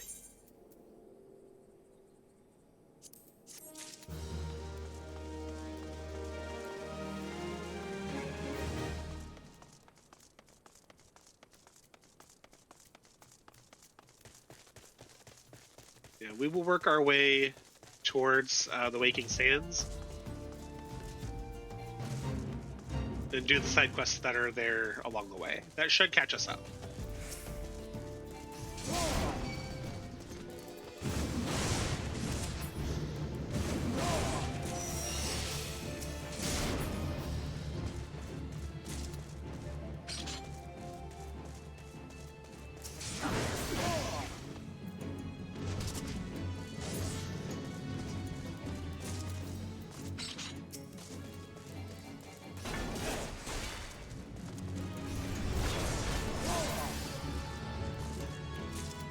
A nice thing about Fate targets, if I am over the level of the Fate, I would have to level sync.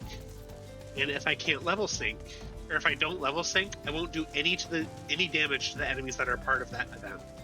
So I can fight with reckless abandon and not attract several of those wild mongrels. I've made friends with the Aetheryte already, right? I don't think I have. The eyes! My thanks, adventurer! Huh? What do I mean to do with these things, you ask? Why, sell them, of course. They may not look like much at first, but if you dip them in an alchemical concoction, they transform into beautiful gemstones. These gemstones happen to fetch a handsome price in Gridania. Tastes aren't found in the Black Shroud, you see. As a merchant, it's my job to know such things.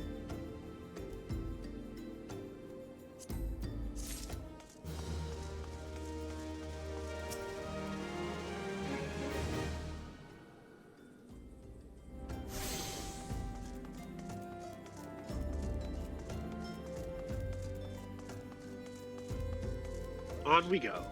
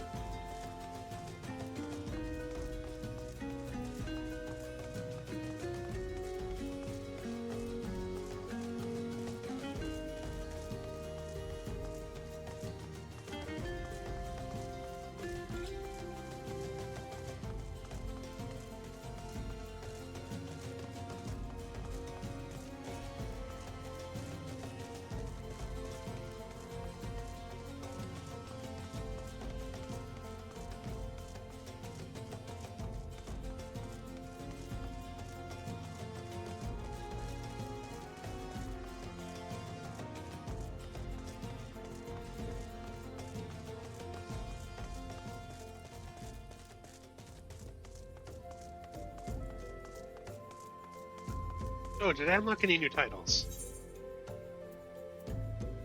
No.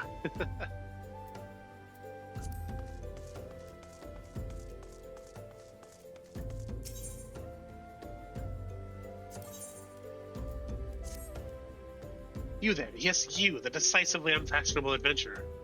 Gods be good, never in my life have I seen such unapologetic focus on function at extreme cost of form. The mere sight of you fair makes my eyes bleed. As a lover of all things aesthetically pleasing, I cannot in good conscience allow you to continue roaming through the realm in that sorry state. I believe your appearance can yet be salvaged through the use of color.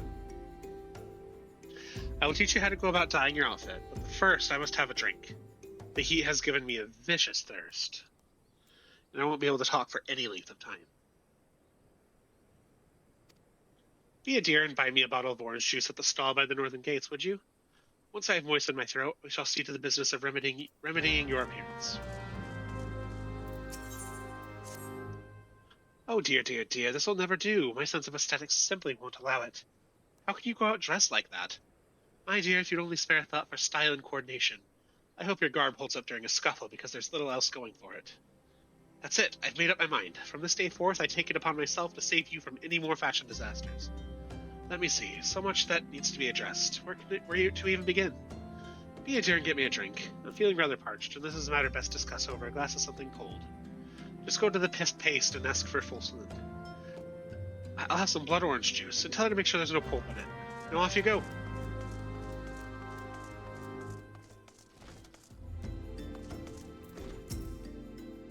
Oh, Swergan sent you, did she? That woman. I've never known anyone so lazy. Would it kill her to come and get it herself? Here you are. You shouldn't let her push you around, you know. Give her an ailment, she'll take him home.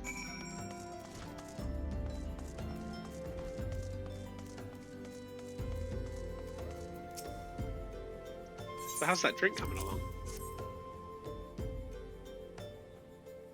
Oh, delicious. Nothing better on a hot day. Some say I have expensive tastes, but life's too short to settle for second best. Of course, this extends to my choice of wardrobe, too. Now that I'm feeling refreshed, shall we get started? Do you know, dear, you'd look a lot less drab if you knew how to apply glamours. What's a glamour, you ask? Well, they use the glamour prism as a catalyst to project the image of one item onto another. It's just an illusion, mind, but very convincing.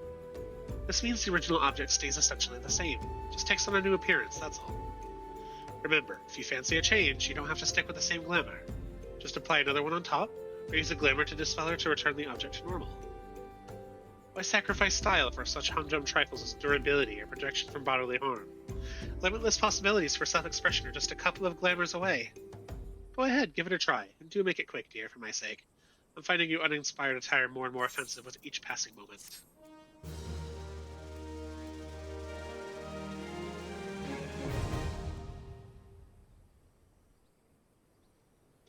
Glamour dressers and in-rooms are now available. Teaches us about glamours and glamour dressers. I already know how to do all that, though, thankfully. Let's go talk to Tatafu.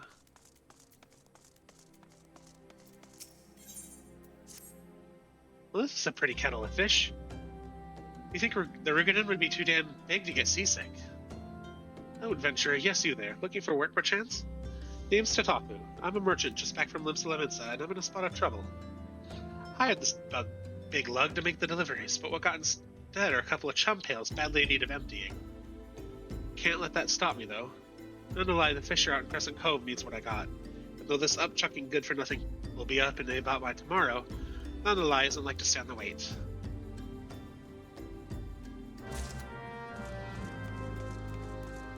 That's going to require us to go back, which we're not going to do right now.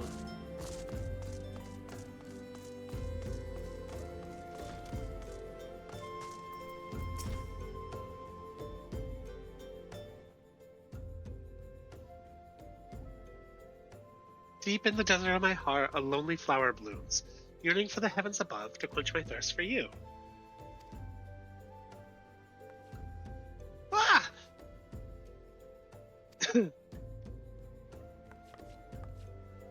I would thank you not to sneak up on me like that.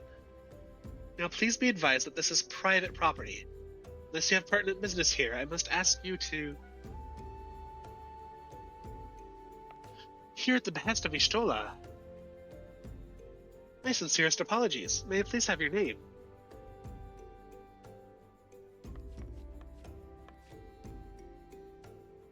Walter Fitzroy. Walter Fitzroy. Ah, here you are. I bid you welcome to the Waking Sands, headquarters of the Scions of the Seventh Dawn. My name is Tataru, and I look forward to assisting you during your time with us. The antecedent is within the solar. I shall let her know to expect you.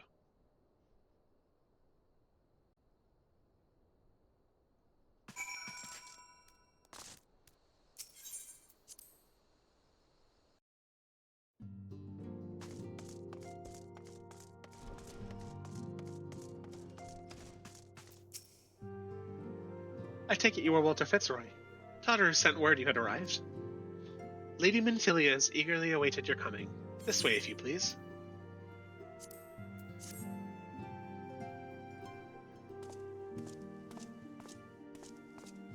So you're the adventurer of whom I've heard so much. Well met, friend. My name is Minfilia, and I lead the Scions of the Seventh Dawn. I have awaited your coming.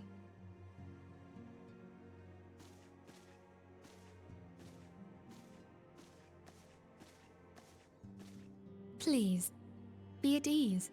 You are among friends here.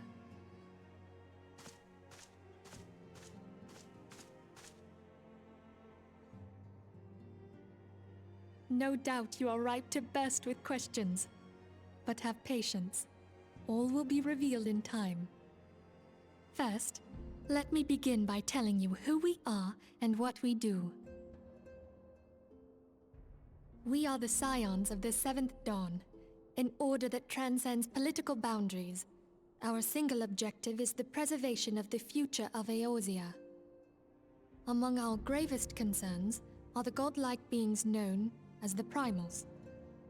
Their existence is a bane upon Eorzea, nay, the world at large, and we have striven to find a lasting solution to the threat they pose. Our order is home to a number of individuals who, like you, possess a rare and special talent.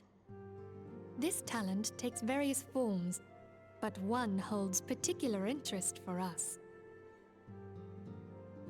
Tell me, have you ever experienced a sudden, inexplicable loss of consciousness? Have you ever had the sensation of being pulled away from reality? Felt as though you were hovering in space, a mind without a body? All these things are the manifestations of your talent. Yours is the power to transcend the boundaries of the soul, a power known as the Echo. The Echo allows you to pass through the walls of a man's soul and hear the resonations of his past. You will be there in his memories and see things as he saw them. You may even interact with that which you see, though you cannot change the outcome of events. For another blessing, the Echo will enable you to know a man's mind even if you cannot comprehend his words. In short, the Echo is a truly extraordinary power, and this power is strong within you. It is only a shame that we cannot use it whensoever we choose. That's right. I too possess the Echo.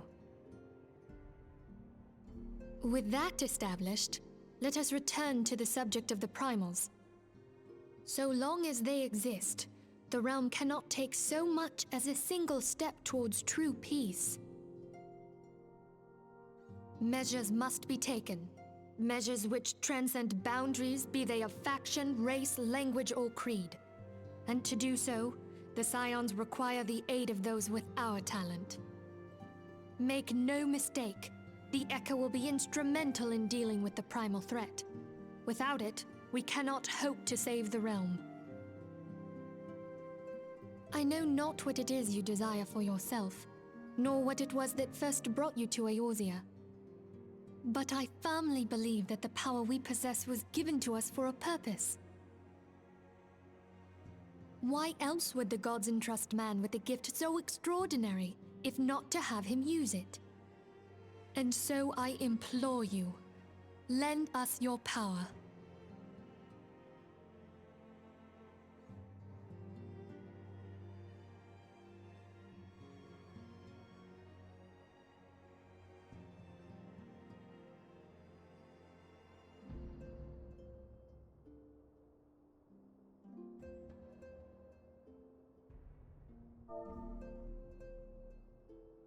Naturally, your aid will not go unrewarded. We are fortunate to have a number of influential allies, and at a word from me, they will gladly afford you certain privileges that might otherwise be denied you. The right to employ retainers, for example. Are you familiar with them? They're individuals who may be relied upon to manage your assets and belongings on your behalf. The papers you requested, my lady.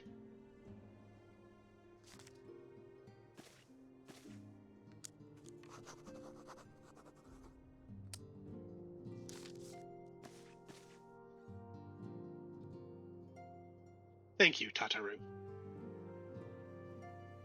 The pleasure is mine, my lady.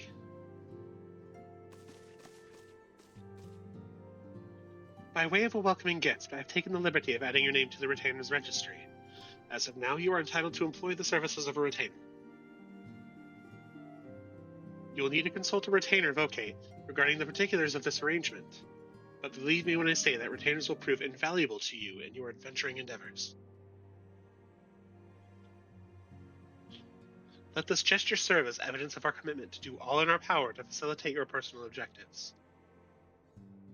In return, we ask that you aid us to the fullest extent of your talents. A mutually beneficial relationship, I am sure you will agree, and one which serves the greater good besides. Well, that was a veritable lecture, was it not? Forgive me, but it is important that all concerned are aware of what is expected of them. Now you know our purpose and what we can offer you. I invite you to consider joining us. When you have come to a decision, you may tell me without fear of censure. In good faith, I shall entrust you with our order's password, which our members use to reach one another when far afield. It is Wild Rose. Pray keep it safe.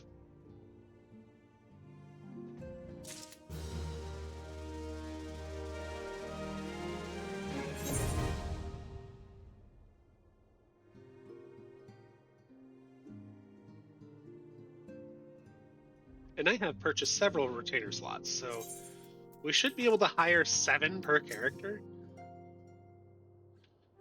We Scions have but one objective, to safeguard the future of Eorzea. Among our gravest concerns are the godlike beings known as the Primals. Long have we striven to find a lasting solution to the threat that they pose.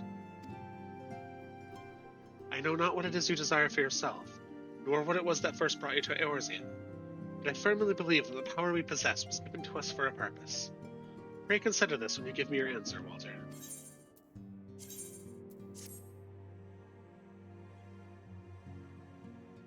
I take it you will help us. Wonderful! I knew you wouldn't let us down. But come, I would introduce you to your friends in the Order. Don't get used to the voice acting.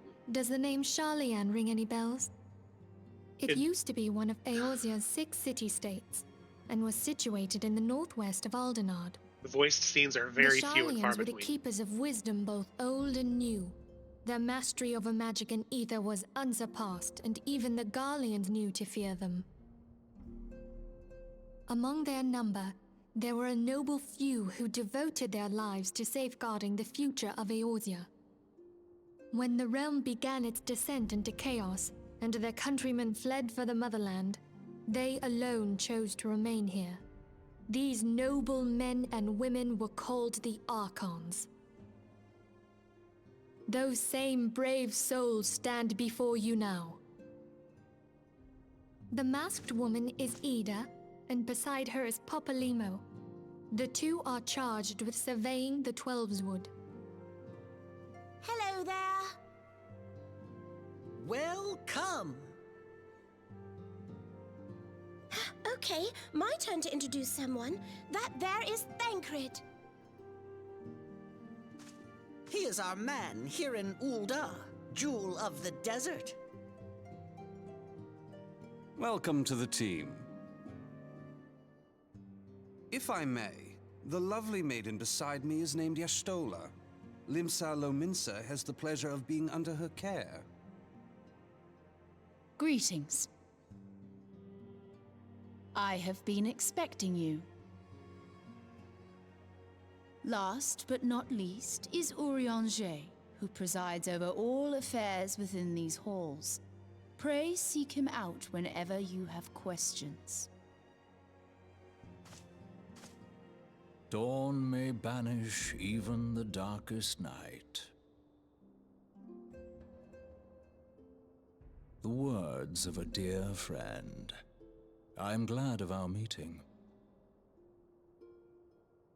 At the Battle of Carteneau, our leader was taken from us. But we did not stray from our purpose.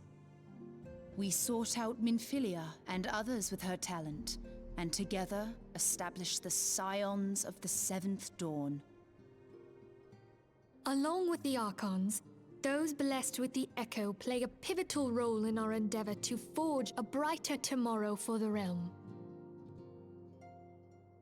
Oh, I should also introduce you to Tataru, our clerk. She ensures that everything runs smoothly. Pleased to make your acquaintance. In time, I hope you will come to think of us as family. But without further ado, I would assign you your first task. Urianger, have the documents arrived from the students of Baldessian? Aye, my lady. They arrived but recently.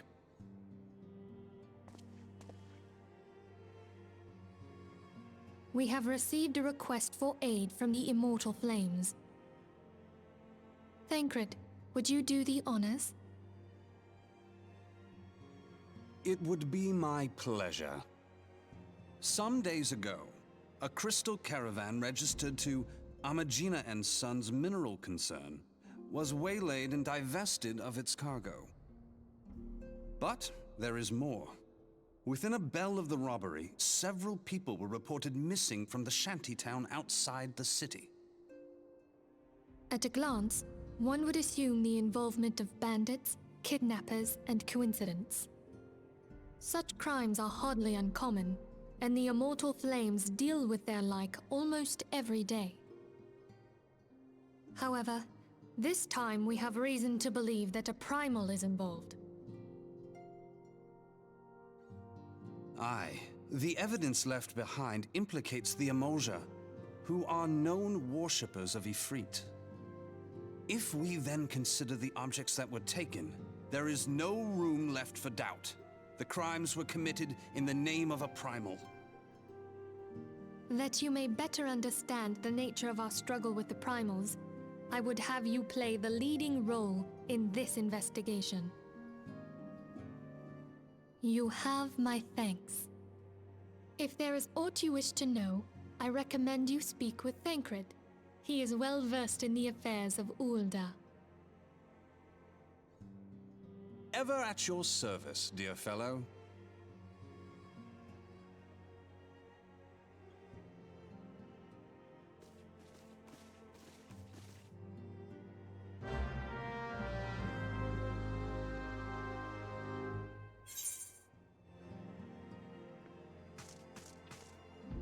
Lots of exposition. I'd call this the start of Chapter 2 of the game.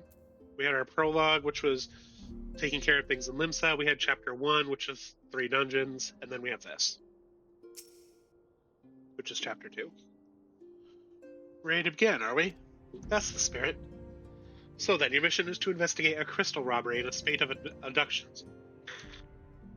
Crimes which we believe to be connected. Assuming we are correct, it is like that any discoveries we make in relation to one will further our understanding of the other. Now, since the attack on the caravan, our friends at Amalgina and Sons, Mineral Concern, have doubled security over all their shipments. In light of this, it is my judgment that the abductions should be our priority. According to our preliminary findings, the majority of the missing were last seen in the vicinity of Camp Drybone, so that would seem a fine place to begin. A fellow by the name of Isambard serves as the camp's de facto leader. Pay him a visit, and see that he gives us his full cooperation.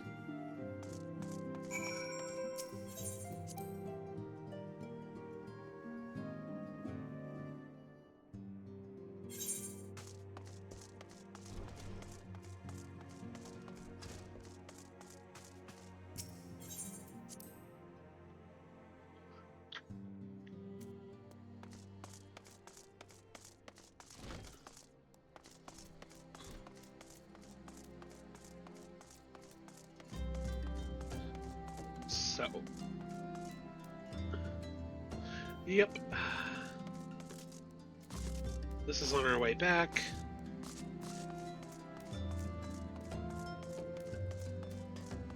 Nothing here.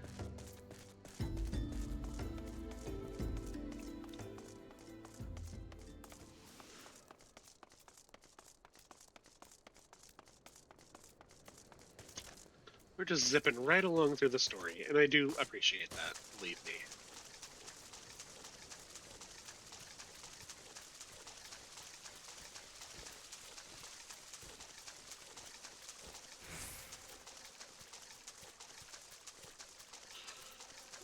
I'm happy we took care of most of the boring side quests in previous streams because now we're like really getting to the meat of the story. Isn't here yet. Should be, should be. It isn't. Ah, you've got my delivery. You've got it, you've got it. This sack's got some heft to it, it sure does.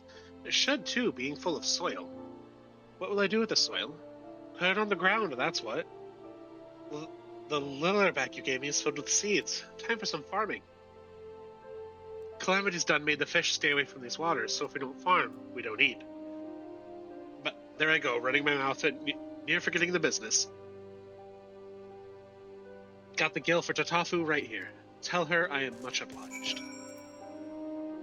And with our handy-dandy Vesper Aetherite tickets, we can teleport for free.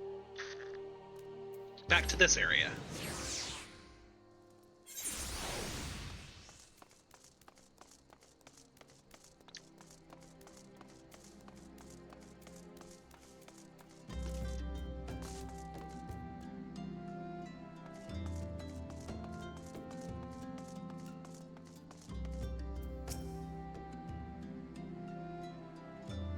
Swiftly done.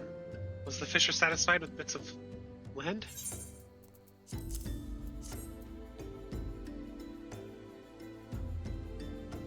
Ah, the payment, is it?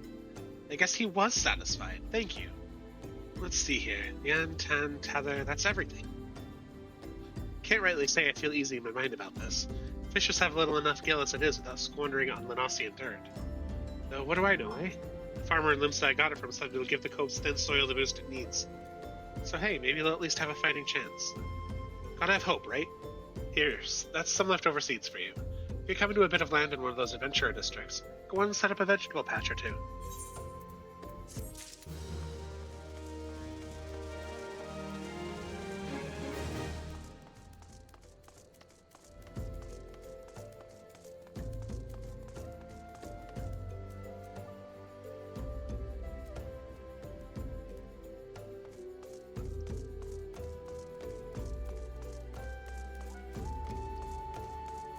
Alright. How underleveled are we still?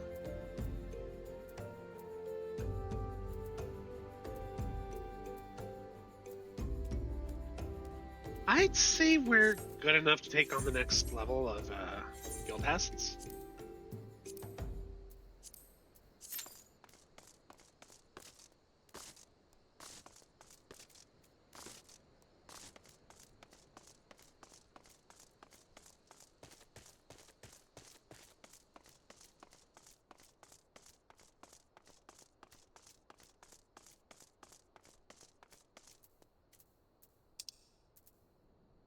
Camp Drybone, where am I? Oh, I do not have Blackbrush Station unlocked, so what we'll do is we'll teleport to the Steps of Nald, then to, I assume this is Central Thanalan, and we have a couple Aetherites to visit to unlock fast travel. Central, okay. And that's close, that's the port closer to our objective, so we'll be fine. There's the Aetherite we need to go to, nice and bright in the distance.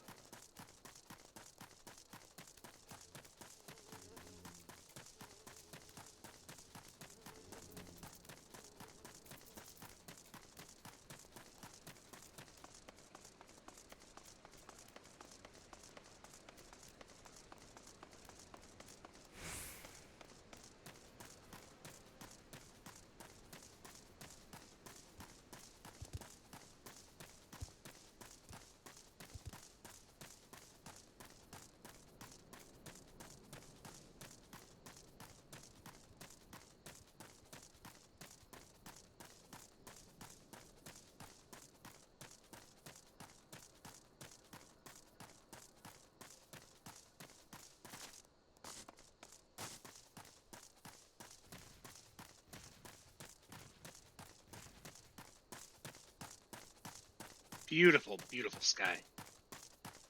So many stars.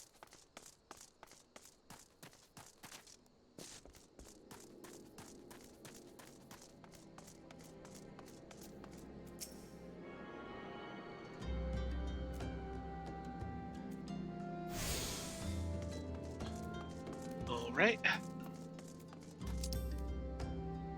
Oh!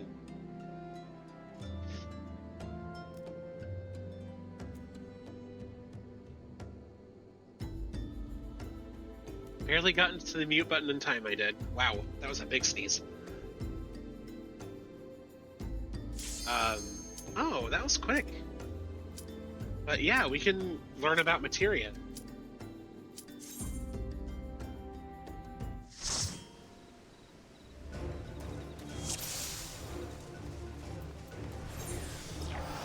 New enemies will ride stale bubbles up from the depths. First the blue bubbles and send the creatures plummeting back down before they have a chance to emerge.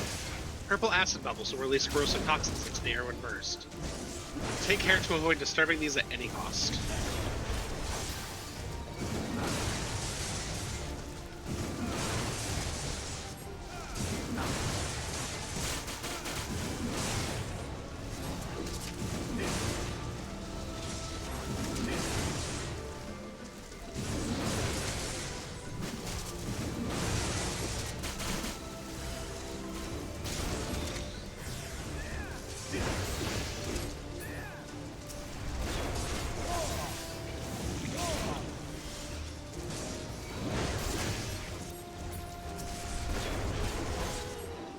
All done.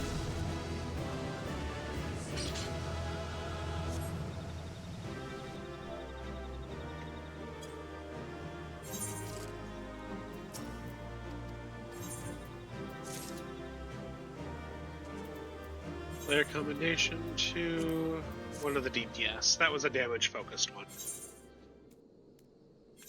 Next guild hest, Annoy the Void. Oh, that was fast.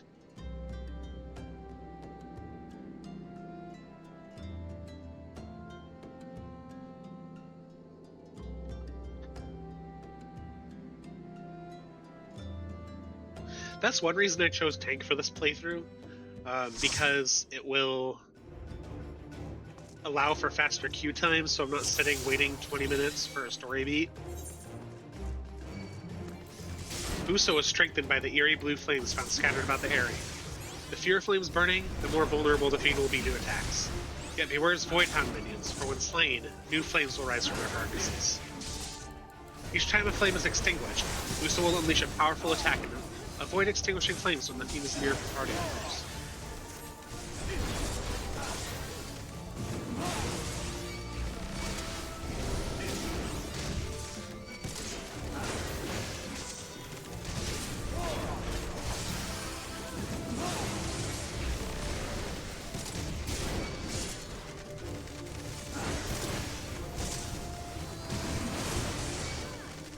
Trying not to kill. Yeah, I tried not to kill them. Okay, well, now we gotta deal with these.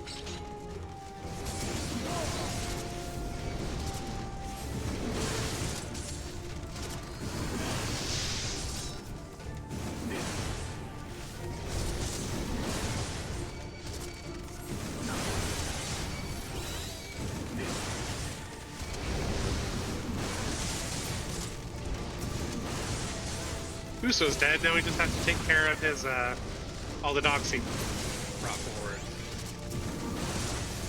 Healer's gonna get the comp for this one, because I didn't have to worry about my mitts at all, so... yeah.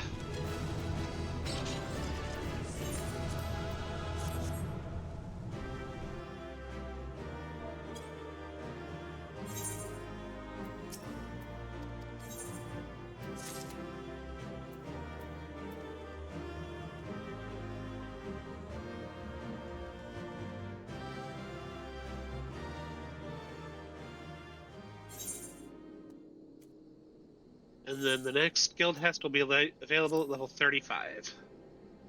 But that's a tough one.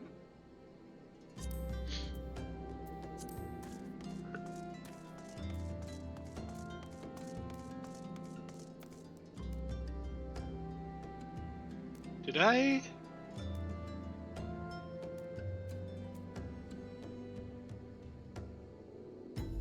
I got a player combination from the first one, but not anything from the second. Early game, it's players don't really remember to do that. It's nothing I hold against them in any capacity. I didn't do it myself until I had like 100 hours in the game.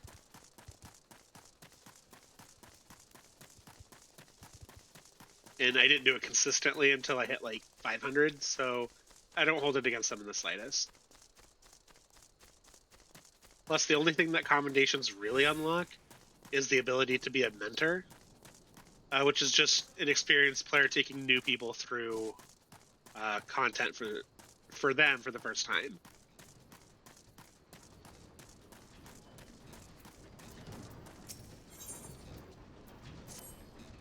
What would you say if I told you that inanimate objects can possess a soul? They can, believe it or not, although the soul in question is not their own, but that of their owner. Through faithful service, the arms and armor that we use to come to hold our spiritual energy. Thus do we form a spirit bond with them. This spiritual energy can be drawn out and converted into materia, a special kind of crystal that can be attached to gear to enhance its properties. I am well versed in the ways of materia extraction. If you wish to learn more about the process, it would be my pleasure to teach you. You ready to commence your learning? Good. As you have gathered by now, materia is the crystallized form of one's spiritual energy. This energy is derived from an individual's psyche, a volatile beast at the best of times. A degree of variance is to be expected in its production. In practice, this means you won't know the exact properties of a stone until you cradle it in your hand. Now, materia won't grant you much of anything on its own. Its power must be tapped, see? And this is achieved by melting it to gear. Know, though, that it takes the deft hands of craftsmen to meld materia. You can always seek others to attach materia on your behalf, but if you'd sooner do it yourself, I recommend you speak with Phobos. Melding is her field of experience.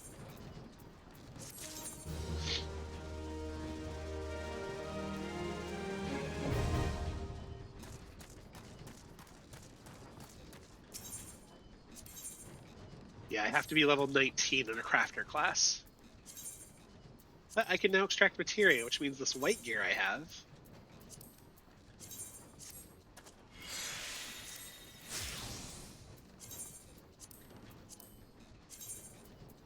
will turn back into green gear when I take the materia out.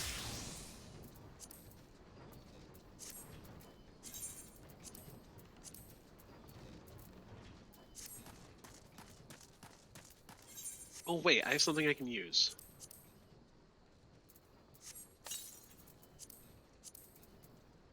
Okay. On we go.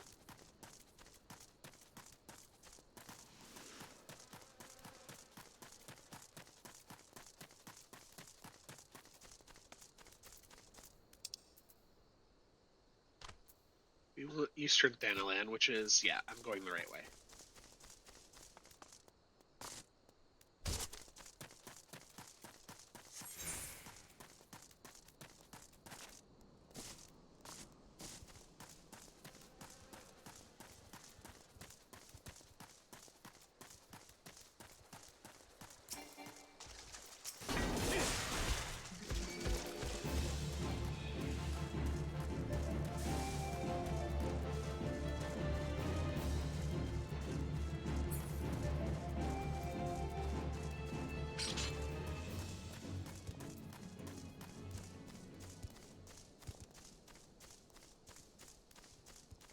All right. Oh, we have our first elite mark. This level 50 enemy is called an elite mark. This is a B rank because of the way its aggression indicator is pointed. Excuse me. Yeah, this is a B rank elite mark. These are found all over the land. When you hit level 50 or higher, it's usually recommended to take these on in groups if you're below if you're less than 10 levels above the enemy itself. It's recommended that you take this on in groups. And it's not recommended to take it on anything below the level it is. So I'm going to leave it alone, and it won't aggro to me because it has the blue indicator, which is always passively docile until provoked.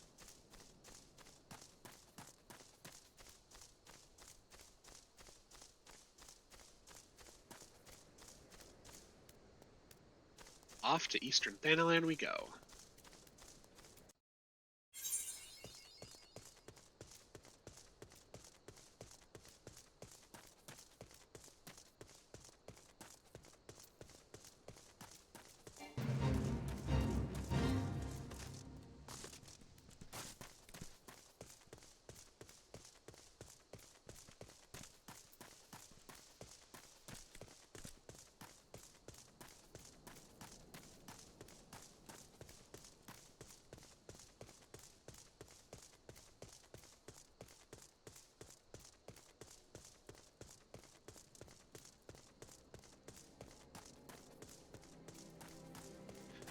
A new note on side quests. I did some deliberating over the past week, and the conclusion I've come to is these quests that just look like a little speech bubble with an exclamation mark inside it, not these ones with the plus sign, but these ones. If I am above the level required for the entire expansion, I'll leave these alone. Until then, we're going to do them, though. And we'll come back and do the rest later. Hi, I'm Eisenbart. Here to search for the missing folk, I take it. Minfilia sent word that an adventurer fitting your description would be along. She also warned us to be wary of the Amalja. Seems we know who the culprits are, at the very least. Now, I bear no official title at this camp, but the people here have come to look to me for leadership. You have my word that I'll do all I can to help see the victims safely returned. Let us get right to it, then. Minfilia names the Amalja culprits in all this. You do well to investigate them first. Much harm has been levied on these lands by Amalja hands. The flames burn where they might, but their light cannot stay the darkness in all places at all times. There have been brutal murders of callers of the Church of St. Adama and Ladama, innocents wishing no more than to pay their respects to the dead. The poor souls deserve a proper burial. I would see to the deed before mongrels catch their scent, but I know not of the Amaljas still linger. Would you secure their remains for me, friend? You will find them on the eastern road. Well, willing, you may even come to learn something of what the Amalja seek in this area.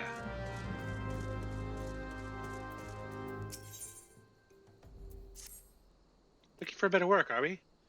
Well, it just so happens I've been looking for someone to put down the mongrels. 7 of the beasts.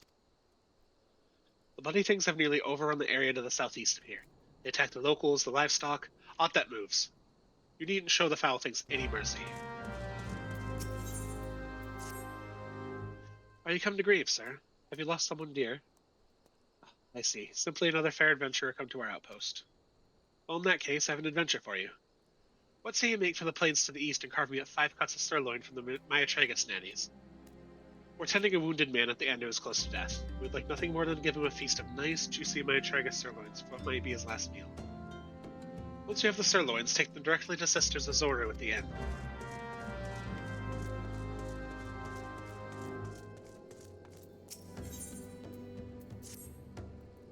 Good morning to you, Adventurer.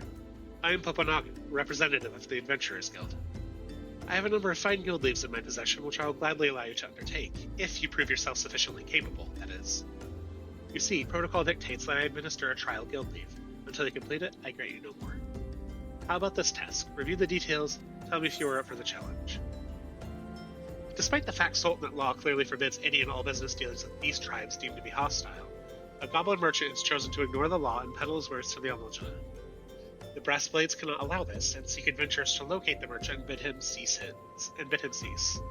He is, however, by no means to be hurt. Goblins are considered harmless, and they have been granted leave to conduct commerce within the city-state, so we ask that adventurers simply lead him away from Amalja lands towards central Tantalin. Very good. You need merely beckon to the gullible goblin, Gutrix Silverpix, to help him lead to his destination. We will do this. Did I attune with the Aetherite? I don't think I did. And it would be really hard to fast travel if I don't. Yep.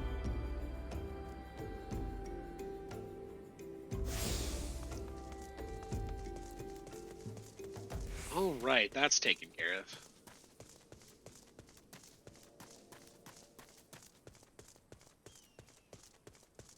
Also, it's going to be natural from here forward that I had massively over-leveled for anything main story. It's just the consequences of only taking a single class through the story. I think we're going to hit max level sometime in Stormblood. Oh, that's another mark. Don't piss him off.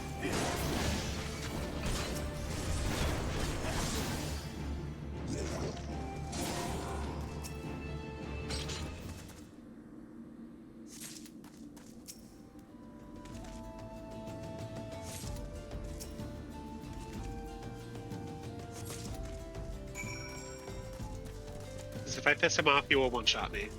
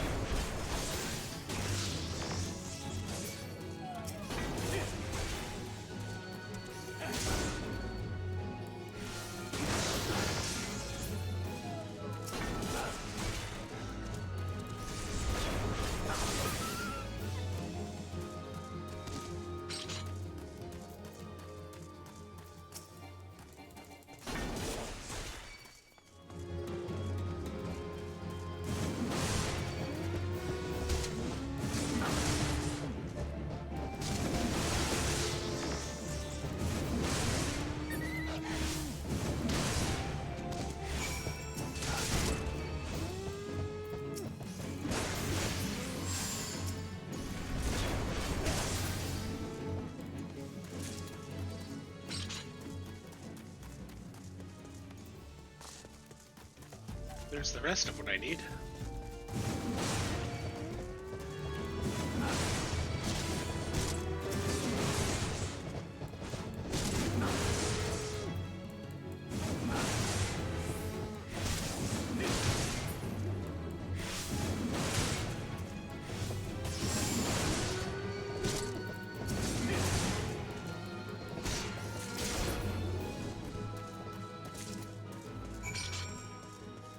Then we can go back to the green circle and start that quest. Like, fast traveling only costs 100 gil. Let's do it.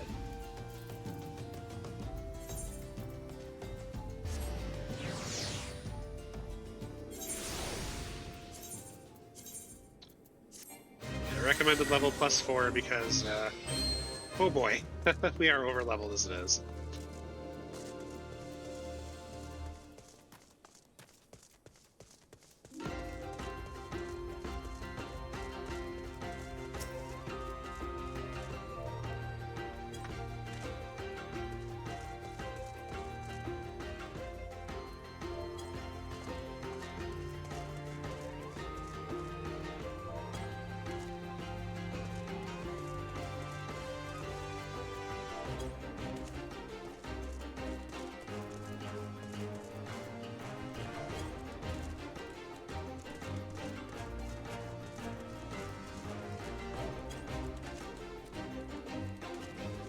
Oh.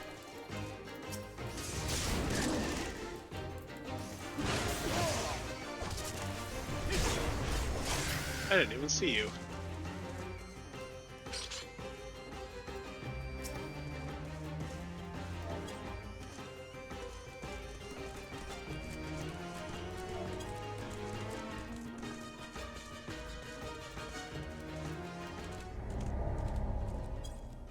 Oh, that's fine. We're not doing the fate. I just happened to be here when it timed out.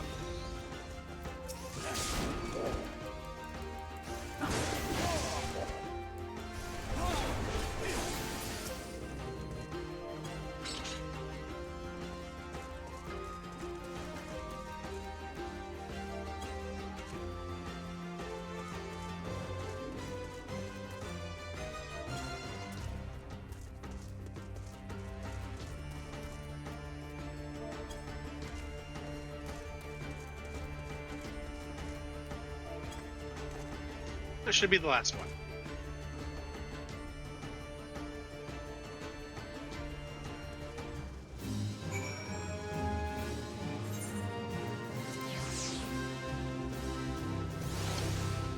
Then we can take the free teleport back to the city. That's one reason I took this.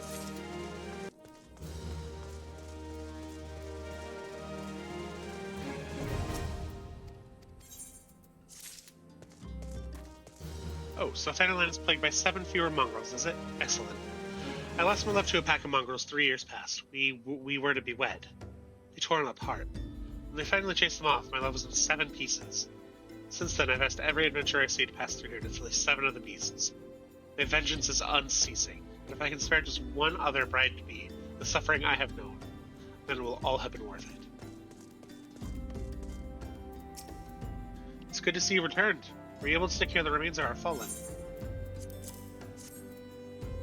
With the bodies given back to proper Earth, the souls will find a way across the other side. You've done a noble deed this day, and I thank you. Now then, what of the Amalja? Did you see any? Surely such massive monstrosities as they cannot conceal their presence, much less take their quarry unawares. Ah, so there were Amalja remaining after all. I feared as much. Their part in the Lowborn disappearing is all but confirmed, but I sense there is more to this than meets the eye. The occasional Amalja raiding party would not account for people going missing in these kinds of numbers. The total is too great and the questions too many. It would not surprise me in the least to learn of another hand in this. But whose? Countless travelers pass through Drybone every day. Even if it were one among them, how would we best discover who may be implicit in these vanishings? What say we turn an eye to the common folk themselves? It may be among them that we find the reasons for these vanishings. 12 forbid it be so.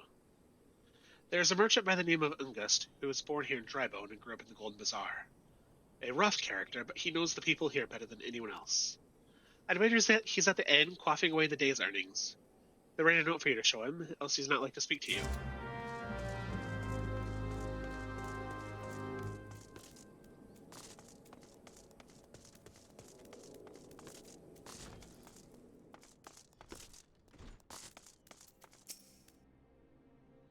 Well, gods be damned. You're that bloody adventurer who threatened me back in Ul'dah. What the seven hells do you want with me now? Dear friend, missing people, please help. Yours, Isambard. Folk around here swear as they come. They'll turn tail and run if you so much as a swim nearby. Oh, played them all for fools and took some hard labor out of them, I did. If anything, they're even more timid than before, what with all the disappearances. You can go talk to him yourself if you don't believe me.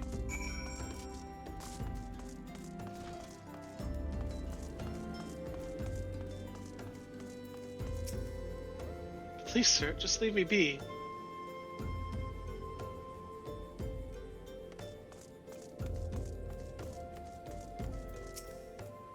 I have nothing to say but this. I'll take who or whatever's been feeding off us low folk.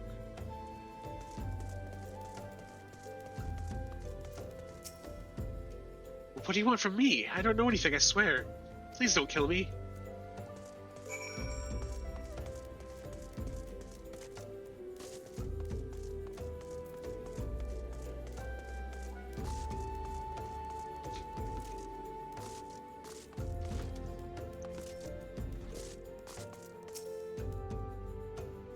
Just as I told you, wasn't it? A whole lot of them are terrified. There's been talk of folk getting abducted, but if you ask me, they simply up and moved on to a better place. This place ain't exactly Costa del Sol, if you know what I'm saying.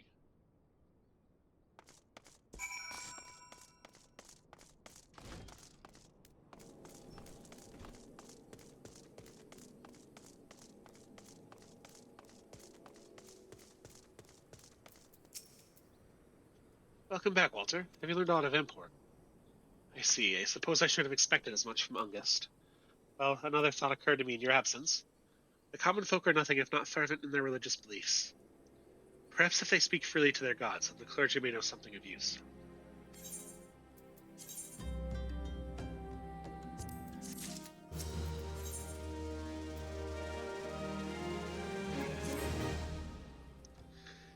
If we would know what the common folk speak of to their gods, we've no better place to ask than the Church of Saint Adama Landama. It is a small and humble church, founded to the northwest of here. So long as you're headed there, might I ask you to deliver this embalmed corpse? A morbid request, I grant you, but it must be borne to burial. I trust no one more than you to see it done.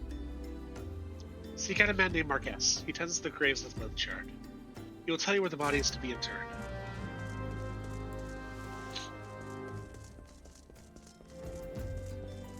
I tried to sound drunk with that one guy, but it made me want to throw up, and I'm like, no, we're not doing that anymore.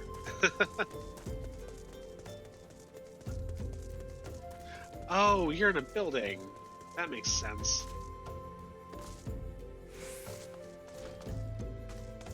Not in here, though. Over here?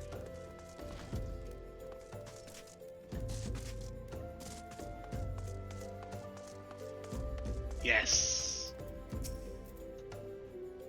Please, lower your voice. What business brings you? My Tragus sirloins. I take it Noscea sent you. Thank you for your efforts, my friend, but I fear you are too late. The men for whom these steaks were meant succumbed to his wounds just moments ago. Pray do not despair. Feasts with Tal now. And Tal has seen the good in you this day.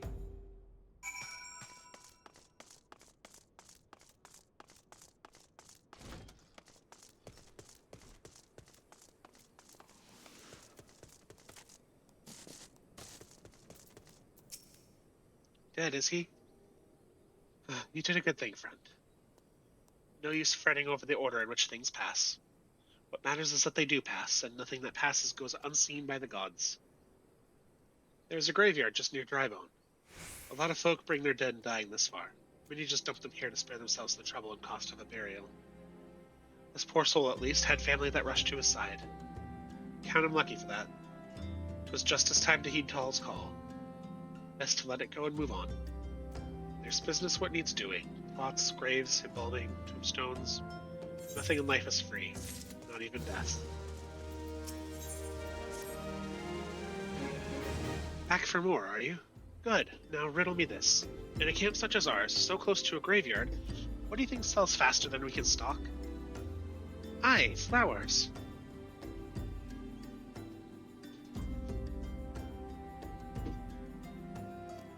To the east of here lie the remains of an enormous gubu. With so many plants sprout around it, you would think you'd found the Black Shroud in the middle of Thanalan. Some say the gubu came down from the mountains at the time of the calamity and carried with him the seeds that became all those plants. But then, all I'm really after is 3 sprigs of all thick lavender. Seems simple enough, right?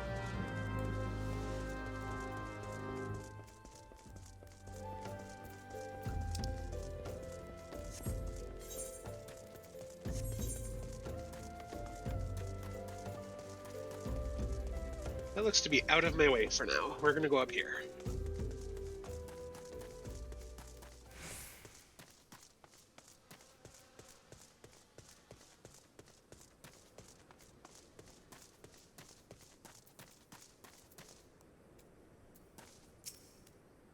I am Marcus, yes. A body? Of course, there have been so many bodies of late. I apologize, sir. We seek a place of burial, and there's an empty grave atop the ridge. Take that path, lay him to rest there.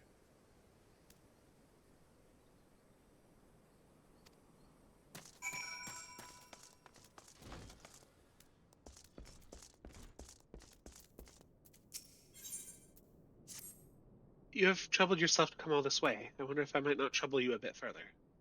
As you well know, we keep a lich yard here. The scent of death's decay draws blowfly swarms, which are as unclean as they are unwelcome. Slay 5 of these pestilent swarms, and the church will be in your debt. Be welcome to the Church of St. Adama. I am Sister Erel. I gather you are on no pilgrimage. You look to be an adventurer.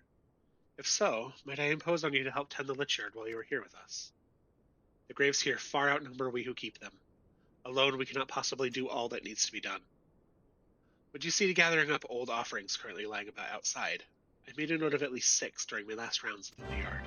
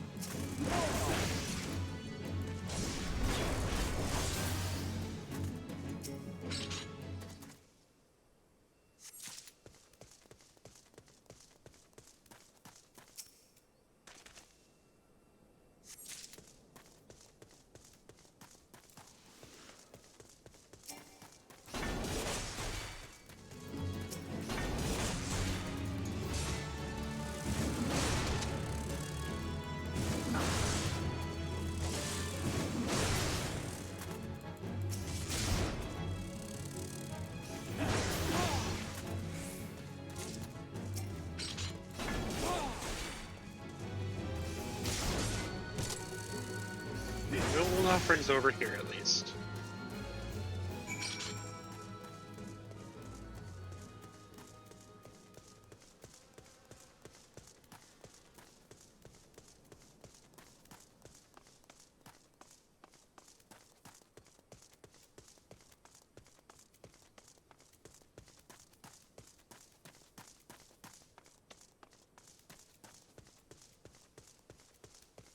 I hear it.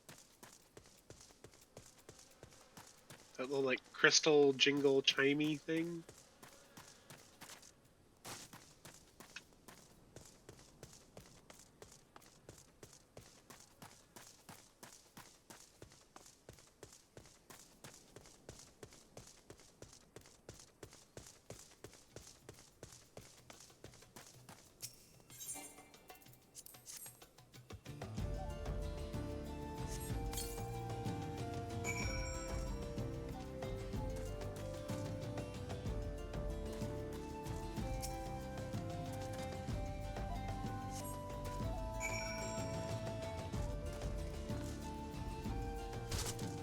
Oh, there it is.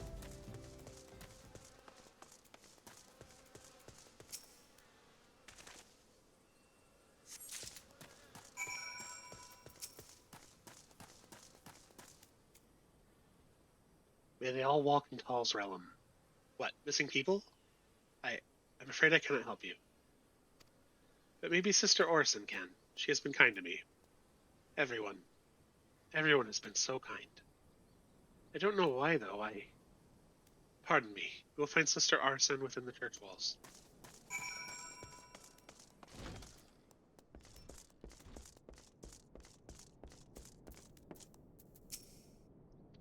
Were you able to gather the old offerings? Thank you. Would that there were naught else to be done. I must see to collecting the weathered vases, urns, and ewers before long. The dead sleep soundest in a tidy grave. I have no shortage of work to offer, should you care to take it. Speak to me again whensoever you feel compelled.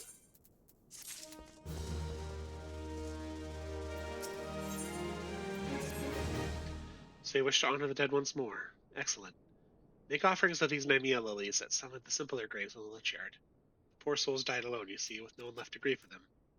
There are 5 such graves scattered about the lich yard that I would have you tend to. And remember, friend, mind your surroundings and pay the proper respect with each bundle of lilies. You're all they have. Thank you, friend. If the swarms were to spread their pestilence at the church unchecked, before long we would need to mourn the mourning. For the time being, at least, the grieving can pray in peace for the dead to cross over safely. Tal bless you.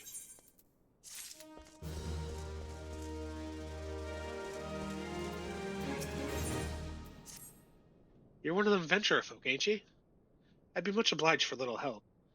I'd like to make a tombstone for my kid sister what passed, you see. But I ain't got the gil to get it done.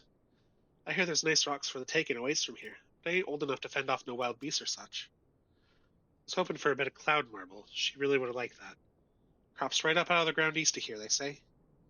If you could find a bit and see it, Brother Esmore, me and my sis would be ever so grateful.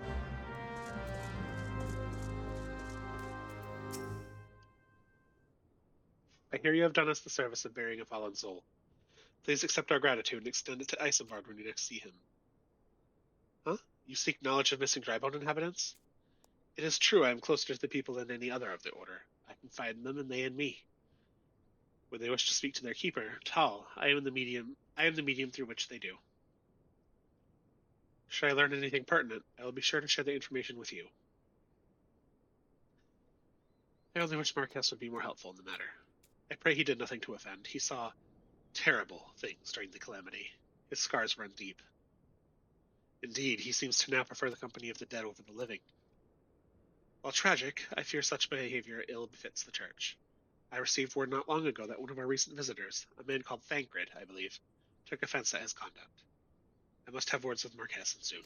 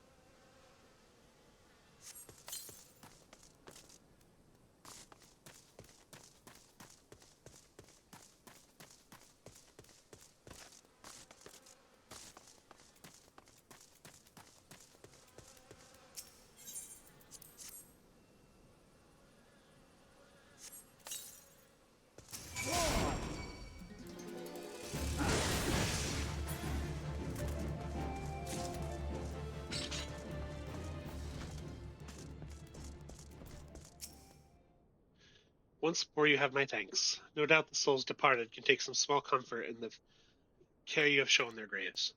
In days gone by, the Lich Yard was a small, humble plot, but that all changed after the calamity. The dead grew in number, and so the yard grew with them. It is still simple, despite its size. Of course, it's that self-same simplicity that keeps it from becoming more of a priority for the Order. We can ill afford to assign adequate numbers to its keeping, just as we cannot charge the poor to bury or be buried. Yet that does not stop the many who come calling to see their dead put to rest here. Those few of us who tend to the yard haven't had time to see the offerings our piety demands. The simple graves you visited belong to those who died alone. Let us pray the sweet fragrance you delivered grants some modicum of relief from their lonely solitude, even if only for a short while.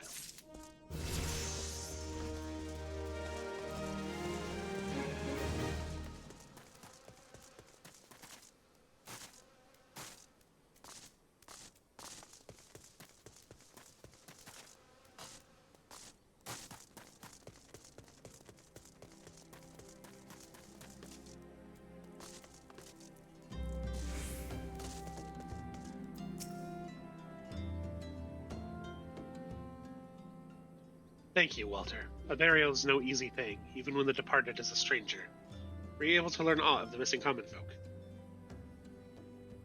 You've been keeping yourself rather busy of late, haven't you, Walter? It's a pleasure, my dear Isambard. The name's Thancred, and I share a passion with you and our mutual friend here, for learning what has become of these missing persons and why. I, too, spoke with Ungust, more times than I care to count. There seems to be some truth to this notion of the common folk speaking their secrets only to those in service of the gods. Prostration, prayer, penance, abject deeds done behind closed doors, away from prying eyes. Who better to take the pious unawares than she who takes confession? The good sister Orson herself. Orson! She wouldn't. She couldn't. Even the most beautiful roses have thorns, my friend, and you would be wise to keep an eye to this rose. Still, the Lich Keeper Marquess. I'd swear to the 12 I've seen that face elsewhere before.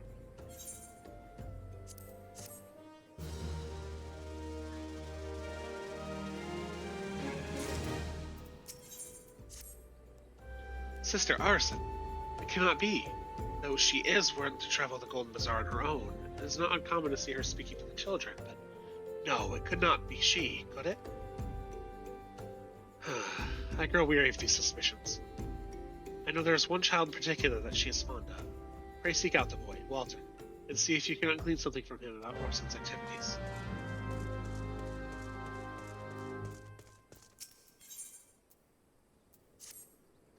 It's you again. What impeccable timing. Oh, you needn't worry. I'm not going to ask you to put down any more mongrels on my dead fiancé's behalf. My fiancé is survived by a brother, though. He puts up at the Golden Bazaar. He's asked that I bring him a load of tuco meat. I'd see to it myself, but as you well know, I must stay here to send on adventurers on mongrel hunts until every last one of the bloody beasts in Eorzea is dead. I suppose what I'm trying to say is, would you care to fell some tucos and obtain 5 chunks of their meat? Once you have enough, please deliver them to my late fiancé's brother, Beniger, at the Golden Bazaar.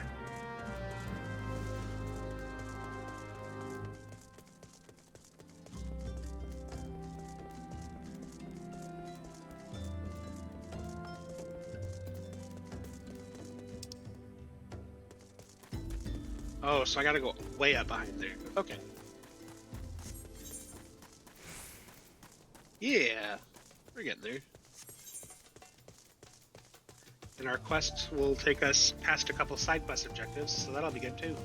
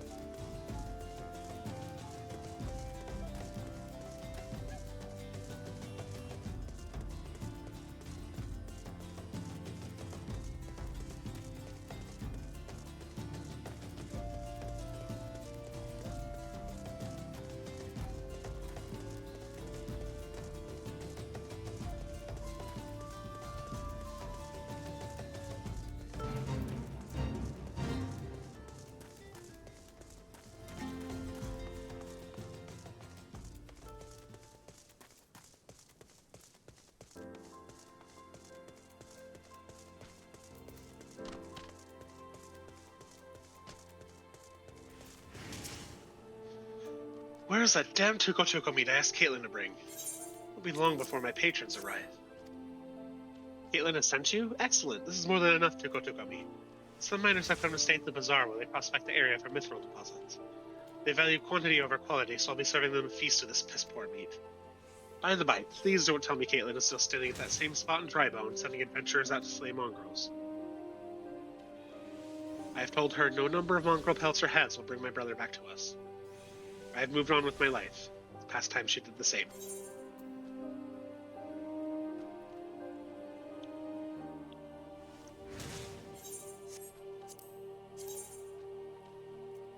Oh, I'm already wearing it. Okay.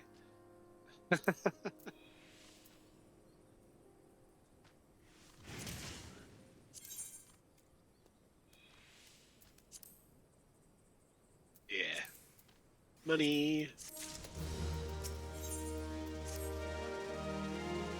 I thought miners were hard and rugged souls. I had no idea they could be so craven.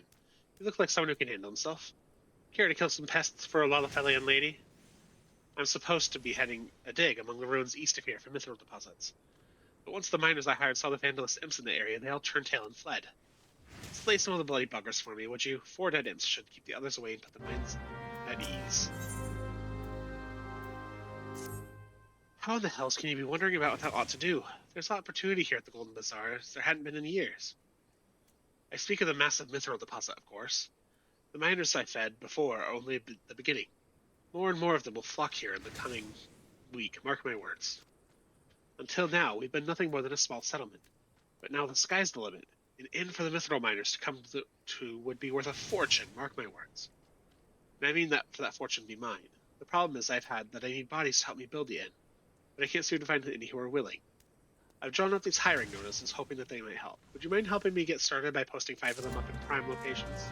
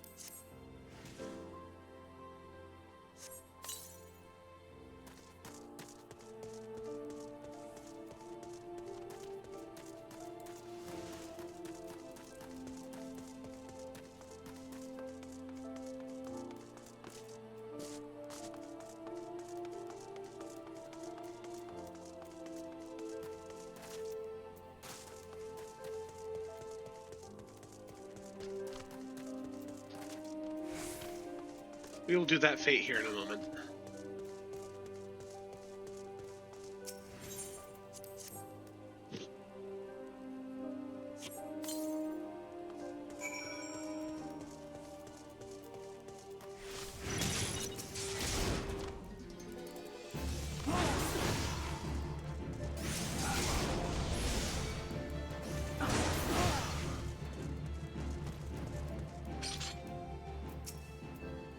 You posted all 5?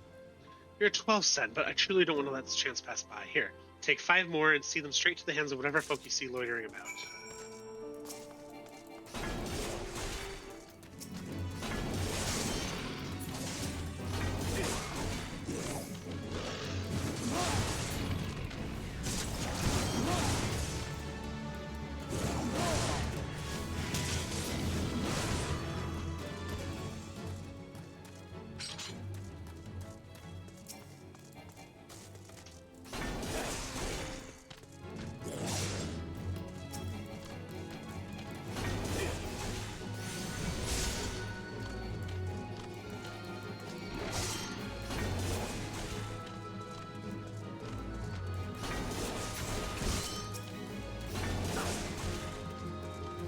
A unit of the Malja raiders has forced its way into the Golden Bazaar in search of slaves and supplies. Aid the brass blades stationed in the hamlet in fending off the attackers.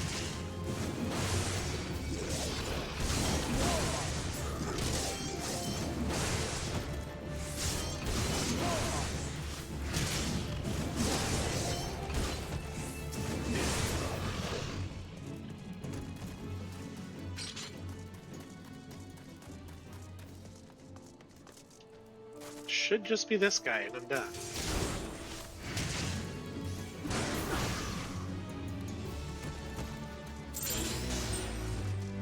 Yep.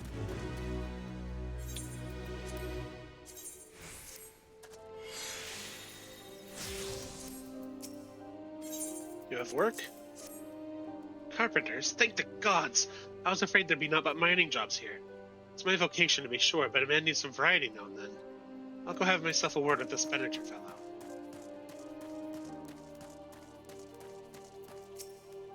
Please help. Sister Arson went all on her own and hasn't come back. She always reads to me right here, about Tal and the Order and the other side. I told her I lost my shiny thing and she went looking for it. But what if the monsters outside hurt her? Please find her.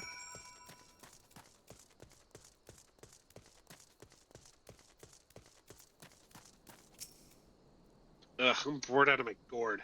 Is there no work to be had in this god's forsaken place? Henniger is looking for able bodies, is he? Done some woodworking in my day. Might as well have some use for me.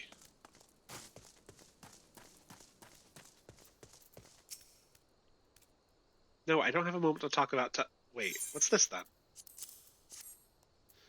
Hiring hands to build a new inn. Well, that's bloody welcome news. I came here after hearing there might be mithril in these parts. But the inn's awful, and I've been living out of a tent. Suppose I could lend a hand building inns till I start digging mines.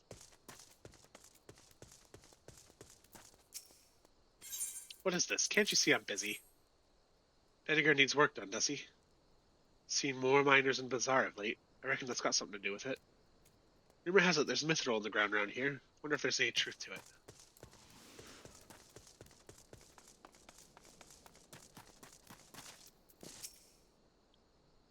What's this now? Ugh, letters. Never learned them. Can't you just read it to me? Benninger is building a new inn, no doubt to accommodate all the new people coming to the bazaar in recent days. Taking advantage of the new foot traffic is a right fine idea. Huh? Oh, I have no intention of helping Benninger, of course, but perhaps there's even greater profit to be had in stocking up the food stores.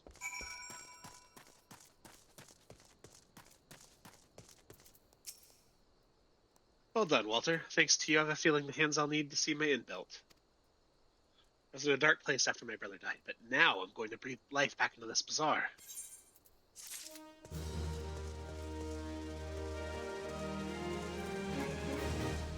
We will come back for you.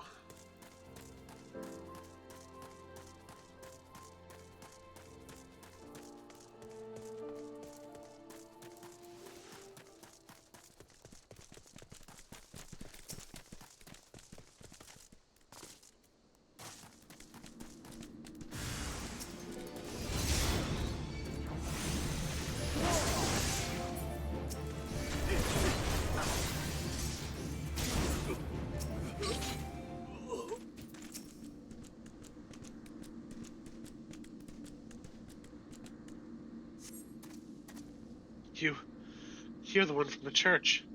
Thank goodness you arrived when you did. It seems my gratitude is yours yet again. He spoke with the child. Yes, well, I was able to find his lost trinket. It is a ring given to him by his mother before she passed. I'll see it safely back to him.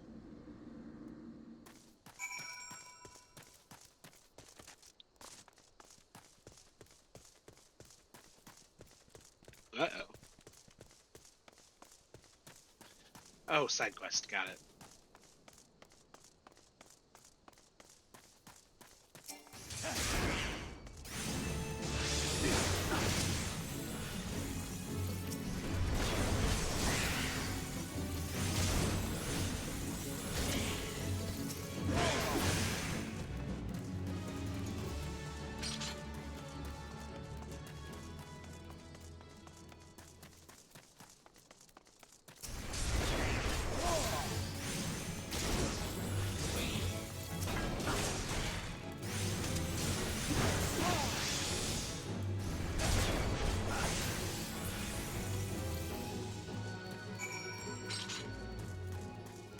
Alright, we're going to head back to the camp, and then I'm going to end stream there. Like I said, I will update the stream schedule sometime tonight, so that way it's up. It'll be under the schedule tab under the stream here. If depending on my employment status next week, that will be changing. Otherwise, it'll stay the same if I am still looking. I look forward to seeing you all in the next stream. For sure.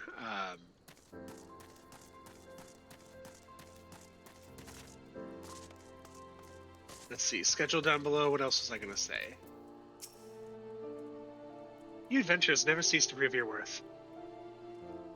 Now I can get those cowardly miners back to doing the only thing they're good for, digging.